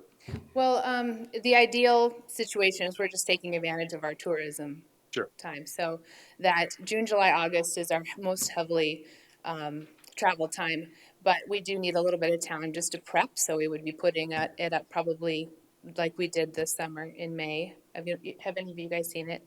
Yes. Yes. and then taking it down after the tourism months subside, which a lot of our local performers, they're also our students, and so they would be going back to school, things like that. So Mr. Chair, would this be similar to the one that is at Rushmore Mall? I think it is the one. It is. We Okay. put it up this summer at the Rushmore Mall to start preparing for the next So what are next the two towers used for? The Is two that to support towers. the tent, or is that? Yes, it is. It's a tension tent, so it's a like permanent structure when it goes up. So it's very, very structurally solid. We've had high winds even in the last couple of weeks, and it doesn't move. It's a beautiful brand new tent. And so those towers allow the cables to provide that tension. And then remind me what attraction would be inside the tent? A music venue? It's basically called the Wild West Cirque Show. So it's bringing our different cultures here together, our Lakota dance, art and music, along with our local Western country music type of entertainment that is all going to meld into one. So we'll be able to see all of our cultures coming together to perform together on one stage and showcase what the Black Hills has to offer to our tourists as an entertainment that we don't currently offer on this level, and we don't really offer to our community and tourists something in the evening of this scale. So I think it's really important for our community. It's going to be a really amazing addition to what we already have. So with the number of cars, let's just say 200 for an example, maybe more. Have you worked with South Dakota DOT just to address Yes. the traffic? That's much better than on the other side. I agree with that. Yes, we did address that. They had no problems with the traffic even when it was on the other side of the road. But yeah, it's a similar situation. It's the same area. So the towers, I take it, are the 50-foot or? Yes, the 50 foot. tent is probably between 38 and 39 feet. Okay. So gives a whole different appearance when you actually see it than what I envisioned initially when I saw it on paper, so. So did it seem bigger or smaller? No, it seems smaller. I mean, Oh, because good. of the tower. I mean, To me, it was bigger. yeah, I was like, well, whoa, put normally me when I think by. of a tent, I don't think of the towers being there, that kind of a tent, so. Sure, yeah, and those towers really just do provide the internal structure, the steel that will hold it up, and that thing can go, we put it up in 2 days. That's how fast it goes up. It can go up and come down actually in 2 hours, so Really? No Very way. good. pretty amazing. Mr. Chair. Commissioner LaCroy. I just spent 2 days putting up tents. So Yes, it does definitely requires some muscle as well. it does. So we just put some up. But some of the concerns I heard that I got some calls I've gotten, I think you've addressed in this by moving it across the street. And I kind of explained that to some of the constituents from over on the other side because they were concerned about the traffic, but this is going to be alleviated quite a bit. But I think it's what you're planning is going to be good for the community, is teaching the culture of both well-rounded all the way around. So Thank you. I'd be interested to see. Thank you. Mr. Chair, I got a email here, and it says your location out at the mall, you had to get a building permit, and there had to be certain criteria that had to be adhered to. We basically had the same height variance, 30, that the county had. And we had to, whereas we've had several other tents that have come through of the same size and that have been placed at the mall. But it was basically a major amendment to the amount of time that it could be up. So we had to change it from 2 weeks to 3 to 4 months for that, for it to go up and then come back down. And so that was approved. And I just see air quality, ADA compliant, just other Yep. stuff that, would that be applicable then if in this location, those same requirements or some type of mirror to those? I'm just trying to address this gentleman's concern. As far as I'm concerned, everything that we went through, we talked to, the fire department. They came by, they looked at the tent. It has fit all of the different regulations. It is a brand new structure. It is also has the California seal of approval for structure and fire, which is one of the best that you can get. So So yes. Any further questions? Mr. Chair, Commissioner LaCroy. I'd move for approval. Second. Mr. I got a Chair, motion and a second. Commissioner Roskinek. if we approve, is this for 1 year and then we look at it next year, or are we just given a green light to go forward indefinitely? No, they'd be able to put the tent up every year moving forward. Okay. I do have a couple of emails in opposition to it. Are these people in attendance, or is there any other public comment in regard to this? Mr. Chair, Seeing none. Commissioner Lassiter. if you don't mind me, when I read through those, I kind of looked at them. I think a lot of those are based on when it was across the street. Across the street. Because if you see, they were talking about the sewer and the water and all that stuff in there, and that was one of the big concerns across the street from the locals as well. So I assume that they didn't see the updated package whenever they submitted those. That could well be. So. Okay. I've got a motion and a second. Is there any further discussion? All those in favor of the motion indicate by saying aye. Aye. Aye. Opposed? Motion carried. Thank you. Thank you.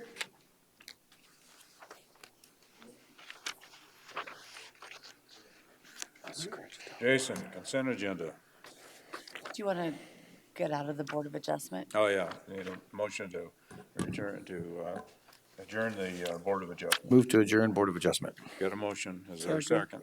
And a second. All those in favor of the motion indicate by saying aye. Aye. Opposed? Motion carried.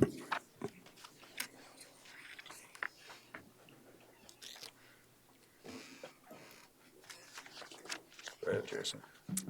Consent agenda.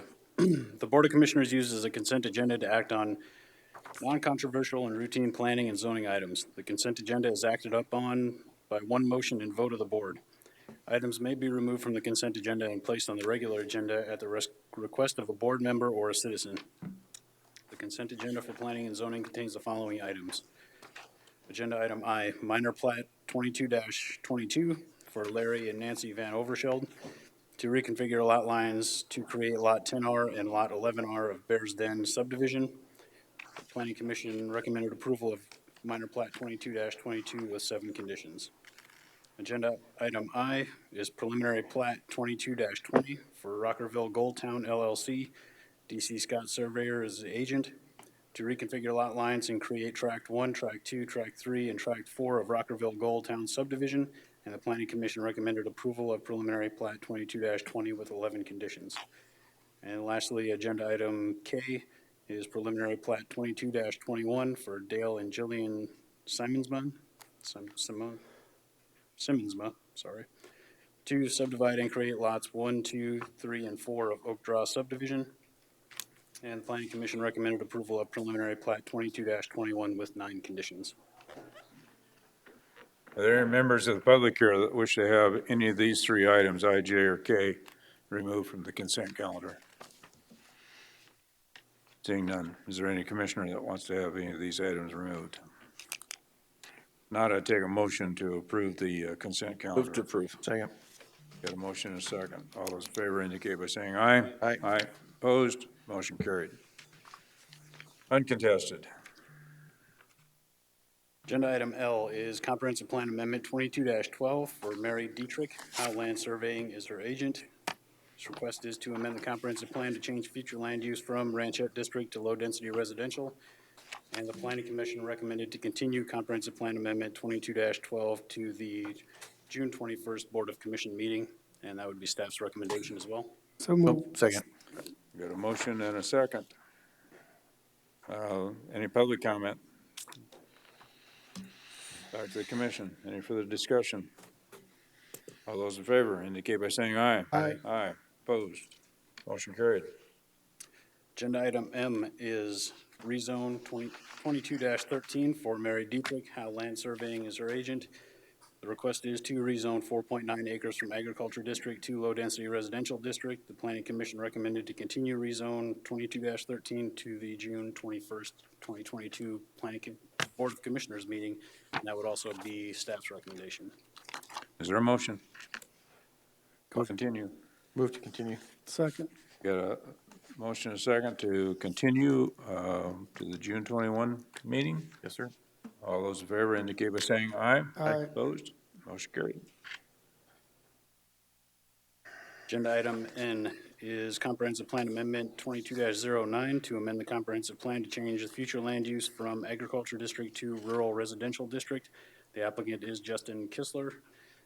His agent is KTM Design Solutions. Location of the property is 23040 Radar Hill Road. It is 9.6 acres, currently zoned agricultural district. Existing land use is residential. Access is off Radar Hill Road, and there's no special flood hazard area on the property. When basing their recommendation, staff does consider current zoning designations within a half mile. They are on the screen. Starting on the left is the current zoning designations. Light green is agriculture. Light brown is suburban residential district. And future land use is on the right-hand side of your screen. We did identify agriculture as light green, suburban residential as light brown, and low-density residential as orange. We do take into consideration roads and streets. Radar Hill Road is a principal arterial street. It is 24 feet wide and paved. We do look at infrastructure as well, and we did find that there is private water and sewer for the existing lots and within the neighborhood.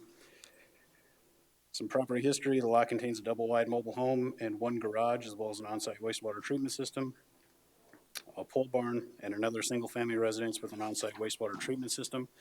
There is a conditional use permit, 22-11, to live in an existing double-wide mobile home while the single-family residence is being built. Request was sent out for interdepartmental review. City of Rapid City did respond by describing road classifications in the neighborhood, and they did state the city's future land use plan identifies the subject as buffer/reserve. Rapid City Regional Airport did respond as well, stating that the property in question is located near the airport and is subject to aircraft flying over and noise. We would highly recommend the aircraft and airport noise disclosure statement be attached to each parcel deed. No other objections or concerns were received. Staff's analysis of the request is that the applicants are proposing to subdivide the property into 2 lots. So the property is located within the 3-mile plating jurisdiction of the city of Rapid City. Rezone 22-10 to change future land use from agriculture to rural residential will be heard as the next agenda item. One letter of opposition was received by staff regarding this request, and staff finds no significant issues with the request as it appears to be in harmony with existing land uses within the area, and staff recommends approval of Comprehensive Plan Amendment 22-09. Is there any public comments in regard to this? Seeing none, back to the commission. Planning Commission recommended approval, staff recommended approval. Any questions of Jason? Is there a motion? Move to approve. Got a motion. Is there a second? Second. All those in favor indicate by saying aye. Aye. Aye. Opposed? Motion carried. Item O. Agenda item O is the subsequent request to the previous rezone 22-10 to rezone 9.6 acres from agriculture district to rural residential district. Again, the applicant is Justin Kistler. Agent is KTM Design Solutions. Location of the property is 23040 Radar Hill Road. It is 9.6 acres, currently zoned agriculture district. Primary use of the land is residential. Access is from Radar Hill Road, and there's no special flood hazard area on the property. When basing their decision, staff does look at current zoning designations in the area. Again, it's the same criteria we used for the comprehensive plan amendment.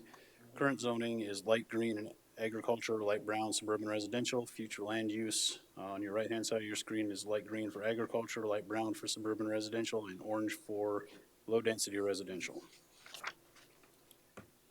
Any public comment on the request for the rezone? Back to the commission. Is there a motion? Move for approval. Second. Got a motion and a second.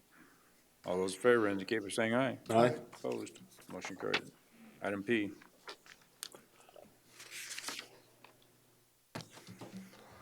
Cody Sack, Environmental Planner. Item P is Comprehensive Plan Amendment CA 22-11. It is to amend the comprehensive plan to change the future land use from Ranchette District to Rural Residential District. The applicant is Martin Cost. The owner is Russell Johnson.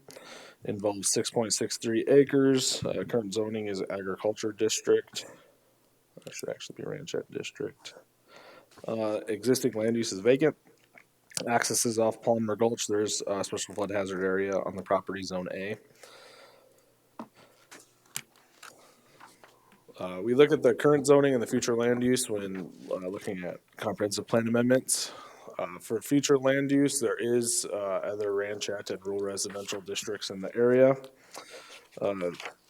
as well as the existing land uses in the area are residential in nature.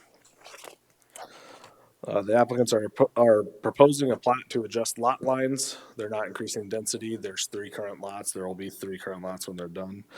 Rezone 22-12 to change to rezone the property will be heard on the next agenda item. Rural residential allows single-family residence on large lots. Again, staff finds no significant issues with the request as it appears to be in harmony with existing land use within the area and is supported by existing roads and infrastructure, and the majority of the properties within 1/2 mile are used as large lot residential. So staff is recommending approval of Comprehensive Plan Amendment 22-11 with the Planning Commission's concurrence. Any public comment in regard to this comprehensive plan amendment request? Back to the commission. Mr. Chair. Commissioner Roskinek. Move to approve comprehensive plan CA 22-11. Is there a second? Second. A motion and a second to approve the comprehensive plan amendment 22-11. All those in favor indicate by saying aye. Aye. Opposed? Motion carried. Q is the rezone of that property. Yep. Item Q is rezone RZ 22-12. It's to rezone 10.47 acres from agriculture to rural residential district. The applicant is Martin Cost. Again, the landowner is Russell and Kimberly Johnson. It's the same property as the last agenda item. Again, the applicants are proposing to reconfigure lot lines. The comprehensive plan amendment was just approved. Rural residential district allows single-family residence on large lots. Again, staff finds no significant issues with the request as it appears to be in harmony with existing land use within the area and is supported by existing roads and infrastructure, and the majority of the properties within 1/2 mile are large lot residential. So staff is recommending approval of rezone RZ 22-12 with the Planning Commission's concurrence. Is there any public comment? Back to the commission. Mr. Chair. Commissioner Roskinek. Move to approve rezone RZ 22-12. Is there a second? Second. And a second. All those in favor of the motion indicate by saying aye. Aye. Opposed? Motion carried. Item R. Item R is Comprehensive Plan Amendment CA 22-13. It is to amend the comprehensive plan to change the future land use from rural residential district to highway service district. The applicant and landowner is Dale and Jillian Simmonsma. The agent is Martin Cost. Location of the property is 13333 Silver Mountain Road. It involves 1.942 acres. Current zoning is highway service district and agriculture district within existing, the current property is currently vacant.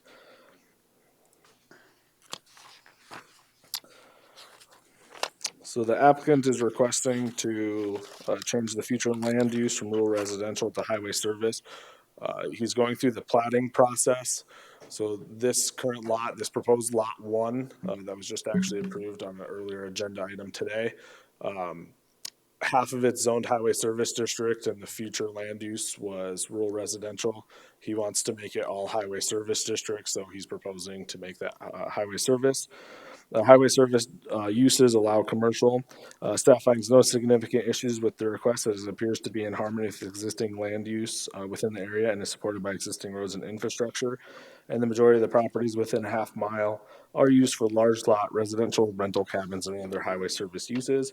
So staff is recommending approval of Comprehensive Plan Amendment CA 22-13 with the Planning Commission's concurrence. Any public comment?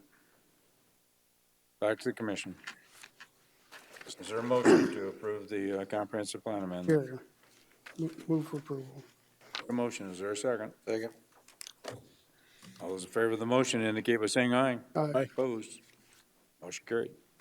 Item S. Item S is rezone RZ 22-14. It's to rezone 1.942 acres from agriculture district to Highway Service District. The applicant and landowner is Dale and Jillian Simmonsma. Again, the agent is Martin Cost. Again, the location of the property is 13333 Silver Mountain Road. With the approval of the comprehensive plan amendment, staff is recommending approval of RZ 22-14 with the Planning Commission's concurrence. Is there any public comment? Back to the commission. Move to approve. Got a motion Second. and a second. This is a large parcel.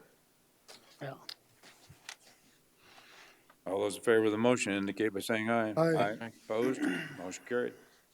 Item T. Item T is rezone RZ 22-15. It is to rezone 2.099 acres from Highway Service District to Rural Residential District. Again, the applicant and landowner is Dale and Jillian Simmonsma. The agent is Martin Cost. The property is the same property as the last two agenda items. This request is currently for this proposed Lot 2. This portion is zoned Highway Service currently. He wants to combine it in with Lot 2 and make it all rural residential district. Staff is recommending approval of rezone 22-15 with the Planning Commission's concurrence. Any public comment?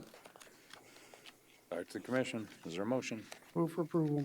Second. Motion and a second to approve. All those in favor indicate by saying aye. Aye. Opposed? Motion carried. Item U. Item U is rezone RZ 22-16. It is to rezone 26.690 acres from agriculture district to rural residential district. Again, the applicant and landowner is Dale and Jillian Simmonsma. The agent is Martin Cost. Involves the same property as the last three agenda items. What this request is the remaining balance. So it's this remaining balance of Lot 3, Lot 2, and Lot 4. Currently zoned agricultural district. He's going through the plating process. Future land use for it is rural residential district, so he's rezoning it to what that future land use is. And there is rural residential in the area. So staff is recommending approval of RZ 22-16 with the Planning Commission's concurrence. Public comment. Is there a motion from the commission? Move for approval. Got a motion to approve. Second. The rezone and a second. All those in favor of the motion indicate by saying aye. Aye. Opposed? Motion carried. Contested hearings. Item V. Item V is road construction within a section line right-of-way, CS 22-03. It is to construct 66 feet of road within a section line right-of-way between sections 10 and 11, Township 2S, Range 8E, to provide access to a property located in section 11. The applicant is Skyview Ranchettes LLC, Jack Core. Currently, the existing land use is vacant. Access is off Dewey Lane, and there is no special flood hazard area on the property. This was right around for interdepartment review. At the time of the staff report, staff had not heard back from County Highway, so staff put the comment that they would be opposed to not building to Ordinance 14 standards. However, after talking to Sean and receiving some comments from Highway, they are not opposed to this request or to the constructing the road to non-ordinance 14 standards, since it is just a driveway that crosses the section line. The access road is being built to construct a future residence. Staff is recommending approval of construction within a section line right-of-way CS 22-08 with conditions. Is there public comments in regard to this request? Back to the commission. Chair. Oh, go ahead. Move to approve. Colonel Lassiter. Second. Got a motion to approve with the 9 conditions? Yes, sir. All those in favor of the motion indicate by saying aye. Aye. Opposed? Motion carried. W. Item W is the request not to submit engineered road construction plans and to waive ordinance 14 standards. The applicant, Jack Core, is respectfully requesting to waive the requirements not to submit engineered road construction plans and to waive the requirements not to construct a turnaround 2 foot deep ditches and a road width of 24 feet wide. The road will be 16 feet wide with 6 inches of gravel. Again, the highway department is not opposed to the request, as it is just a driveway that is crossing the section line. Is So is there any public comment on this? Seeing none, back to the commission. Move to approve the request to waive the requirements not to submit engineered road construction plan and to waive the requirements to construct a turnaround 2-foot deep ditches, less than 6 inches of gravel, and a road width of 24 feet. It's further moved to approve the 66-foot of road within the section line right-of-way to be built 16 feet wide and with a 6-inch gravel base. Got a motion, is there a second? Second. And a second. Further discussion? All those in favor of the motion indicate by saying aye. Aye. Opposed? Motion carried. Item X. Item X is conditional use permit CU 22-16. It is to allow a recreational vehicle park on the subject property. The applicant and landowner is Don and Troy Richter. The location of the property is approximately a half-mile east of Quinn City limits, south of Highway 14. It involves 200 acres. Currently, it's zoned agriculture district with an existing land use of agriculture. Access is off Highway 14, and there is a special flood hazard area, Zone A, on the property. The Planning Commission continued conditional use permit CU 22-16 to the June 13th, 2022 Planning Commission meeting. They had some concerns with fire danger and some other neighbor concerns. So staff is recommending to continue conditional use permit CU 22-16 to the June 21st, 2022 Board of Commissioners meeting.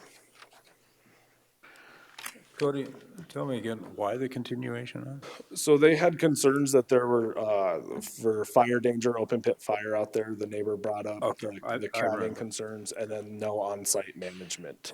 Thank you. I remember now. Any public comment?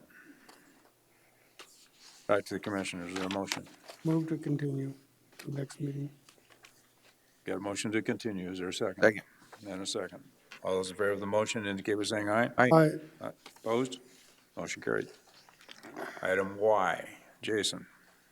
Agenda item Y is comprehensive plan amendment 22-10 to amend the comprehensive plan to change future land use from low-density residential district to, sorry, I think I've got the wrong thing here. Oh, change the future land use from low-density residential district to commercial district.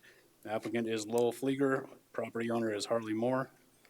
Their agent is DC Scott Surveyors. Location of the property is 6051 Green Valley Drive. The portion of the property, you can see the subject property on the screen. The actual portion that they're describing off, they provided a meets and bounds description for 1.10 acres. It is currently zoned agriculture district. Existing land use is agriculture. Access is off Green Valley Drive, and there is floodway on the entirety of the subject property. Again, staff does review current zoning and future land use within a half mile. Current zoning districts include agriculture in green, rural residential in yellow, suburban residential in brown, and planned unit development in blue. On the right-hand side of the screen is future land use, which is identified low-density residential in orange, suburban residential in brown, and planned unit development in blue. We do look at roads and streets. Green Valley Drive is an improved collector with 20-foot paved surface. County Highway does have an approach permit on file for access to the ag structure from Green Valley Drive. Staff does also look at infrastructure when considering rezone and comprehensive plan amendments. The applicant has proposed holding tanks as a means of on-site wastewater treatment. This will require approval by the South Dakota Department of Agriculture and Natural Resources. On-site wastewater treatment system will be addressed as building permit application is reviewed. The request was sent out for interdepartmental review. Rapid City responded stating that the subject property is located along Green Valley Drive, a proposed collector, which requires a minimum right-of-way of 68 feet. Future land use plan designates the appropriate use of the property as agriculture. Being that the subject property is located in the floodway, there is a future greenway/floodplain conservation overlay on the property. As such, the city's comprehensive plan does not support the proposed use or rezone. County Highway responded again stating that they don't have any comment as they do have approach permits on file for that area. County Floodplain Manager stated the entire subject property is located within the FEMA designated floodway. There is a floodplain development permit on file with planning and zoning to allow the non-commercial ag structure on the property. No other objections or concerns were received. Staff's analysis of the request is that the applicant is proposing to utilize an existing ag structure for commercial computerized embroidery business. Property is located within the FEMA regulated floodway. Again, they do have a floodplain development permit on file for that ag structure, showing that it is above the base flood elevation in that area. However, any work around that structure, so you can see on the screen here, this is the survey submitted for the floodplain development permit. So you can see the structure and the elevation is 3050.5, and that is a limited area that they could use to develop this property. And they're proposing 1.1 acres, I believe. And again, the applicant will need to work with the South Dakota Department of Agriculture and Natural Resources and Pennington County to gain approval of holding tanks as a means of on-site wastewater treatment system for commercial use. Surrounding existing land uses within 1/2 mile are agriculture and residential, and future land use within 1/2 mile is residential. The closest commercially zoned property is approximately 1¼ miles away. The request does not appear to be in harmony with existing land uses or the county comprehensive plan view to 2040. With that, staff recommends denial of comprehensive plan amendment 22-10, and the planning commission recommended to deny without prejudice. Mr. Chairman. Commissioner Lassiter. Jason, I have a question. Whenever this structure was built, typically if in the floodway, you apply for a building permit for an ag structure, and it's probably not a problem.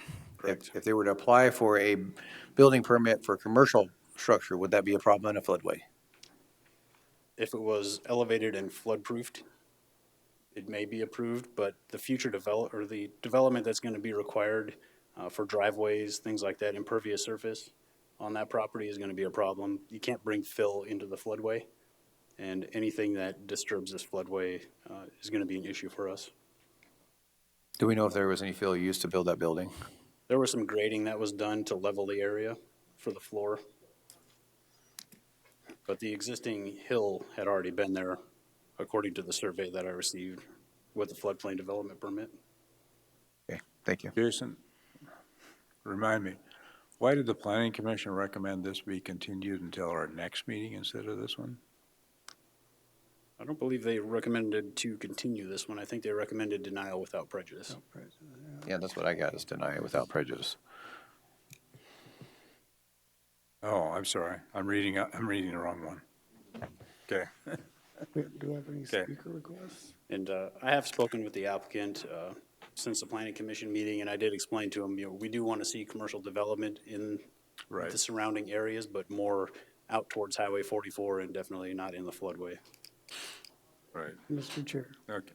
Commissioner LaCroix. Jason, so you said there is 1 acre spot that he could do? So of this subject property, this entire property, they have, through a meets and bounds description, portioned off about 1.1 acre in this area. And that's not where the buildings are? And that's where they're proposing to amend the comprehensive plan. Okay. And the subsequent rezoning. Okay. So would the Fleegers like to make their presentation on this? Committee? Yes, this building was built about, Just identify yourself, please. oh, I'm sorry, Loretta Jangula. That's And I not the live applicant. just around the corner from there. Thank you, commissioners. This building was put up about 2 years ago, I'd say, under the false pretense that it was a pole building for agricultural use. And we've never seen a horse or a cow or a calf or anything there since it was constructed. So there is, a pole building normally is poles with a wraparound metal. Excuse me, this has a cement floor, electricity, commercial roll-up door, a walk-through door, and windows on the front end of it, and electricity. And the pole for the connection is, for some reason, right on the road where the big green box is. So like I said, there's been nothing in that building ever since it was constructed, and about a month ago, we received a letter that this property was requesting to be zoned commercial.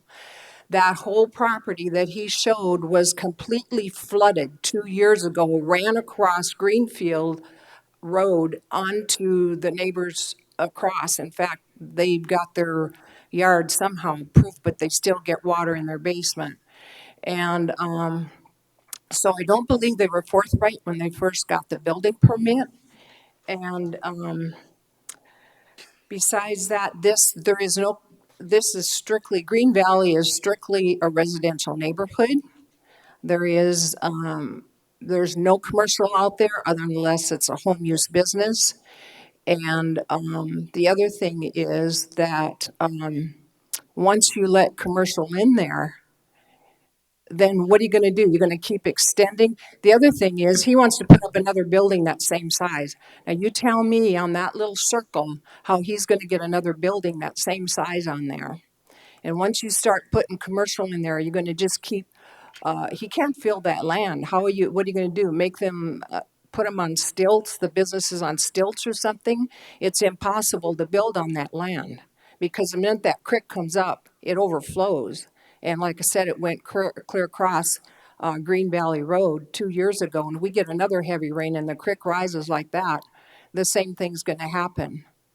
So besides that, how do you put septic on in a flood zone? And who wants to drive by there in a residential neighborhood and look at his holding tanks with his waste in there? So we vehemently oppose this rezoning to commercial.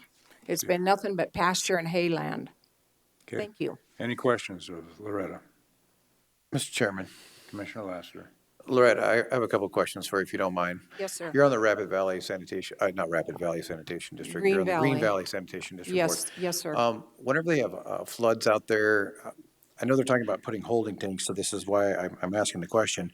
I know some of the issues with the septics out there is they do float whenever there's a lot of water, and of course, that has contaminated Rapid Yes. Creek when it does that. And we're having a very difficult time right now. In fact, if we keep getting the rains that we've been getting, we're probably going to have some more issues because there are issues. That's why we are working to get a sanitation, a waste, sewer in there. Sewer system, yeah. I was at that meeting the other night, so Yes. very well aware of those concerns. Okay, I just wanted to make sure that Yep. they all heard that some of the other concerns is that even though they're going to put a holding tank in there, there's a potential that those holding tanks could end up floating and then put sewage into.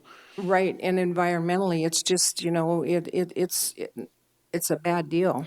So there's a lot of issues right now, and that's why we're trying to get sewer out there.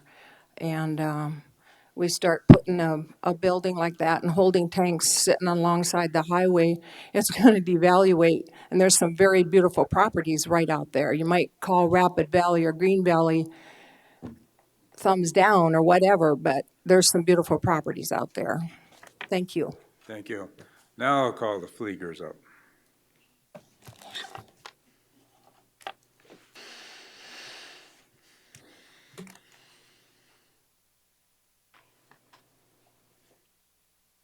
Good morning. I'm Lowell Flieger, this is my wife Tammy. Do you have any questions for us? Well, just, first of all, just to explain, I've heard this because I was on the planning commission also, but, so you're not the owners of the property, but you're family members of the property owners, as I understand it. Correct. And so go ahead and explain what you'd like, how you'd like to utilize the property, I think. Okay. We have a commercialized embroidery business. We've been in business for about 36 years now. Our current location is up off East North Street. We have a offer in our building, and so we're looking to sell. And we see this as an opportunity to move our business to another location. We are looking at this property because we actually are looking to maybe downsize a little bit. We're not looking to be open to the public necessarily. We do a lot of vending type Events. yeah, like stock show. South Dakota High School Rodeo, we have a vending trailer we work out of, although we do a lot of ag events out of our trailer. So a lot of the work that we do is our own. We still have a lot of customers, but we don't have a lot of They don't come in the traffic. building. It So comes we in and don't have out. to We do a walk lot and more drive. by electronic means these days. We also live out in the valley, only about a quarter mile to half a mile south of here. I have 60 acres out there. So I understand some of the concerns about, the area being peaceful, like it out there. I'm only proposing putting, well, I just want to do a small piece, trying to follow the rules, I guess. With the commission, I guess, and getting it rezoned so that it's commercial to do the proper thing, I guess, instead of just, going out there and setting up a business or doing something like that. We're trying to do it the right way. So, And we don't live on the property because it is flood zone. And when my stepdad built this, it was to put his hay equipment in and store hay and things of that sort. That is why it was built. So it really wasn't under a guise or anyway, but his health has deteriorated tremendously. He got COVID very badly. And so they do not feel like he's capable to come out and do that anymore. So we're actually going to continue to hay the property and keep that agriculture. But we were just looking for, and finding buildings in this town to even move to commercially is extremely difficult right now. The availability is none. We've tried to find somewhere to rent and there is nowhere. But our biggest thing is we want to downsize, and we felt that this was a opportunity. We're not a evasive business. It's family-owned business. It's my husband and I and two daughters, and there'll be days when we're not even in the building because we'll be away vending for 15 days at the Little Britches Finals. Or so it's not like there's going to be a significant increase in traffic. Yes, there might be a UPS truck here and there, but with Amazon and everybody, the way they get things, there are other businesses not very far from where this property sits. Yeah, we just felt that it was an opportunity for us to find a location that we could downsize our business to help out my mom and stepdad with their, by purchasing the property from them since they can't come out anymore. And, just really no ulterior motives or anything like that, just Okay. wanting to reduce, So, start to semi-retire and eventually retire. So so this building is on a portion of a 60-acre tract, is that correct? So Lowell, are you saying you own an additional 60 acres that's basically adjacent to this? not adjacent. there's a No, gap. it's not right adjacent. But there, another 60 acres Yeah. in that area. Okay, okay. South there. Okay. I have a question, I guess. Yeah. If we was to make this commercial, the way I understand it, the way the neighbor explained it, as far as being other commercials, eventually being able to come out here, I don't believe any place else on the property would allow that because there's not enough elevation. Mr. Chair. Would that be true, Jason? That part I don't understand completely. Yes, that's correct. So basically, the only portion of property that's buildable is where they have that shop building right now. And would it also not be true if somebody else did come out there and want to do something commercial, they'd have to come before this board and get approved? Is that not also, would that also be true? It would depend on what the use is that you're requesting. Okay. In regards to the holding tank, I've approached a gentleman that's in the valley to put in the holding tank. He does work for the sewer system, has done work for a number of places out along that, or in that area, not only with the sewer, or with other septic tanks and so forth, but he also does a lot of work with the water system out there also. I've also attended a number of I've attended some of the meetings regarding the sewer line, the new sewer proposal. And I mean, if it came, it's gonna come right along that road. So that'd be great if I could tap into there, and I will if I get the opportunity. But right now, the holding tank is, I've talked to the gentleman out there, and they've told me that they can do it there. And, we showed me the site, that would work.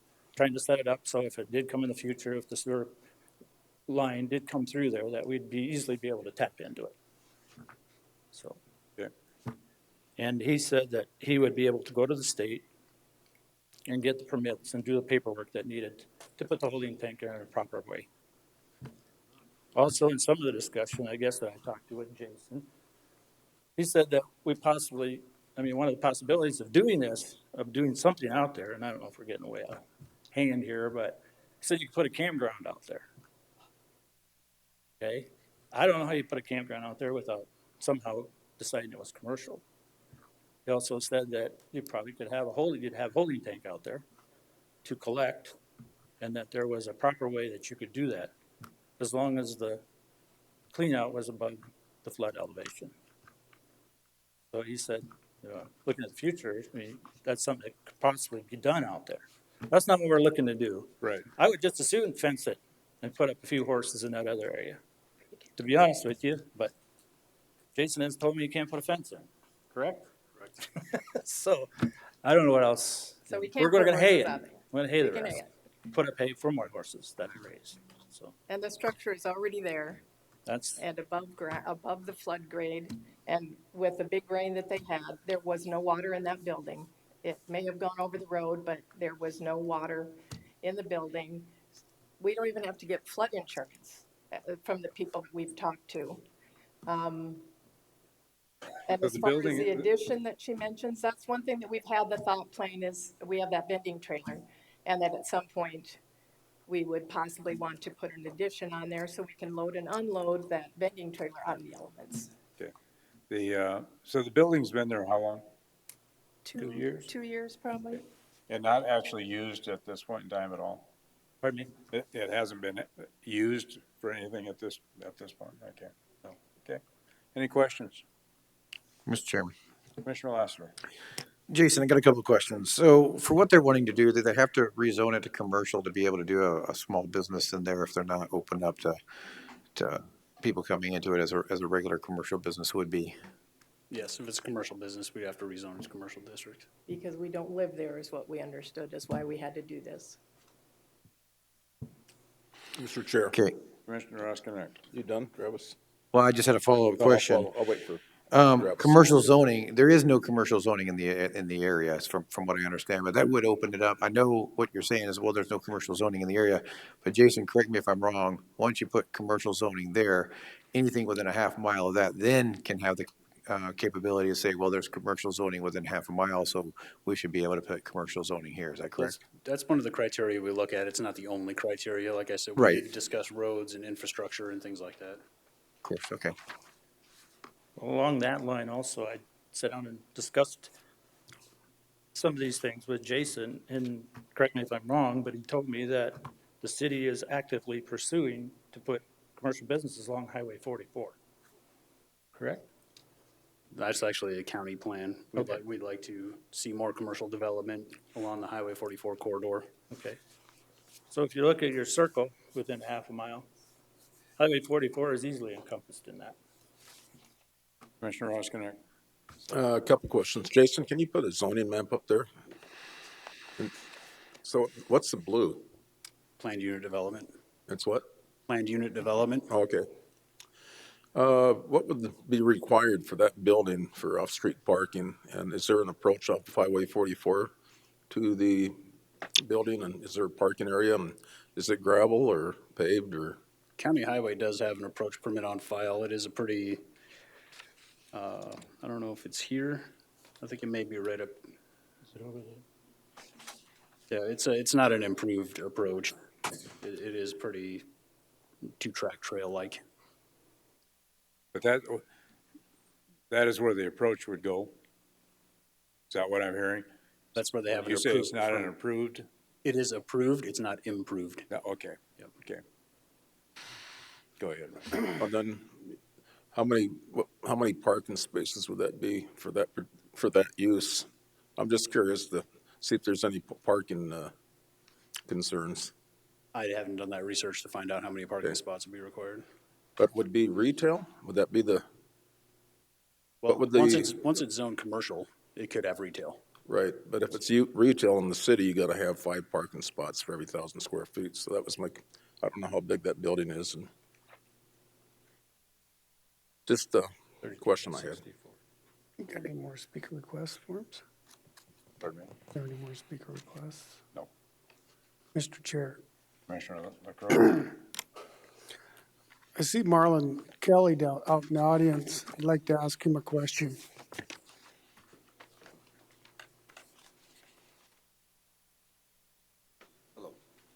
Marlon, if I'm correct, you're probably 2 houses down from this property, or two lots down? Is that a problem? 3 lots, yeah. Okay.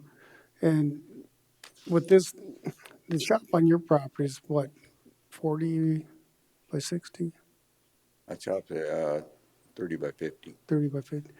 What's your thoughts on this?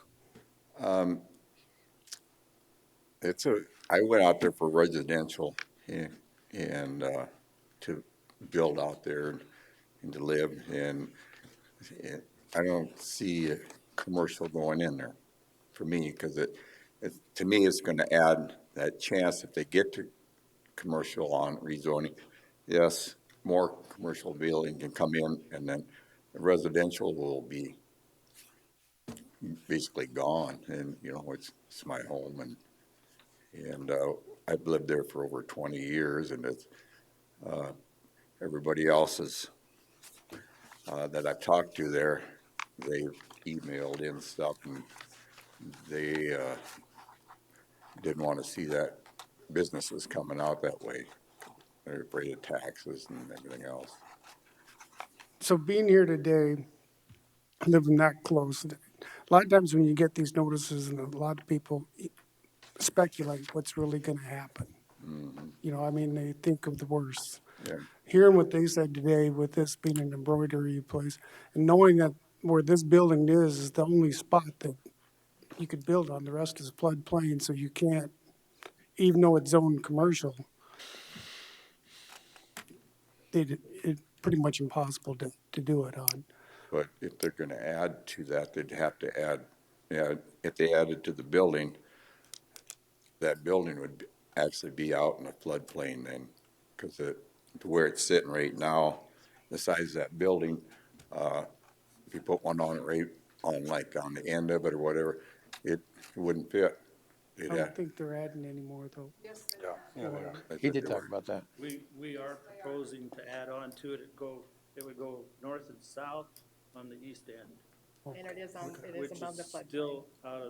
Still out of the Floodplain though, okay. Okay. Any other questions? No. Mr. Chairman. Commissioner Lester? I have a follow-up question.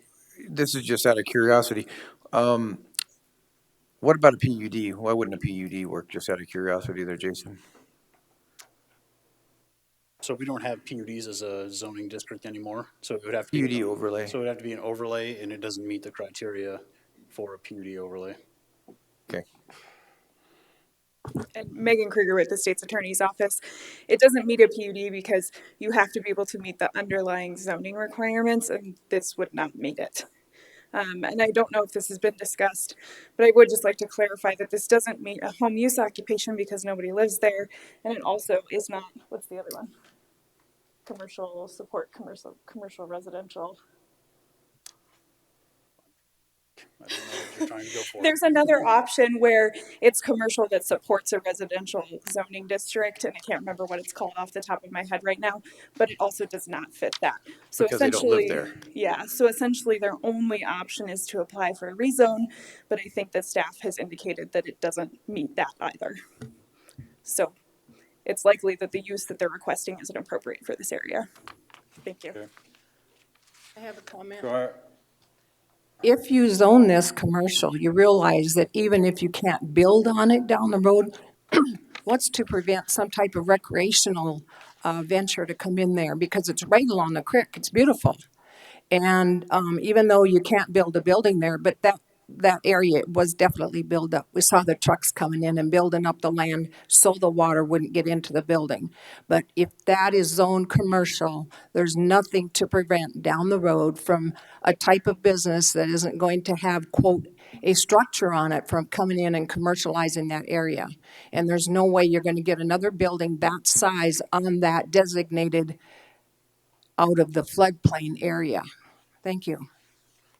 So I do have one other, I've got Sandy and Keith Lochner that also expressed opposition to making it a commercial zone. So, this gentleman right back here, did you have something you wanted to add? No, my understanding is that. You need to identify yourself. Oh, I'm sorry. I'm Clayton He, I live on Greenfield Drive. And my understanding is that if it's zoned commercial, it's within a half a mile. Okay, so that's, what prevents anybody from going across the road and building a business? You know, it's a half mile to commercial. Once you open the floodgates, you can't prevent it. And I've been living out there for 26 years, and they said they have other land. Why don't they build on their own land someplace instead of putting in our area?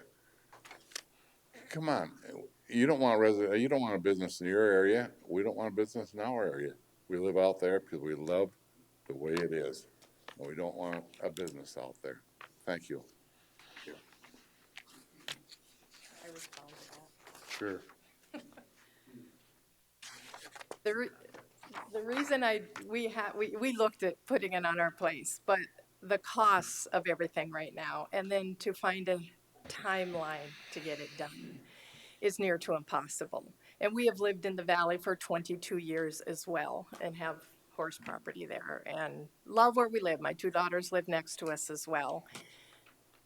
And you know, we're not trying to we're just trying to find a solution for us that would work in a short term. Everybody's going to have to come before you with business options. There's already businesses in the valley, although they're home owned. I mean, at the last meeting, they said put a double wide on there so you'd be residents, and that makes no sense to me at all, because that to me is a flood danger. So Okay. Thank you. Thank you. That's why we don't go to our place. If I could, I would, but the cost with the way the economy and everything is, I'm trying to find builders, it's near to impossible. Gentleman here, do you have some comments? Yeah, my name's Rick Backus. I live in Green Valley. The sewage system out there is poor, to say the least. We've had floating tanks. We had raw sewage going down Rapid Creek. And you guys want to put in a holding tank, which I understand is temporary, right? I don't want to put in a holding tank. Holding tanks are for temporary use. That's a good answer, Jason. Temporary that we can plug into the sewer when it The comes sewer down, is a long ways down the road. We're looking 3-4 years. But they don't. We're looking to spend $13 million to get a sewer, and we can't get a grant to help us out. I've been there 2 years. I haven't seen you there, but I'm against it just for, we don't want any more raw sewage going down the creek, and I don't see how we're going to prevent it by allowing more to come in with a holding tank, which has to be pumped every month. Every month, the whole tank has to be pumped. That's $188 per month. And if you add commercial, you're gonna have more sewage than that, because you got more employees. There's 4 people. You know, How many houses are going across? Yeah. Okay, okay, we're gonna none. put it under control here. Okay, I'm thank you. totally against it. Thank you. Right. Okay, any further questions that the commission has? Okay, thank you.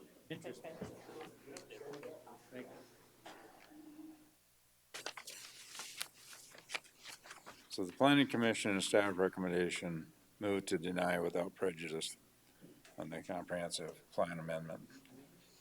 Same with the next item, which would be the zoning of it. What's the commission want to do? Mr. Chairman, Commissioner Laster. I'd move to deny without prejudice comprehensive plan amendment CA 2210. Second. Got a motion and a second. Further discussion. All those in favor of the motion indicate by saying aye. Aye. Opposed? Motion carried. Item Z, which is the rezone on the same, Correct. Parcel. Rezone 22-11 to rezone 1.10 acres from agriculture to commercial district. Mr. Chairman, Commissioner Laster. in light of the last motion, I'd motion to deny without prejudice the rezone RZ 22-11. Got a motion. Is there a second? Second. And a second. All those in favor of the motion indicate by saying aye. Aye. Opposed? Motion carried. Would you be opposed to a break? Yeah. Pardon? Would you be opposed to a break? And you want to keep going? I don't care. It's up to you. It's fun. I'd make a motion to take a 10-minute break, please. Got a motion to take a 10-minute break. Is there a second? Second. All those in favor indicate by saying aye. Aye. Opposed? Motion carried.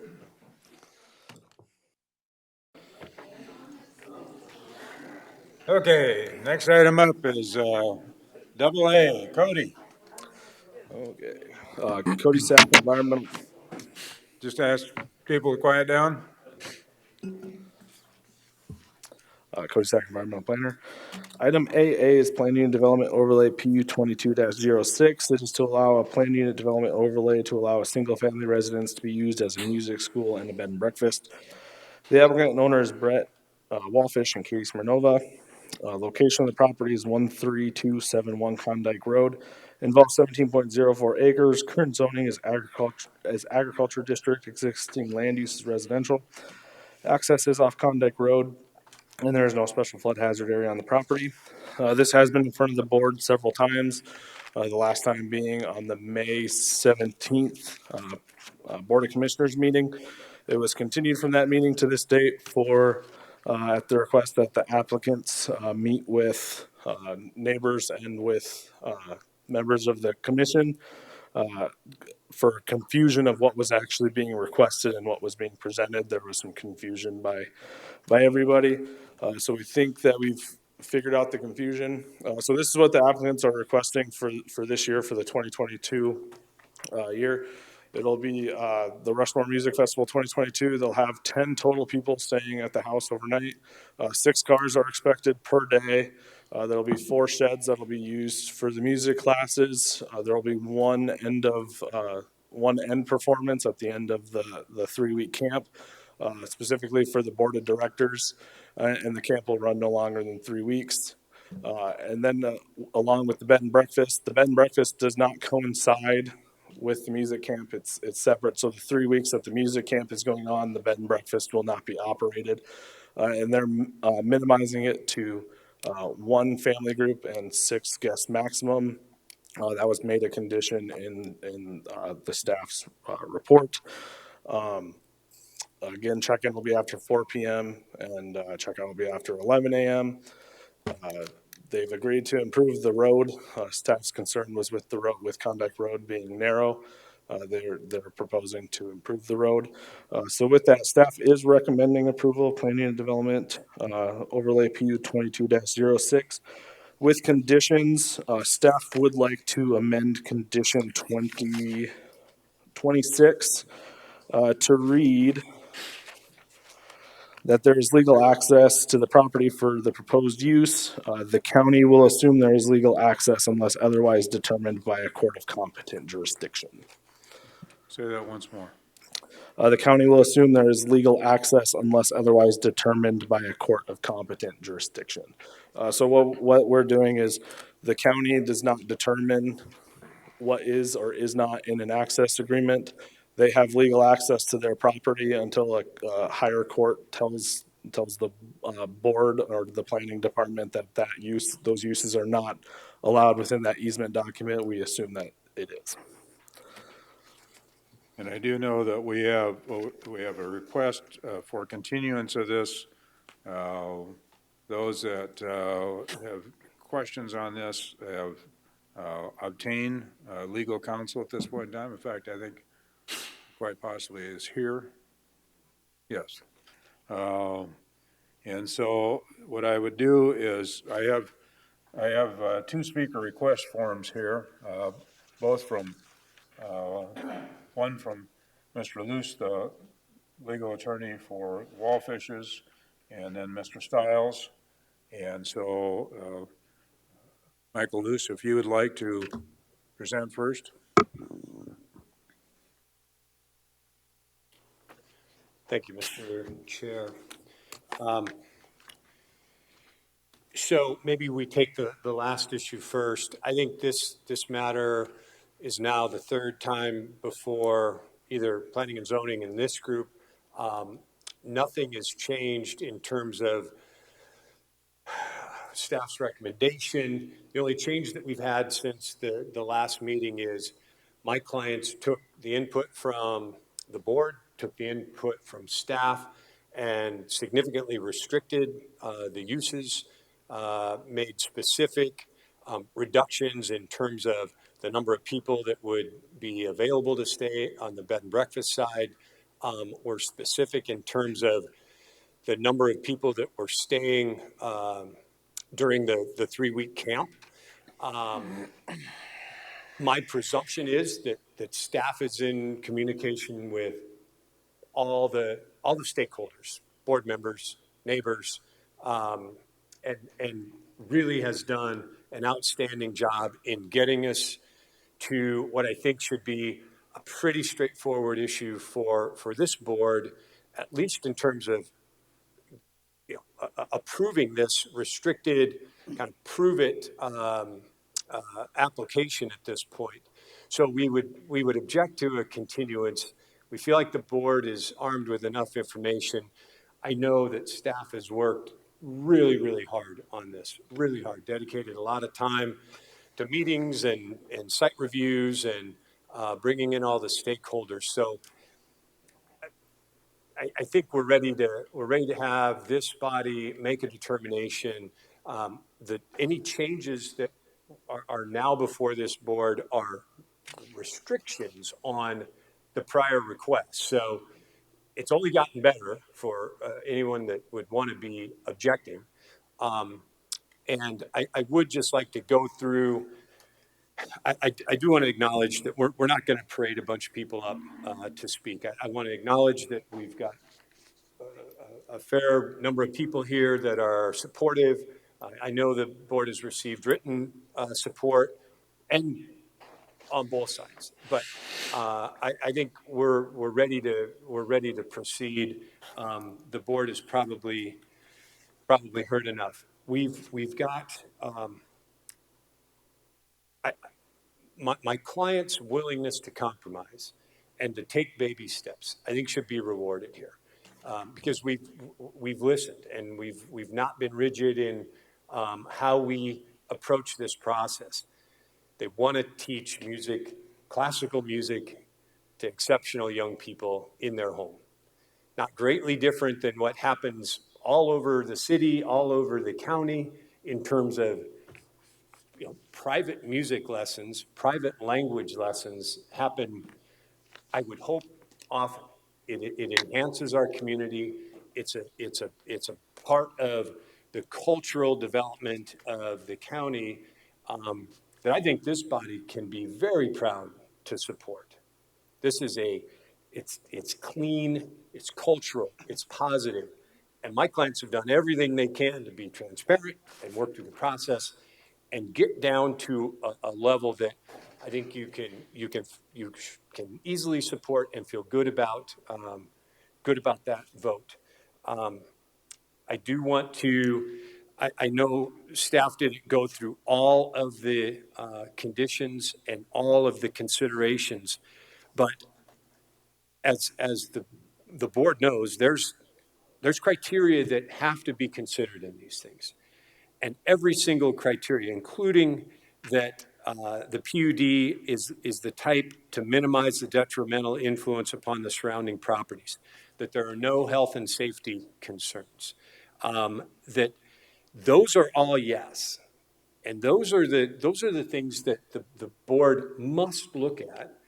And I think if we've got staff that are this diligent and this hardworking and this willing to listen to neighbors, listen to us, and get to yes on all these mandatory considerations, I mean, that means something. You're not bound by it, certainly, but those things tell us that these are non-arbitrary considerations, and they've gotten to yes on all of them. On the discretionary considerations, and I won't go through all of them, but it's how does it fit with where we are? Are there concerns? Are there things that we can flag as maybe this shouldn't go? Every single one, with all of the considerations that staff has done, they're all supportive.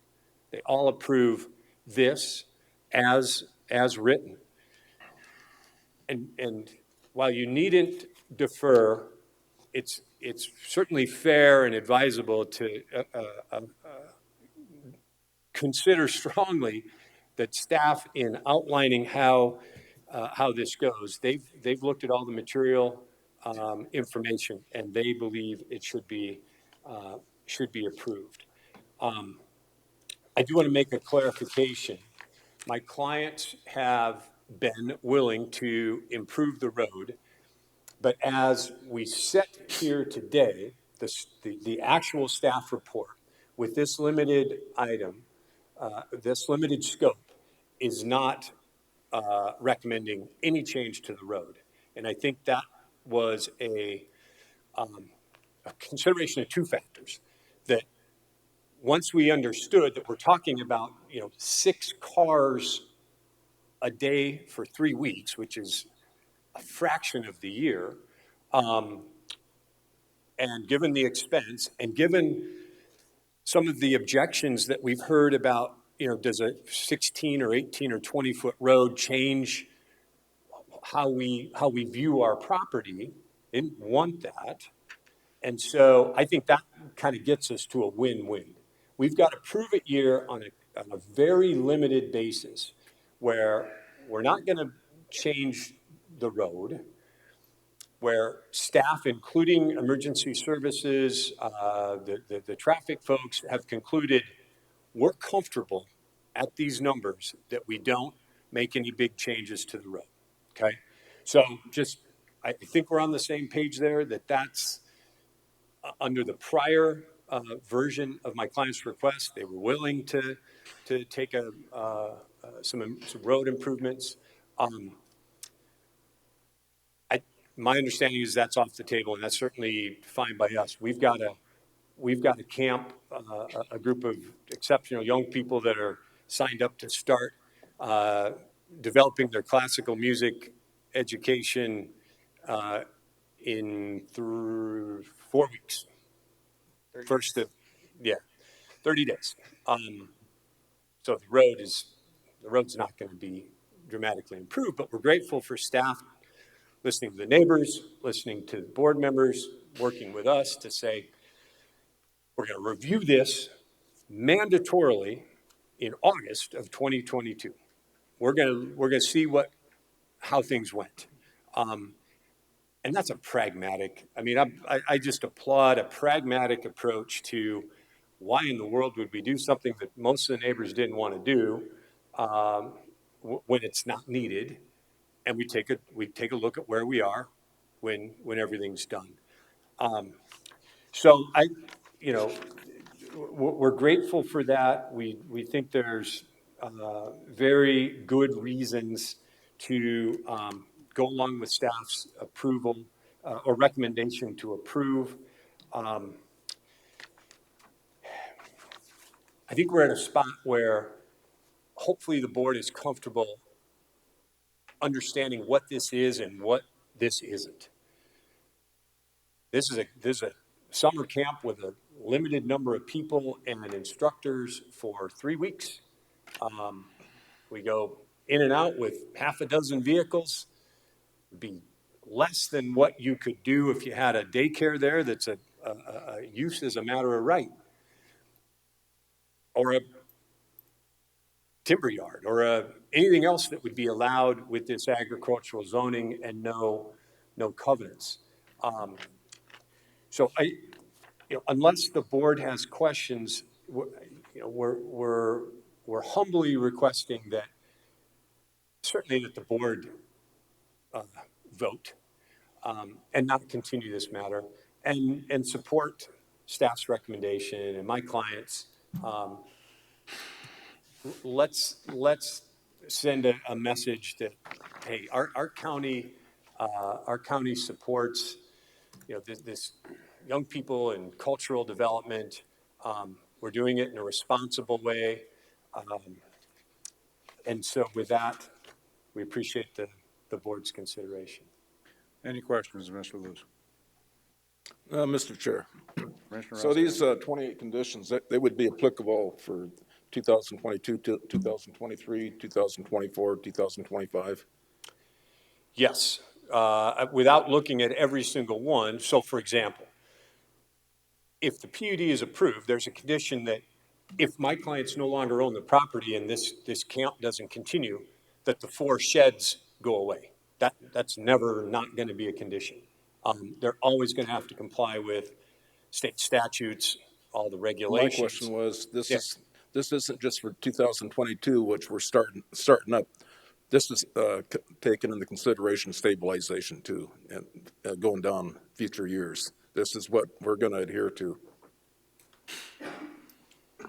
Co-stack environmental planner. So these would be the conditions that would be moving forward throughout the existence of the music camp, unless they wanted to request an increase, which would require an amendment, which would be brought in front of Planning Commission and the Board of Commissioners. Yeah, I just wanted to make sure I understood what I was looking at.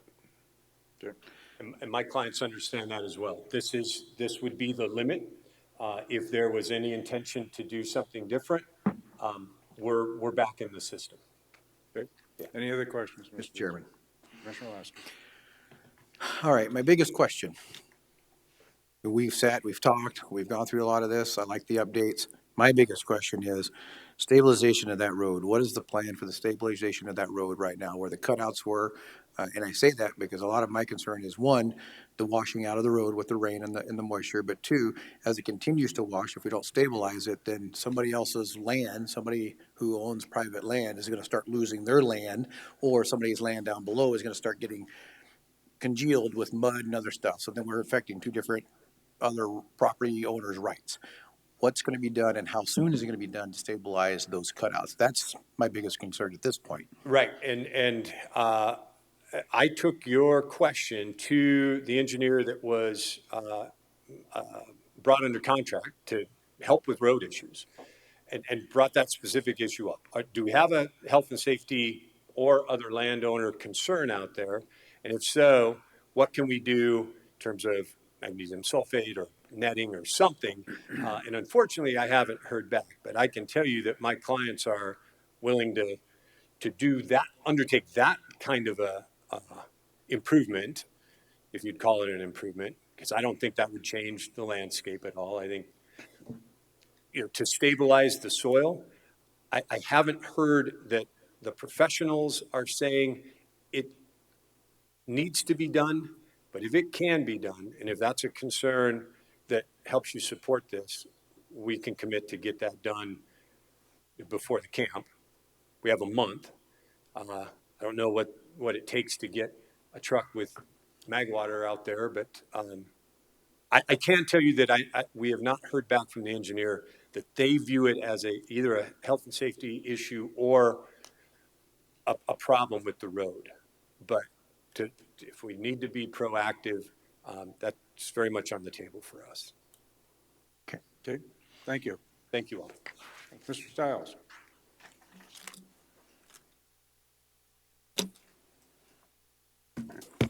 Mr. Chairman, Commissioners, Phil Stiles, Costello Porter Law Firm.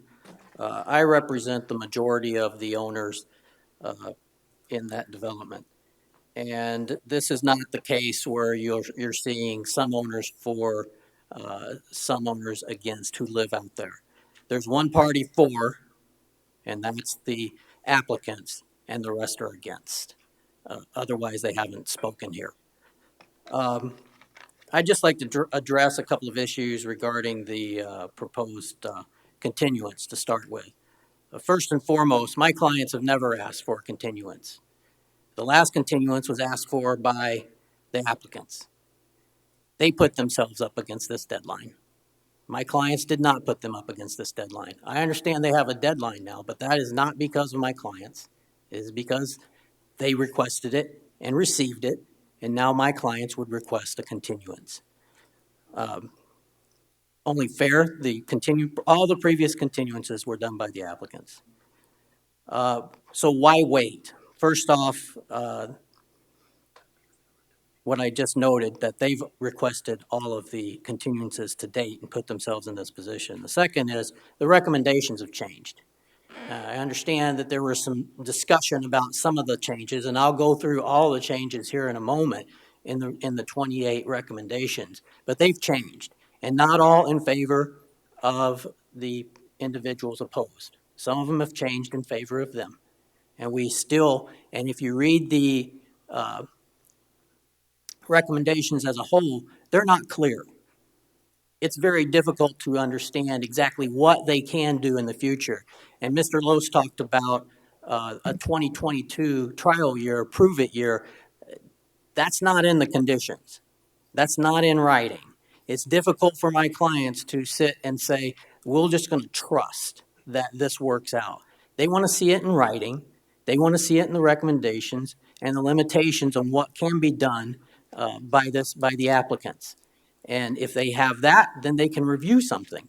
But to date, they haven't seen recommendations that are solid. And I'll get to that for a moment. And the last one is, this isn't just about a school camp. This is also about a bed and breakfast. And I understand that, and it's my opinion that the bed and breakfast and the vacation home rentals are not interrelated. But I listened to the discussion from the last meeting, and some do believe that they're somehow related. If they're related, why don't we wait until the Vacation Home Rental Committee comes out with their recommendations and their advice as to how we should move forward? We're a month away. Those recommendations, it was noted, they should be out in July of some point. Why would we rush through a bed and breakfast in June when we could wait 1 month and see what happened in July with those recommendations and see where they're at? So, kind of moving on, I want to talk about a couple of issues, and I did get a chance to watch the videos, so I don't want to take up a lot of the commissioner's time, but there are a couple of issues that I want to address. And the first one is, I understand that there's no covenants on this property, but my client should be allowed to rely on the zoning ordinances also. It's not just covenants that restrict the use of land. Zoning ordinance also do. The comprehensive plan's built off the zoning ordinance, so they should be able to rely on that also. So it shouldn't be a hit against them just because they haven't gone in and put restrictive covenants on the property. Secondly, I want to talk about a little bit about, there's been a lot of testimony regarding let me use the right word, the exceptional students that will be at this school. I don't know that that's an area that this commission wants to go down. I don't think they want to go down that road to decide who's an exceptional student and who isn't. What school houses or caters to exceptional students and what one caters to non-exceptional students? The next school they allow may be for underprivileged youth, at-risk youth. Are these same people going to stand up and say that these aren't exceptional people? I'm sure they are all exceptional people. They're all youth that need help. But it doesn't make it any better if the board comes through and says, we're going to put this school in place because they're exceptional students, then you're going to have a problem. It's going to be a slippery slope down the road as to what you can and can't do in the future.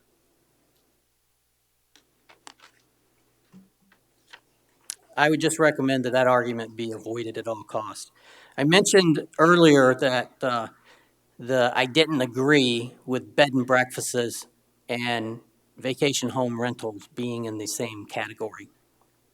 And there was some discussion at the last meeting about this case. It's Wilson v. Maynard that the South Dakota Supreme Court put out. I supplied some of the case law to counsel for the state or for the county. That case, it doesn't apply to bed and breakfasts at all. It is completely different. In that case, bed and breakfasts were already allowed. So this was a fight over covenants. and the covenants did not define residential use. So the Supreme Court said, this is what we view residential use is. So initially, if anything defines residential use, such as single-family dwelling, then that case does not apply. It only applies where there's not a definition to residential use. That's number one. Number two, that case, specifically, the bed and breakfast was already allowed in the covenants. So they didn't have to address bed and breakfasts, and they didn't. They only addressed vacation home rentals. If you read the case, it's right in the facts.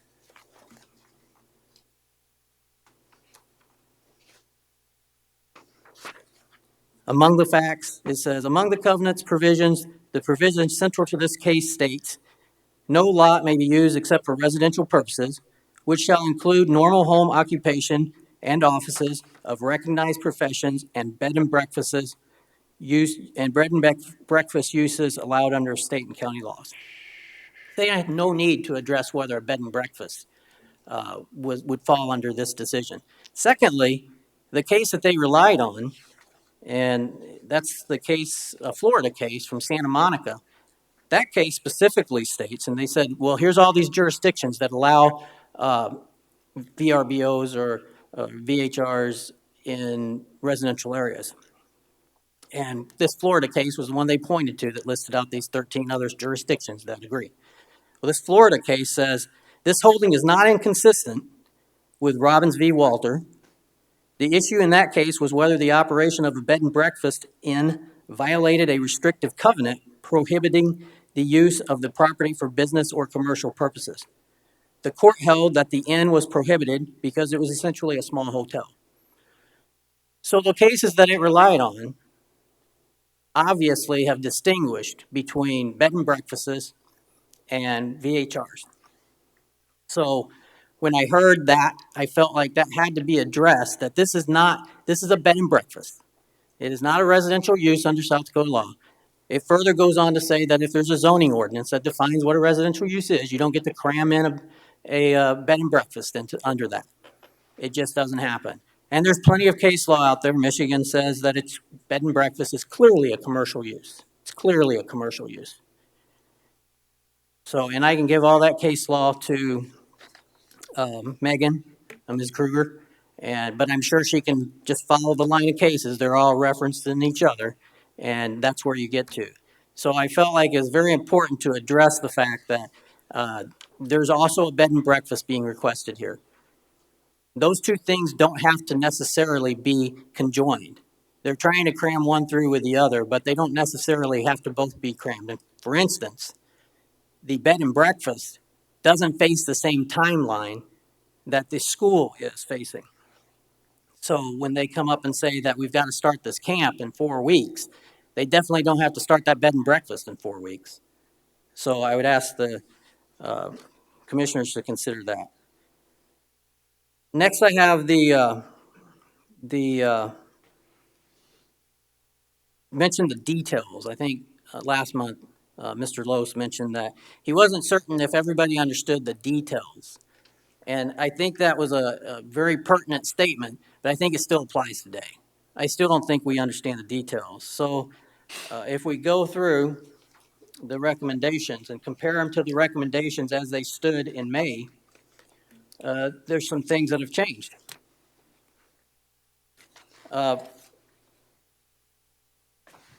First and foremost, on number 2, it now says that there be no more than 4 practice cabins, which is a win for those opposed. Number 2 last time said that there be no more than 10 practice cabins and each cabin not to exceed 12 by 20. It doesn't say 12 by 20 anymore. There's no restriction there anymore. That restriction was removed. So now we don't know what size that the cabins can be. It's just not in there. They've changed number 3 to just 30 people in general. And before it was broken down, not a big deal. Number 4, that there be 1 performance showcase event per year for the Rushmore Music Festival Board of Directors. The last one said that there be no more than 4 performance showcases per year, and each event not to exceed 100 people.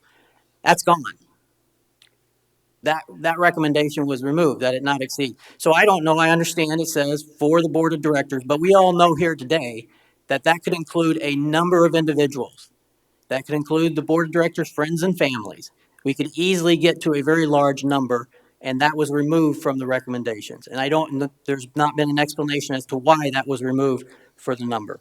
I understand that they're assuming, and there's a lot of assuming going on. And I can't with good conscience tell my clients that it's okay to trust everything. I would be committing malpractice if I did that. I need to see it in writing, and I think they deserve it to be in writing. Moving further down.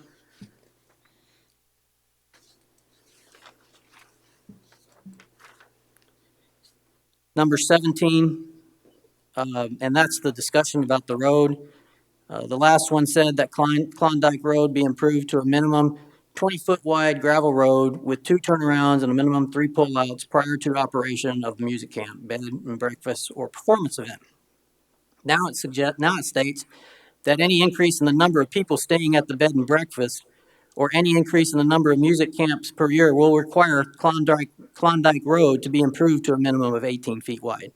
So we changed the width, we lowered it to 18 feet, and it doesn't say it doesn't have to be improved. It just says any increase in people from what they're saying. So I get it, they're limited in the number of people, but the bottom line is, if that's the case, if they're limited in the number of people to what they state in here, then why do we even have to talk about this provision? Obviously, there's growth that is predicted.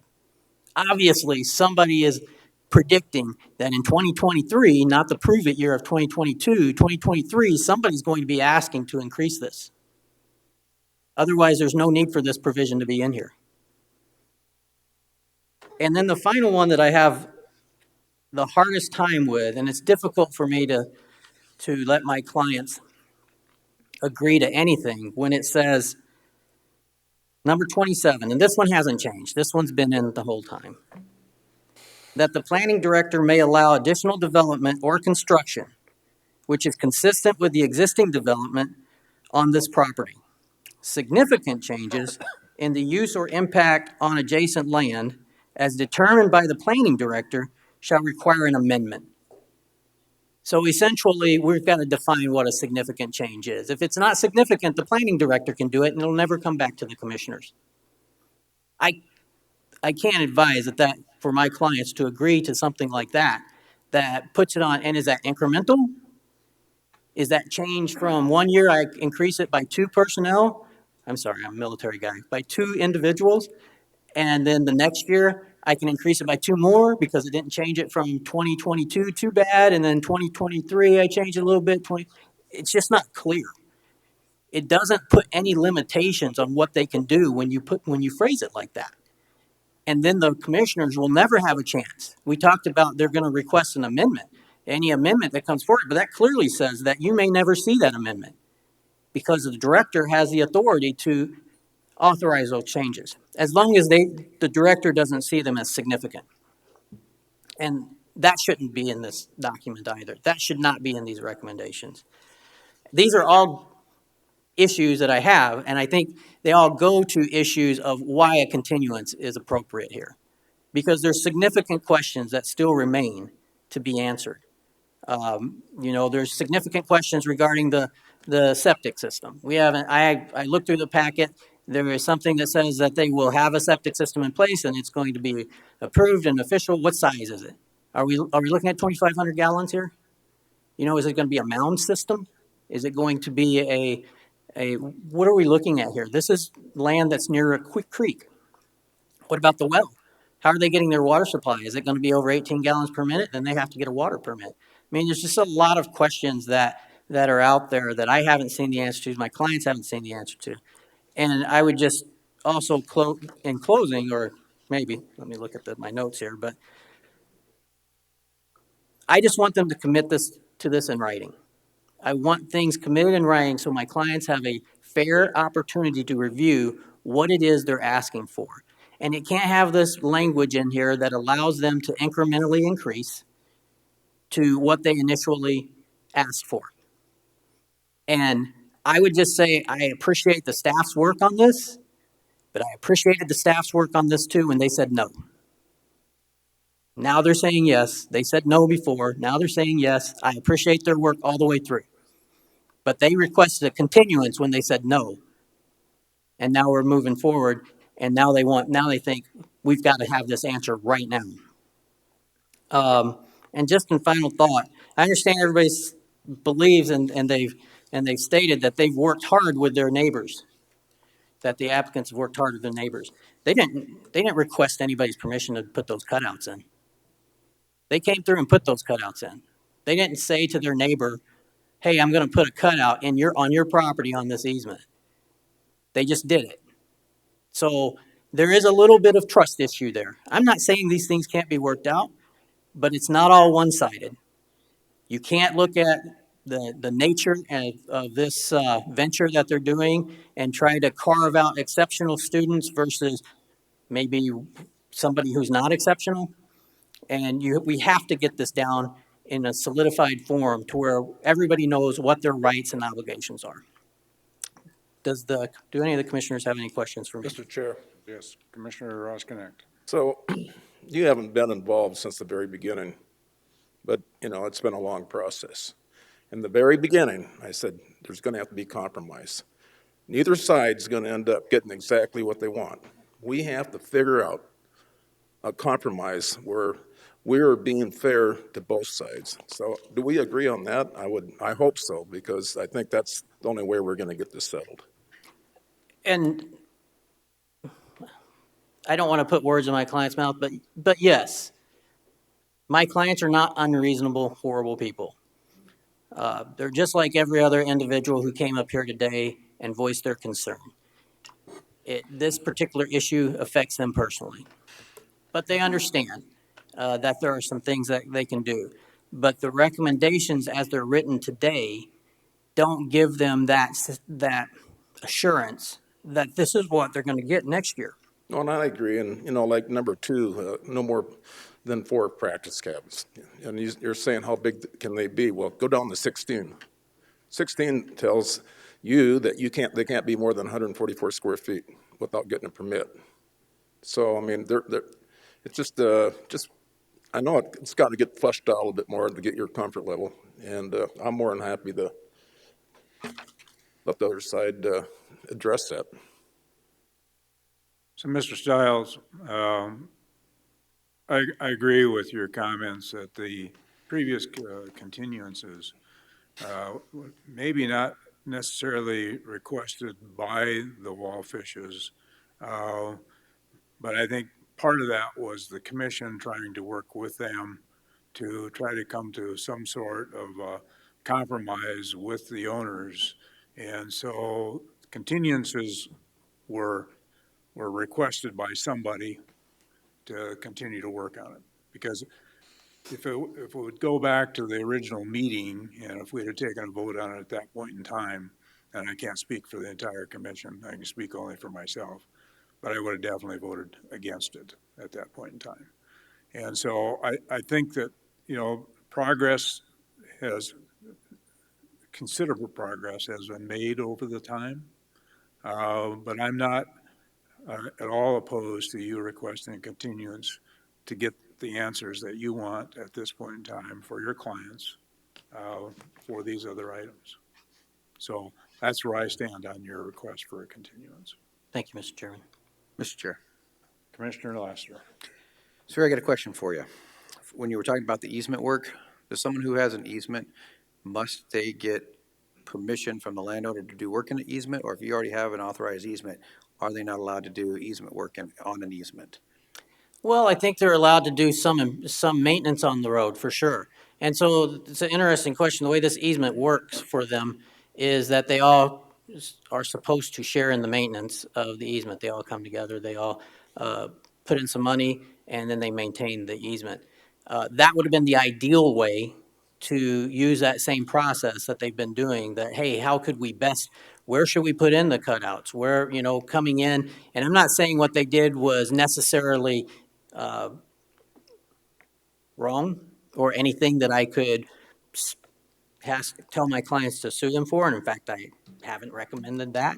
But it would have been a good show of trust. Where is a good place to put these easements? And there's been a lot of You mean the know, cutouts? the cutouts. Where could we put these cutouts at? Something like that. That could have helped build some of that trust that these would be ideal locations. I don't know how far that would have got, but it's my understanding it didn't happen. So just building that trust, it would have done some good, I'm sure.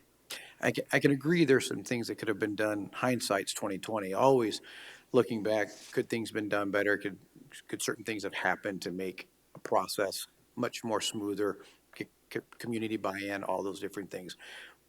But you said something, and that's the reason why I wrote that question down.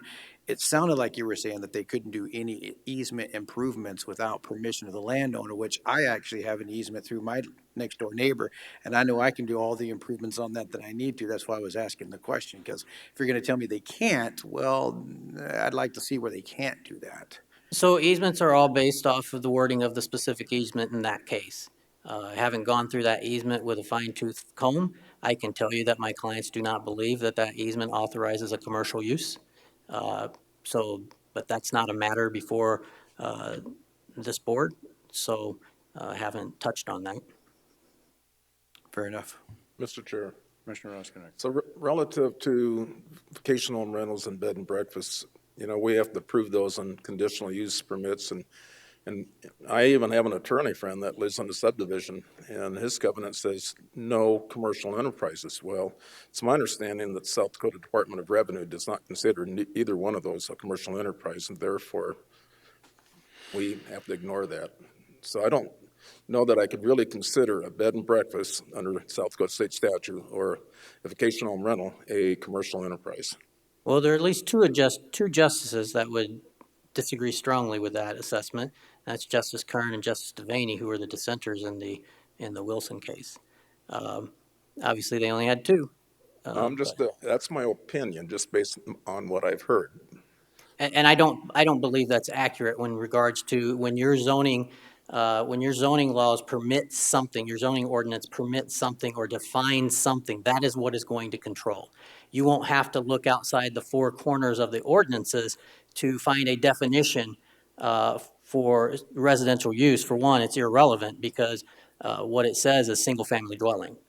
And that's what's authorized under agricultural use. So it's not, that's the allowed use is a single-family dwelling. It doesn't even say residential use. So I disagree with that. It hasn't been brought before the Supreme Court. I'm sure Mike disagrees with me. Possibly Megan disagrees with me, but that's where I stand on it.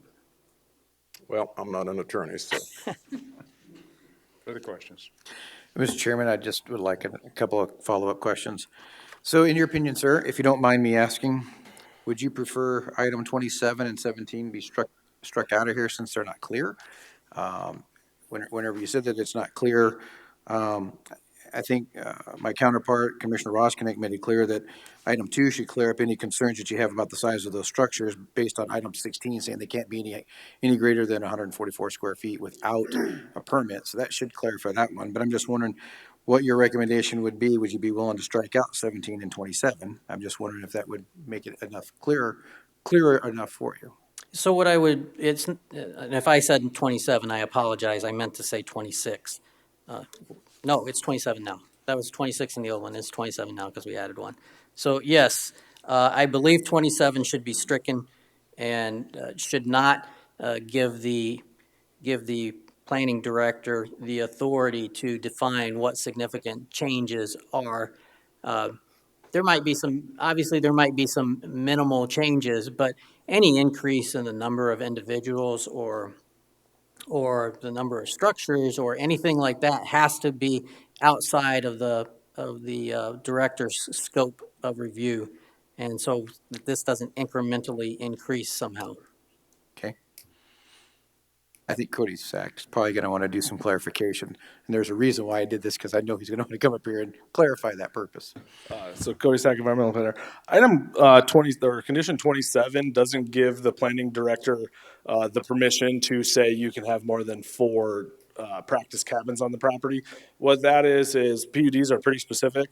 So it'd be more like if they wanted a deck If they wanted to put a deck on their house, that's the development and construction that that's referring to, not the increase of people, not the increase of practice structures on the property. Anything like that has to come in front of the Board of Commissioners. This is like if they want a deck, or if they want to upgrade their septic system, or if they want a tiny storage shed that doesn't have anything to do with the music camp. Would be at the discretion of the director, not you can have 5 practice sheds now. And can it be appealed to the Board of Commissioners if any individual disagrees with that, with what the planning director decided? Correct. So if there was a building permit for, say, a deck, and the neighbors saw it, they could appeal the decision of the director to the Board of Commissioners. Thank you. Just to address that, I would say that if you added a statement to the effect that these significant changes, not to include any of the requirements within any of the other recommendations, then it would be okay. It's just so they couldn't incrementally increase anything. My problem is with the wording that says development which is consistent with the existing development on this property. And then it says significant changes, but it doesn't really say what a significant change is. We get up here and we get a list of a few small items, but where does it end? Where's that? Is there a line somewhere?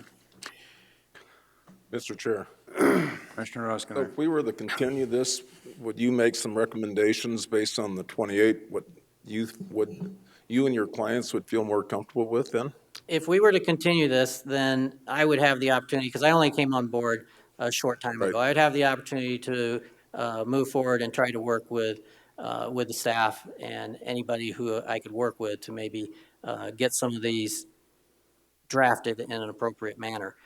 Having said that, I also need to talk to my clients and make sure that, there might be conflicts of interest within my clients of who will agree to any incremental change and who was just flat out. And I'm sure that I'm speaking as a whole in generalizations, not for each individual. I guess what we have to do is to determine when, if we continue it, when are we gonna continue it to, and what are we gonna achieve during that?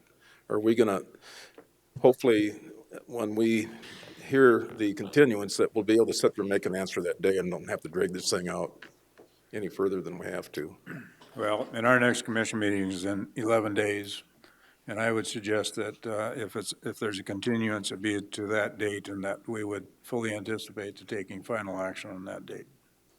Mr. Chair. So I would think it'd probably be in the best interest of the 2 attorneys to get together after they've talked to their clients, see if they agree on the language that can come back to us that's acceptable. We're not really, as a commission, I don't think we're trying to create the conditions. We're trying to get to the best compromise of all parties involved with it, so. Cody. Co-Stack Environmental Planner.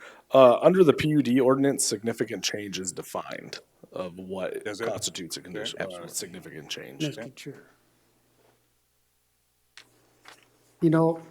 I think from when this first came to us, there's been a considerable amount of changes to it. I understand you're taking it underneath the microscope, and we listen to our lawyers too, and we can cast doubt on a lot of just about anything we read. I mean, that even on Facebook, emails, you can read it, 3 people read it, it's 3 different ideas of what it means. So if you want to detail it out, I'm okay with that, but I just want to pass that on, that considerable amount of change, and I think this is probably a good point with the details. What baffles me is, of all my time in the commission and so forth, we grant variances from road improvements. People always want them. In fact, there was 2 of them out in that area when they split their lots. They didn't want to improve the roads. These people were willing to do a road improvement, and the residents don't want road improvement. That was one of the things we heard. That baffles me when you want to improve a road. We hear all the time our roads are junk. We want to work on them. And we have someone that part of the requirement was to widen it, make it more accessible, do a better job with it. Now we're saying we don't. that's just food. I know it says in here, if something changes, they'll be required to do that. If they do, other two residents didn't have to pay for those improvements that probably should have been done when they split the other two dimes. So if I remember right, it was 2019 and 2016 when that happened, just for your reference, but. Mr. Chair. Commissioner Roskinek. And one other concern is the road, and I think we have to come to an agreement what an improvement is. How wide is it gonna be? How many inches of gravel? Is it gonna be mag watered after it's gravel? What are the side slopes gonna be? Are we gonna have adequate draining ditches? Are we gonna have adequate culverts to address the drainage and then erosion control? So there's a lot that we need to get some specifics on that road to make me feel comfortable. Because right now I've got some pictures that are concerning. Any other questions? No. Thank you, Mr. Timmons. Thank you, Mr. Chairman. Yep. Doug? Oh, come ahead, Ford. Doug Zog, everybody knows me. The variances that Lloyd was speaking about, those lots, one of them was split between two current owners. So there wouldn't be any reason for us to want to improve it when we're just splitting a lot and adding to our own property. So we're trying to improve the area. And the other lot went to somebody else that already currently owns property there to make their lot bigger. So we're trying to increase our lots. We're trying to reduce the amount of density. Okay. Thank you, Doug. Mr. Chair? Mr. Lewis. Very, very brief. And I appreciate that Mr. Stiles has a job to do and wasn't involved from the beginning, like you all were. But a lot of the things that he says needs clarification are already established, right? I mean, the septic, my goodness, it's overbuilt. It's been passed. It's been before the board. Staff has been up there. Check, check, check. I mean, let's not create issues because they want a continuance that don't exist. That doesn't exist. The septic is clear. The size of the cabins, 12 by 20 was, it just simply wasn't carried over. But as some of the board have noted, we've also got a condition about when you need a permit. But my clients would agree the 4 practice cabins down from 10 would be 12 by 20, which would require a permit, which have been applied for. I mean, we're creating issues that have already been addressed and didn't get any pushback from anybody. In fact, we've cut by 60% what we were gonna do. And keep in mind, an accessory structure is not even, that doesn't even come before this body. It's the fact that they're gonna have 12 by 20 practice cabins, no overnight, by the way, that we have it in a condition. So if we want to add that, I know that the notice was provided in a way that this body can add whatever they want and join the staff's recommendation to approve, if we want to flesh out some details. And with respect to the road, again, we're there.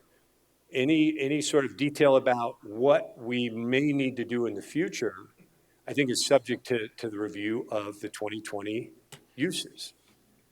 Got 18 feet in gravel, okay? I mean, do we have a set of engineering plans? No, because there hasn't been a request to amend by my clients. So I don't want the board to make a decision, even on the continuance, that's something that isn't gonna change. Staff has recommended we go with these limited numbers. Road doesn't change. If you want to increase, we have the fairly fleshed out 18 feet in gravel that's already in there that my clients have willingly accepted. You know, this idea of this isn't a legal issue. I'm not going to cite a bunch of cases. It's absolutely not a legal issue. There's been no legal issues flagged by staff, including Megan. You know, the idea of, it doesn't say this is a prove it year. But what else do you call it when you're having a mandated review virtually within days of the camp being over? Absolutely, there's in writing a mandatory review. So sorry, prove it was my, coin of phrase, but it's in writing. This thing is going to be reviewed, and it's going to be reviewed promptly. Uh, the bed and breakfast situation, you know more about that than any 10 lawyers. They're routinely addressed by this board. That's not a deal breaker in any sense. If there's a question about the end of the camp performance, the notices allowed this body to say we want it to be no more than 40. I can tell you that the board is made up of 8. 9 and a +1 gets you to 20. You've got students and you've got faculty, and there isn't any way you get to anywhere near 100. But if this body wants us to commit to no more than 40 for the one performance at the end of the camp, we're fine with that. And the notice allows that change to be made unless I'm, misunderstood the law. But nothing's going to change with a continuance. I get it. Mr. Stiles is doing his job. They want to, but he's not even able to commit that all of his clients would even agree to what he could bring back to the board. So, for example, item 27, to me, it just restates what the ordinance already is. I think it's more favorable. It's more of a heads up to the board and anyone that objects to say, look, it isn't going to be carte blanche going forward. You can throw a deck on, but if you start to add another camp, you're going to require an amendment. We can live with that. But if this body wants to strike that, I think the law would already, or the ordinances would already cover it. So we really believe it's time to make a decision on it. I think my clients, again, the continuance, as Mr. Chairman noted, was very constructive and born out of, again, a meeting that Mr. Stiles didn't attend, but a very significant confusion about what was happening. We needed that continuance, and I don't mean we, I mean collectively, we needed that continuance. My clients didn't request it, but we all needed it, and I think it was productive. I think it got to a place where you can feel very comfortable supporting the petition. Thank you. Mr. Chairman. Commissioner, Can I speak or not? Or are you done? we're close to being done. I was going to make a motion, but she can speak before I make the motion. Okay, come forward. Hi, my name is Trudy Brassfield, and I am owner of Klondike Road. And I think the reason, and I'm not a lawyer, I'm just trying to speak out, and I usually do really well with a speech, but I don't have one right now. Why we are so concerned and why we want this continuance is because we feel we have been misled through this whole ordeal. We started out in September as only a 3-week camp. That's it. And then it just keeps growing and the wording keeps growing. And that is why Mr. Stiles, and we were very, very clear to him that we said, we do not trust them. We want everything concrete because we feel that if you give them an inch in 2023, if we don't come back here in August with our whole list, it's going to grow. And we're concerned. The first time we met, when they withdrew their permit, Brett was asked why they picked this vicinity. This 17 acres is surrounded all by private people. My property and that of everyone else's except I think one has Forest Service. We do not impede on anybody, but this is going to be right in the middle of all of us. And so that's why the concrete, anyway, going back to Brett, he was asked why he picked this. Katie said they couldn't find any place else. I feel that they are making these 17 acres what they want it to be. It is a private residential area. And he stated that they picked it because they like the location, they like the isolation, and they like the beauty. And they will be changing this whole thing if this goes through. It will no longer be private. You improve the road, it's still a private road. It still have to be maintained. Are we gonna have to put in our money in order for them to use it quite more extensively than all the rest of the residents? And in closing, whether you decide now to a continuance or not, I want, when you make your vote, think about this. This will be put in your area. Thank you, Trish. Thank you. Commissioner Lassiter. Mr. Chairman, I'd like to make a motion. Motion would be to approve with the staff's current recommendations, with the additional of an item 29. Before any operation of the Airbnb or the music festival, the road must be stabilized where the cutouts have occurred by the applicants. Is there a second to the motion? I'll second for discussion. Got a second for discussion. Discussion. Mr. Chair, Commissioner Ross. I've received a couple of phone calls that said I would support a continuance, so I'm going to have to honor that. That's where I'm at, too. You're right. Mr. Chair, I agree. I understand that there's a desire to continue. I think we've had a lot of conversation with them, with the client applicants. I think they've significantly reduced what they've applied for, and I totally understand what was just stated about it's changed from the beginning to where it is now. It's changed from the beginning to where it is now, and it's significantly reduced so that they can move forward to utilize their home and to use it for what they desire, but even on a smaller scale than what was originally proposed. Some of that proposal was because they were told by the planning and zoning, well, if you're going to do this, maybe you should ask for the maximum of what you can do rather than just trying to start out small. In our conversations, we talked about all that, and perhaps maybe looking back on it, they should have started out small, and then we probably wouldn't have been in this situation because they could have showed you how responsible they were. Or not. I can say both ways. You would learn a lot from them if you let them operate it.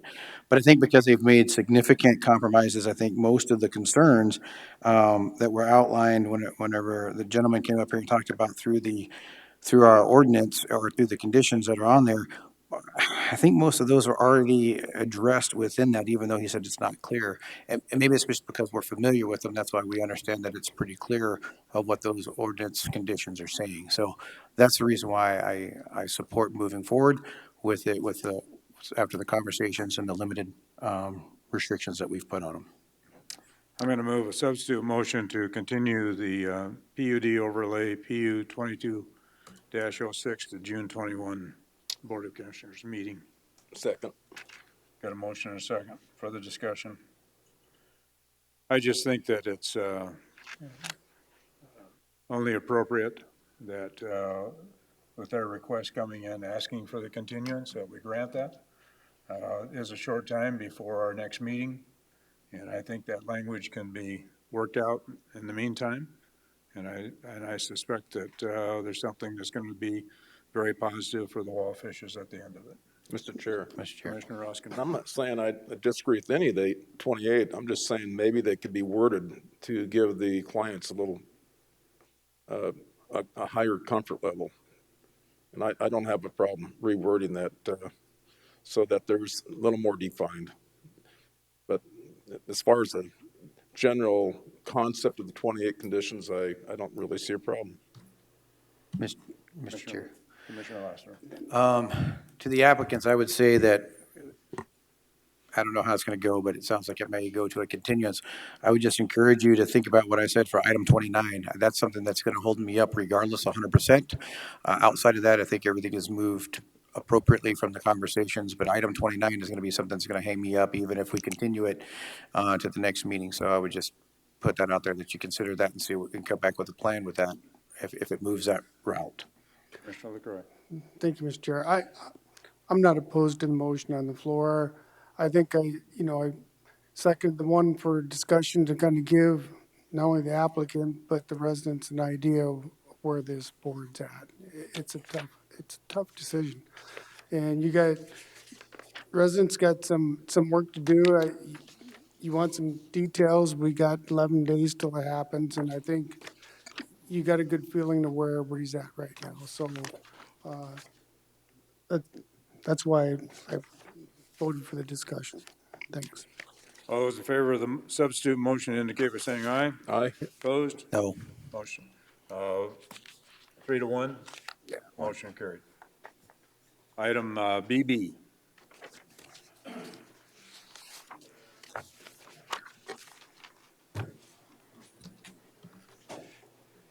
Agenda item BB is public hearing of ordinance amendment OA 21-22 to add section 330 efficiency dwellings to the Pennington County zoning ordinance. Apologize, bring this up for you.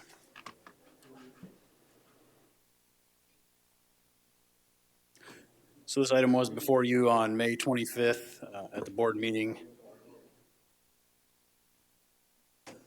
There were some changes that you wanted to see made to this document, and I don't know if you noticed it, or maybe having some problems here, sorry. It does. Okay. I'm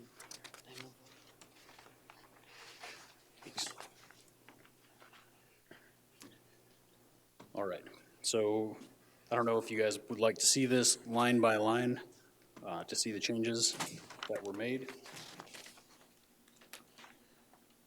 But it's only The changes were all in our packet, correct? I mean, Right, it's that's what we correct. read. Yeah. Yeah, so I don't think we need to do that Okay. line by line. Sounds good. Move for approval. Second. I've got a motion and a second to approve. Is there any further discussion? All those in favor of the motion indicate by saying aye. Aye. Aye. Opposed, motion carried. Double C.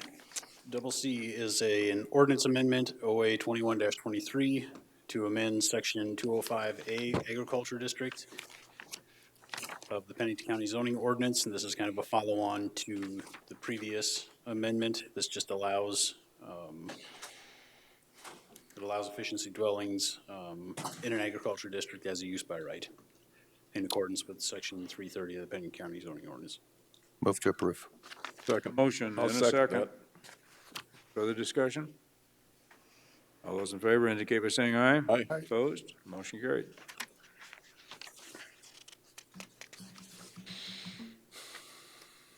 Next agenda item is DD. This is ordinance amendment 21-24 to amend section 210A urban residential district to allow efficiency dwellings in an urban residential district as a use by right, and staff would recommend to deny this ordinance amendment based on the feedback and approval for section 330. I believe this is one of the requests that you had moving forward from the May 25th meeting, taking this allowed use by right out of urban residential districts. So the recommendation is to deny this one. Correct. Move to deny. Second. Got a motion to deny and a second. All those in favor of the motion indicate saying aye. Aye. Opposed, motion carried. Agenda item EE is ordinance amendment 22-07 to amend the subdivision regulations. This is more or less housekeeping for us. Also with county highways, ordinance 14 coming before you, I believe, at the next meeting. The tables that were previously in our subdivision regulations have been moved over to theirs in ordinance 14. And other than that, there has been some housekeeping going through this. This was a relatively new subdivision regulation ordinance. There were bound to be some things that we needed to clarify and clean up a little bit. And based on some of the feedback we got from Janelle, we did move forward with some of those changes. And this amendment captures those. Mr. Chairman, Commissioner Laster. should we hold off on this until the final reading of ordinance 14, just in case there's some changes, or does that impact it, or is it just straight up references to ordinance 14, and so any changes to ordinance 14 wouldn't impact this? Correct. Yeah, I believe that the way that this is set up to be heard, that once both of these ordinances are heard, they'll become effective on the same day. So we got the third hearing next meeting, right? Correct. So then is it better to continue this one to that meeting instead of it? My understanding is that, like I said, once this is heard today and approved, then I think, yeah, the way that it's lined up is that ordinance 14 and our subdivision regulations will be effective on the same day. So if you approve it today, then they will become effective on the same day as ordinance 14. When we approve 14. So we could approve this. Right. Is there a motion? Move for approval. Is there a second? Second. All in favor of the motion indicate by saying aye. Aye. Opposed? Motion carried.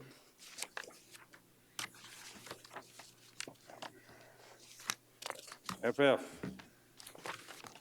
Cody Sack, Environmental Planner. Item FF is to request not to pay a building permit penalty fee for Kathy Poole. The applicant Kathy Poole is requesting not to pay a building permit fee. Ms. Poole applied for a building permit, the building permit COBP 20-0183 for a single-family residence on May 20th, 2020. The permit involved an unfinished loft that the applicant stated would be finished down the road. Upon the site visit by the Department of Equalization, it was discovered the 700 square foot loft had been finished without a building permit. Neither the applicant nor her contractor contacted the planning department to amend the building permit or the process for the finished space. Staff would recommend to deny the applicant's request to waive the penalty fee of $441, as allowing the penalty fee to be waived would set a precedent that is okay to go against Pennington County zoning ordinance, because a person didn't think to get or obtain a building permit or update said building permit. Mr. So Chair. was there any reason given as to why they didn't get the? She said that when her contractor was in there building the house, that the contractor came to her and said, hey, it'd be a good idea to finish it now, because if once it's finished, you're going to have contractors coming through a finished house and it's going to create a mess down the line. And she didn't think with the building of the house, she didn't realize that she needed a building permit. That was her reasoning, but anytime someone comes in with unfinished space, on a building permit, we always inform them that whenever down the road they finish that finished space, that it requires a building permit. So her reasoning for it was that she didn't think to come in and update the building permit. Okay, Commissioner Huskinick. So Kathy's one of my neighbors, and she moved here from Minnesota, works for Monument Health now. And just the move and the transition in the house, I think it was just a pure oversight. If this was deliberate, I would I would agree with your assessment to have her pay the penalty, but she says that she'd be more than happy to pay the building permit, but she is asking for forgiveness, and I will support that because it was purely an oversight. Somebody that moved here from out of state wanted to come here, and very unintentional. I don't have an issue with that. Mr. Chairman, Commissioner Laster. you know, I do understand what you're saying on that one. However, I will say this, and this is what I had to ask the question this morning. I know we can't go back property tax wise, but it was assessed as a single bedroom home, but yet it was a 3-bedroom home. If there was property tax to be paid on it, it should have been assessed as a 3-bedroom home because it was finished that way. So the question is, how much did we lose in property tax because it wasn't assessed appropriately? It was assessed as a 1-bedroom home without a finished loft. So that's why I think it's kind of appropriate, because we may have actually had, depending on how it's valued, I don't know how it's valued and where it's at, we actually would have had more property tax in our funds to expend if it would have been appropriately assessed And it was caught by our assessors whenever they did their going through. And so I agree she didn't try to hide it, but I also think that, you know, it should have been assessed 2 years ago and she should have been paying property tax on it, which is probably more than what this fine is for not. I'm in favor of her paying for it just because of that simple fact, because she was told at the time that she needed to come back and do it. I can understand oversights, but, you know, I bought some vehicles or trailers and I oversighted the 45 days, and guess what? I came in here and I paid my penalty because I said, you're right. I messed up. I didn't do it in 45 days, so I pay my penalty for however many dollars it is every 2 weeks that you don't pay it. So Well, I think we both have a good case. I still take my position. So one thing staff considers is, we hear all the time, there's actually been someone at the counter who told someone not to just go and build it because it's easier to get the forgiveness later and pay the penalty fee later.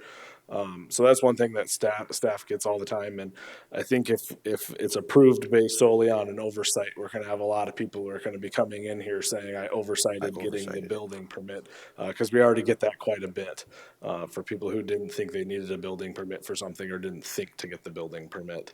So had she received the first letter, would there still have been a penalty if she had? So if she would have finished it at the counter when she originally applied for the building permit, she would have just been charged, the extra additional square footage for the 700 square feet, which probably would have been less than this was. But the fact that she specifically chose not to finish the loft, told us on the building permit that it'd be finished down the road. It required a separate permit, and our fees have gone up since 2020. So it would have actually behooved her to just finish all of it in 2020, but she chose not to. So was there an inspection? Is that how you discovered that the? Equalization went out to do their assessment and noticed that it would, like Commissioner Lassiter said, it was supposed to be like a one or two bedroom house, and there was supposed to be an unfinished loft. When they were doing their assessment, they noticed that the 700 square foot loft had been finished. Mr. Chair, Commissioner LaCroix. I struggle with this. You know, quite frankly, I bought a piece of property and I knew there was a violation on it, and with the shed on it, but I had to pay the penalty fees. I didn't put it there, but I know what happened. Listening to both sides of this, I don't think there was too much ignorance. It was told I'm not gonna finish it, and then went ahead and did it. I think the staff probably did what they were supposed to, explained it, how it works, and that's why she decided to wait. I don't want to put words in anybody's or thoughts, so I'm not going to go with that. But I don't think it's that big of a price to pay for a mistake you made. You learn from it. That's why we have it. So I think that's probably where I want to kind of tend to. Mr. Chair. Commissioner I'm gonna have to bite the bullet on this one. I'll make a motion to deny. Second. Got a motion and a second to deny. Any further discussion? All those in favor indicate by saying aye. Aye. Aye. Opposed? Motion carried. Commissioners, before you move forward, I would like to ask that you reconsider item EE. EE? Yes, that's the subdivision regulations. My understanding was incorrect, and because ordinance 14 got continued to the next meeting, our subdivision regulations need to be continued to the next meeting as well. Okay. Move to Motion was reconsider. made by Commissioner LaCroix, second by Commissioner Roskinek, but it was approved unanimously, so anybody can ask for reconsideration on it. Move to reconsider EE. I've got a motion to reconsider EE. Second. Is there a second? Second. And a second. All those in favor of the motion indicate by saying aye. Aye. Aye. Opposed? Motion carried. What should the motion read then? To continue to the next board meeting. So moved, Mr. Chairman. Got a motion to continue to the next board meeting. Is there a second? I'll second. There you go. All those in favor indicate by saying aye. Aye. Opposed? Motion carried. Thought we'd change All it. that, Karen? I got it, yeah, Okay. thanks. Okay, item 20. We had deferred that to this point in time. Yes. Item 20 is the request for proposal for 2025 Western Interstate Region National Association of Counties Conference sponsorship.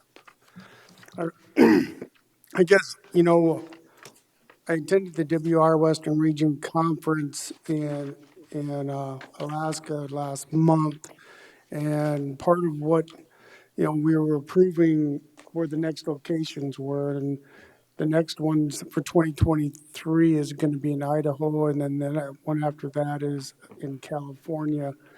And so this would be for 2025. And quite frankly, so I asked Jonathan at the the Western Interstate Region Conference to send me the proposal to see what it takes to bring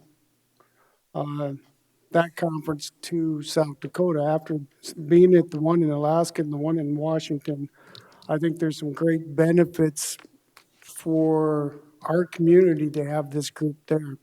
And, since this is recorded, I wanted to read just a little section of what WIR is for the public.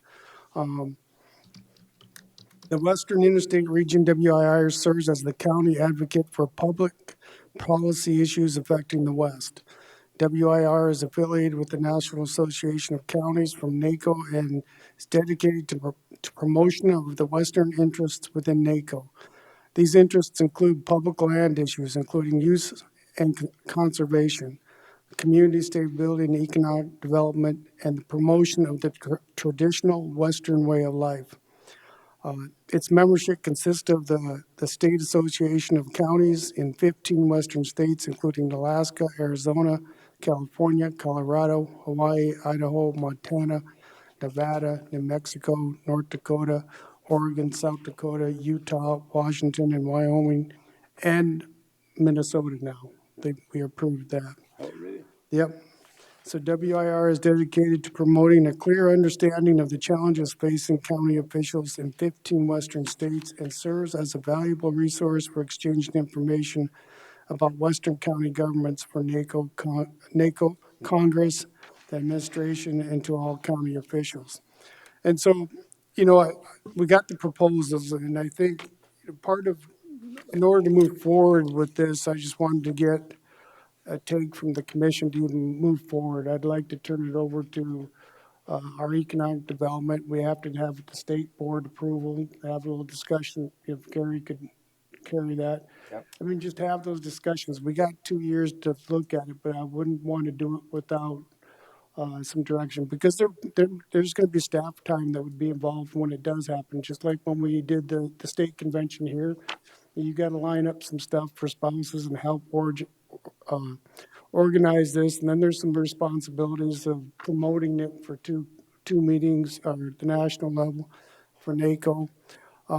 So it's a lot of work, but I think the costs that it says that are involved, I think we could get the sponsorships and we could look into that before, or we got plenty of time to look into that.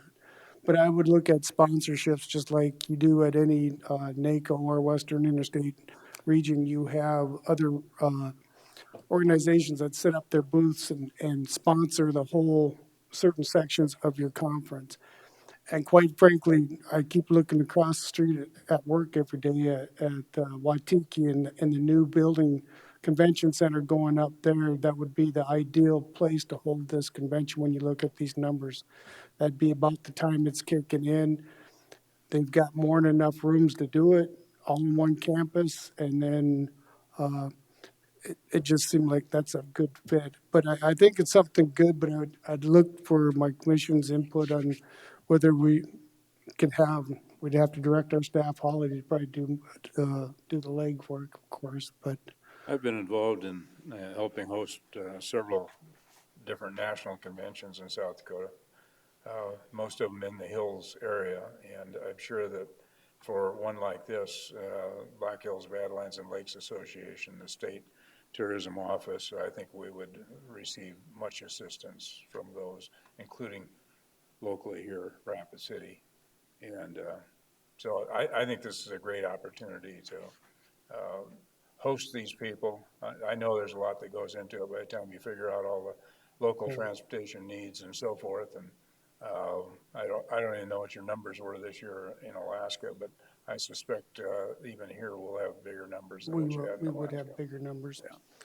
One of the things I wanted to say about this conference, and Gary, you probably know about this, went to one in Washington, is, it's the Western way of life. And when I give my report on the conference, I'll explain a little bit about how some things went. But we had some great people coming in that have really interest in forest management, and bringing them into our area to talk to our people would be invaluable. I mean, I absolutely believe that in order to understand things, you got to experience them. So when we talk about things that's happening in the Black Hills at these conferences, they've been here, they experienced it, they're going to take it to Congress, they're going to take it home to their communities.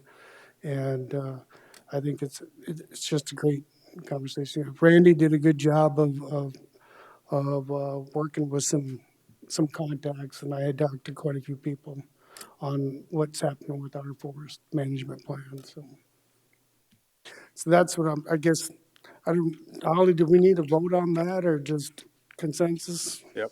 Okay. Take a motion on it. I would make a motion to, I'll have, There's a motion on your agenda. Yeah. Do you want me to, you got it? So move to support the request to hold the Western Interstate Region National Association of Counties in Pennington County, South Dakota in 2025, and to send the request for proposal to visit Rapid City and elevate Rapid City for their assistance in completing the submission. Second. That's the motion I have from Commissioner LaCroix. And second, Commissioner Lassiter. All those in favor of the motion indicate by saying aye. Aye. Opposed? Motion carried. Okay, I think we're down to committee reports. Travis.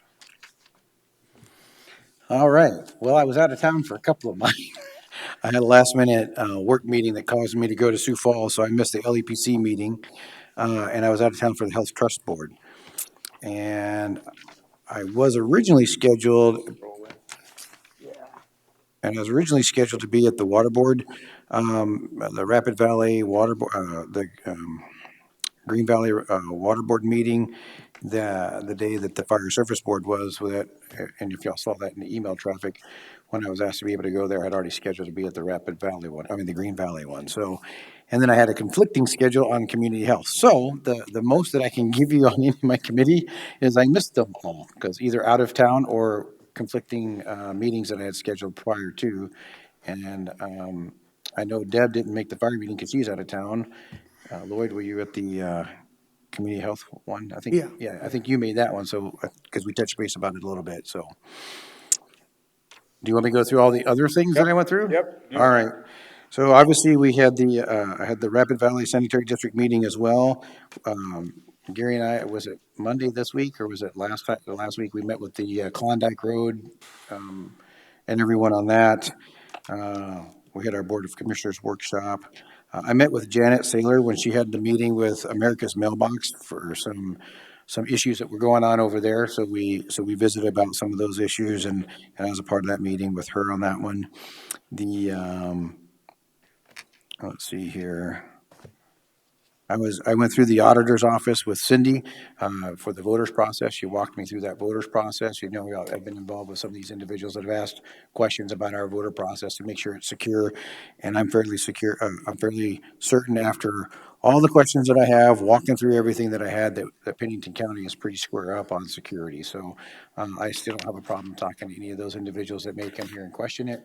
I've read through a lot of the material that they've provided, and a lot of the material makes reference to the ESS machines that we use, but it doesn't make reference to the voter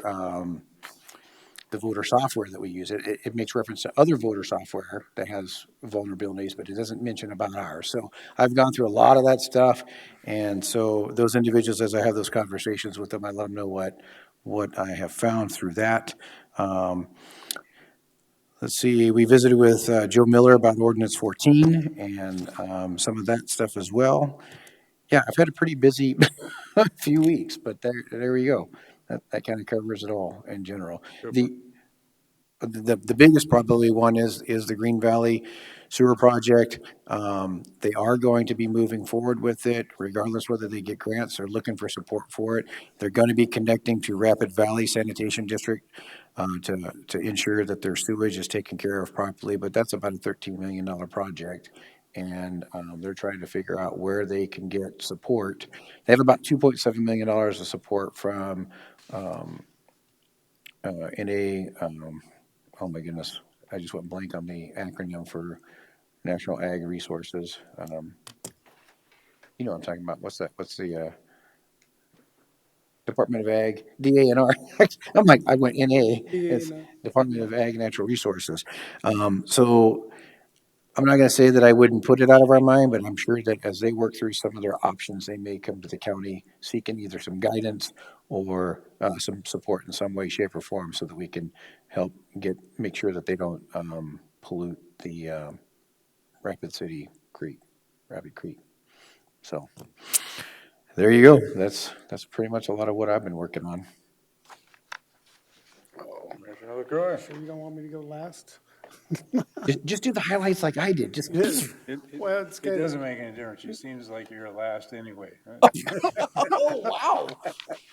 Because I always come back and have a comment. So That's true. That's fair. Fair statement. I'll take that as a compliment myself.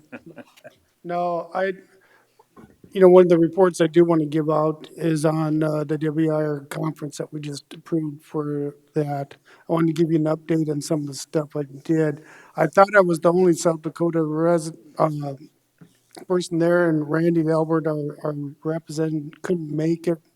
And by the time we got through the end on the weekend, got there, it did take his proxy for the state. So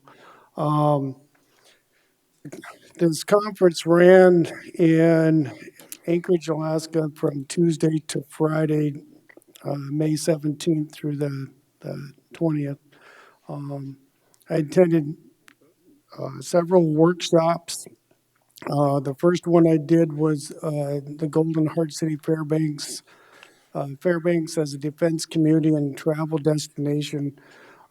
This one was we went from Anchorage to Fairbanks, and our first stop was the College of Alaska, where our presentation was on fire science, and I took some pictures of that presentation and sent those to Jerome on some of it, because their fire standards in Alaska are quite different from the Black Hills. Even their trees don't grow as thick and as wide as ours. And a lot of times with their fires, they just let them burn unless there's a structure that's in place. But so that was at the university, and then the other part was on that day we went to. God, I should have this in my mind. We toured the Trans-Alaska Pipeline, so we got to see that. We also went and seen, the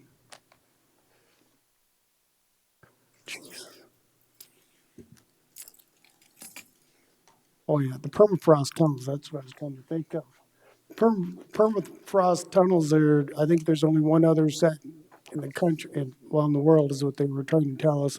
But the science work that they do in the permafrost tunnels was unique to this area. So we got to tour that also. And quite frankly, it was like a freezer down there, because you can see the ice down in those tunnels.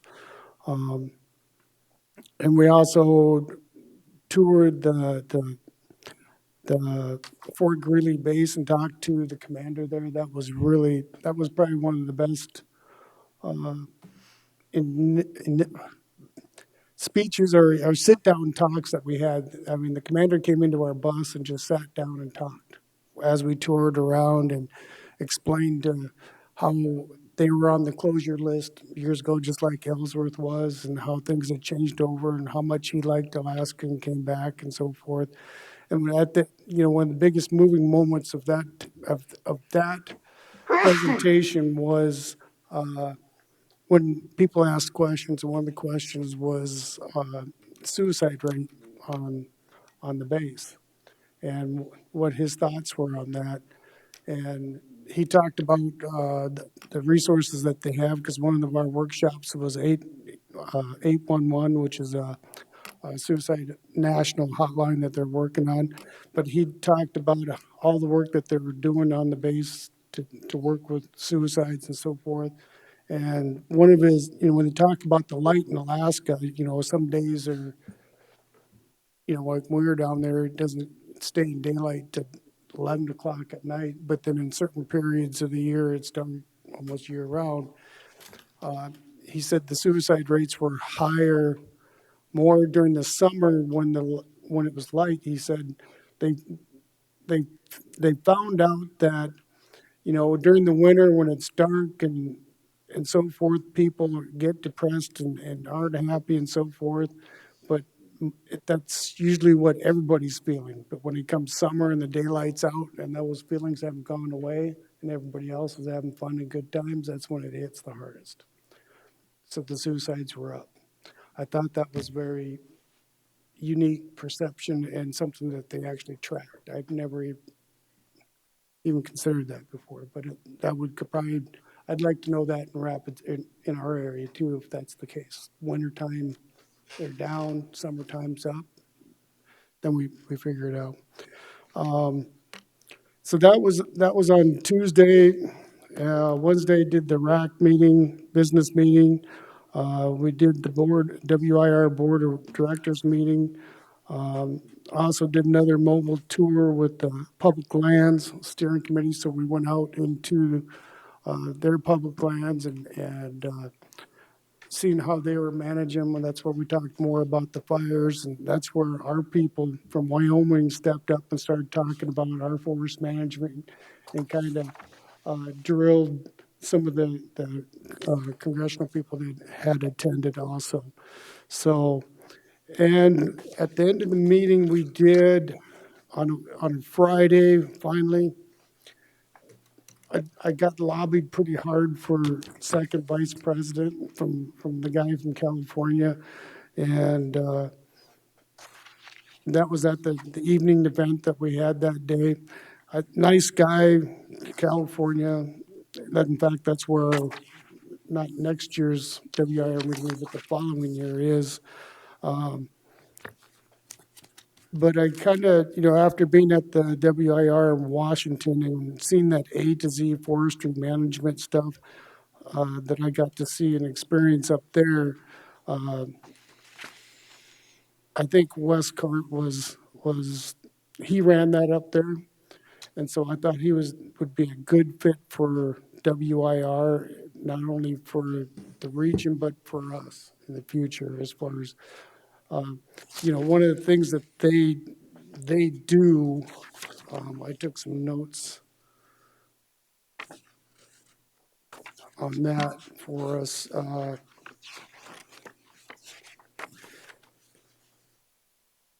Industry marking of timber to be harvested is one of the biggest cost savings in the A to Z forestry that they did up in Washington.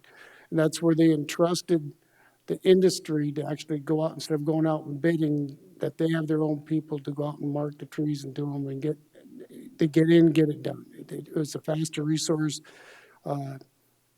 He's very up on that stuff. So I thought he would be very good for us. And so that's where our vote went for, and that's who got elected as second vice. So one of the good things also is during that very end of that meeting was I thought I was going to be at a table by myself, but found out we had two other people from South Dakota there from Brookings. So that was Larry Jensen and Angela Bozeman. So we sat back and talked, which was great because I went to, in one of my meetings, I went to, I gotta find it here. I went to Nationwide Marketing Insights, and they went to the workshop connecting residents to crisis care, implementing 988 suicide lifeline to rural communities. So then we were able to sit at that table and talk about that, because I was trying to debate which one to go to, the 981 or the market insights. And I'm glad I had that moment to talk to them. I brought back some of the paperwork I'll drop off for that 988 crisis hotline, because I wanted to see what the market was because of what we were experiencing. And we're not the only market in the country that's going through this right now. It's happening all over as far as people coming in and buying the houses, and market going up high. And so So did you say that from Washington, the gentleman's name was Westgard? Wes McCart, sorry, West what? Huh? McCart. McCart? Yeah, So I would suggest that you visit with Ron and Scott and see if there yeah. would be any advantage of having, extending a invitation to him to come out with the negotiations and talk that's going on with our local Forest Service, if he would have any influence with his new position at this point in time to assist South Dakota and Wyoming on their efforts with the Forest Service now. I could. I think I got it. He emailed me because he was going to send me some of his plans on some of that stuff, but he didn't come through. But I'll look through my stuff and do that email. But you're right. You know, one other thing stuck out in a comment that happened in an open general session that I wrote down. And this come from I think her name was Alejandra Costello. She was the U.S. Department of Commerce. You know, she made the comment that not everyone can ride the cart. We need people to pull the cart. And what that meant was she's saying a lot of wealth is moving, but not creating economic development. So a lot of wealth is moving, a lot of people coming in with money, but not really creating any more economic development that's already there. You know, that was some things that she talked about. And I couldn't be more right with, you know, her thoughts on, you know, not everybody can ride the cart. We need people to pull it. You know, I mean, that's one of the problems that we're having right now in our country. So they had some great speakers, and it was a good conference. They did a pretty good job of getting it going. So Good. Glad you went. the only other thing I got to update on, basic stuff on the community health board. We just did some policy changes. There wasn't not really much to report on that. And Is that the ones they've been talking on? yeah. And one of the things I did send out to everybody today is one of the meetings I had was the bipartisan infrastructure law. They simplified it. I sent this out to the commissioners, but when I was at the meeting, I did send it to Liz upstairs, and I did send it to Joe right away, so they had it to look up for some of the infrastructure law, money that's available, so that you could look at it. But I also I'm going to print this out. I had an MOA, Human Relation Commission, 2 or 3 different meetings this week, or 2 weeks with them. They are going to do an immersion about place, and what that is they want to take and give a tour of our community, of some of the stuff. I can kind of explain it. The immersion schedule is going to be introduction at rural initiatives, explain what the circle means there. Then you'd be going to Susan Lands and talking about the Camp Oshkosh history, Susan Lands presentation, evaluation of Susan presentation, education.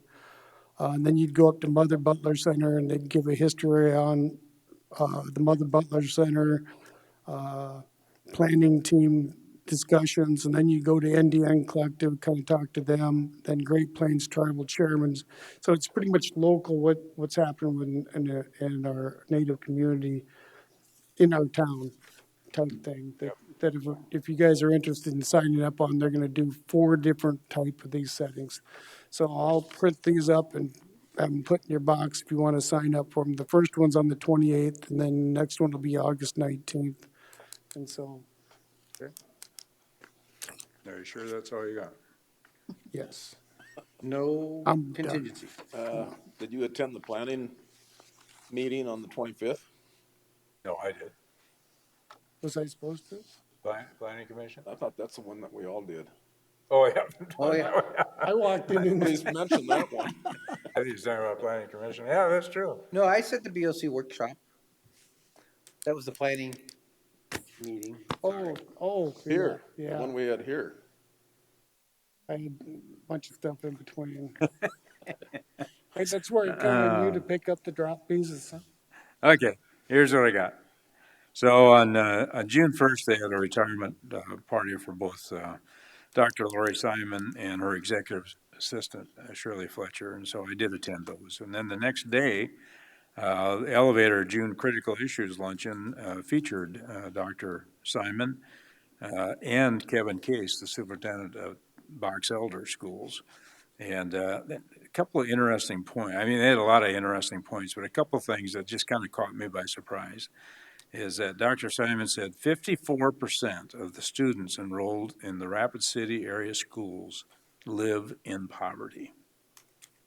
That surprised me, that high of a number. In addition, both Simon and Kay said only about 40% of the kindergartners beginning school are at a vocabulary level that is expected of that age. And so obviously, this is bringing about lots of discussion on preschools. In fact, Dr. Case, and I didn't understand if he's talking about this fall or a year from this fall, the Box Elder is looking at some preschool programs at that point in time. So biggest needs for both of the districts, very obvious, staff and facilities. Commissioner Ross Connect. When was our last meeting, the 17th? That we had? Yeah, 3 weeks ago. trying to figure out. 3 weeks ago Tuesday. Well, I think Deb and I did the big 5 with Lori Simon, and Oh, yeah, you did, yeah. I think that was subsequent. And that was Lori's last time that she'll be at that particular event. But I can't remember what we talked about. It's been so long. I don't buy it. You always write something. On the 23rd, we met with Jim Nyman, Rushmore Forest Products in Hill City. He hired Pat Weiss to do some kind of a conceptual concept of what the sawmill could look like. And most of it was residential. There was an assisted living facility component, but then there was tiny homes and moderate homes, and 3.27 acres was dedicated to commercial. But it mostly addressed residential in some form or matter. And hopefully I'll be able to get a copy of that that I can share. I see they're getting a lot of that tore down. And so the first meeting that we had with the Forest Service relative to the forest plan revision we held here, we had a subsequent meeting in Meade County with the other counties. Scott and I went up together. And what we discussed is that, well, first of all, we had the gentleman from Custer. He's kind of the liaison that we're going to be working with as far as the information we put through the portal. Because what we're doing is Scott and I, relative to Pennington County, we're reviewing these assessments. And the assessment could be mining, timber harvesting. The only one that I felt comfortable getting involved with was recreation and scenery, because I know a little bit about the recreation and the economics of it. And then following that, the next week, Scott and I went to Custer and we met with Jeff Tomac, the supervisor, and Jim Gupples joined us. And basically, we visited about what Pennington County's role is going to be in this, and then he's going to meet with each county individually. So I've been getting on the portal once in a while, and I think there's 52 pages just on the recreation and scenery. Pennington County Housing Redevelopment, we agreed to sell a 1 acre lot on Catherine Drive in North Rapid to the Black Hills Works. And we're waiting to get an appraisal on that. That's how we agreed that we would sell it based on an appraisal done by Craig Steinley. We also agreed to hire a consultant to help us go forward with repositioning from HUD to Section 8. Silver City Fire Department, they're making some progress with the Forest Service. They've identified a site, and it looks like that's coming together quite well. And sooner or later, they're going to probably say, "Where's our $500,000 so we can build a station?" So we thought taking that out of PILT would be when it comes to that would be how we want to fund that, if that's the direction we go. And I got a letter yesterday from the Forest Service, because I live in Rochford. I got a house, and it shows where the proposed location is going to be, the cell tower behind the fire department. So but as I was telling Travis, the Forest Service wouldn't have gotten involved unless there was an official denial from me, and there was. And so Steve Angerhofer with FARR, whatever, he went to the Forest Service and said, "I've tried everything. They shot Roskinick down so bad." And he said, "Well, okay, we'll work with you." That's good. So that's moving along. Yeah, it's and then I got a call from Todd Seaman of South Dakota DOT, and he says, "Ron," he said, "we're going to be doing some major work on Highway 385 from Sheridan Lake to Sugar Shack."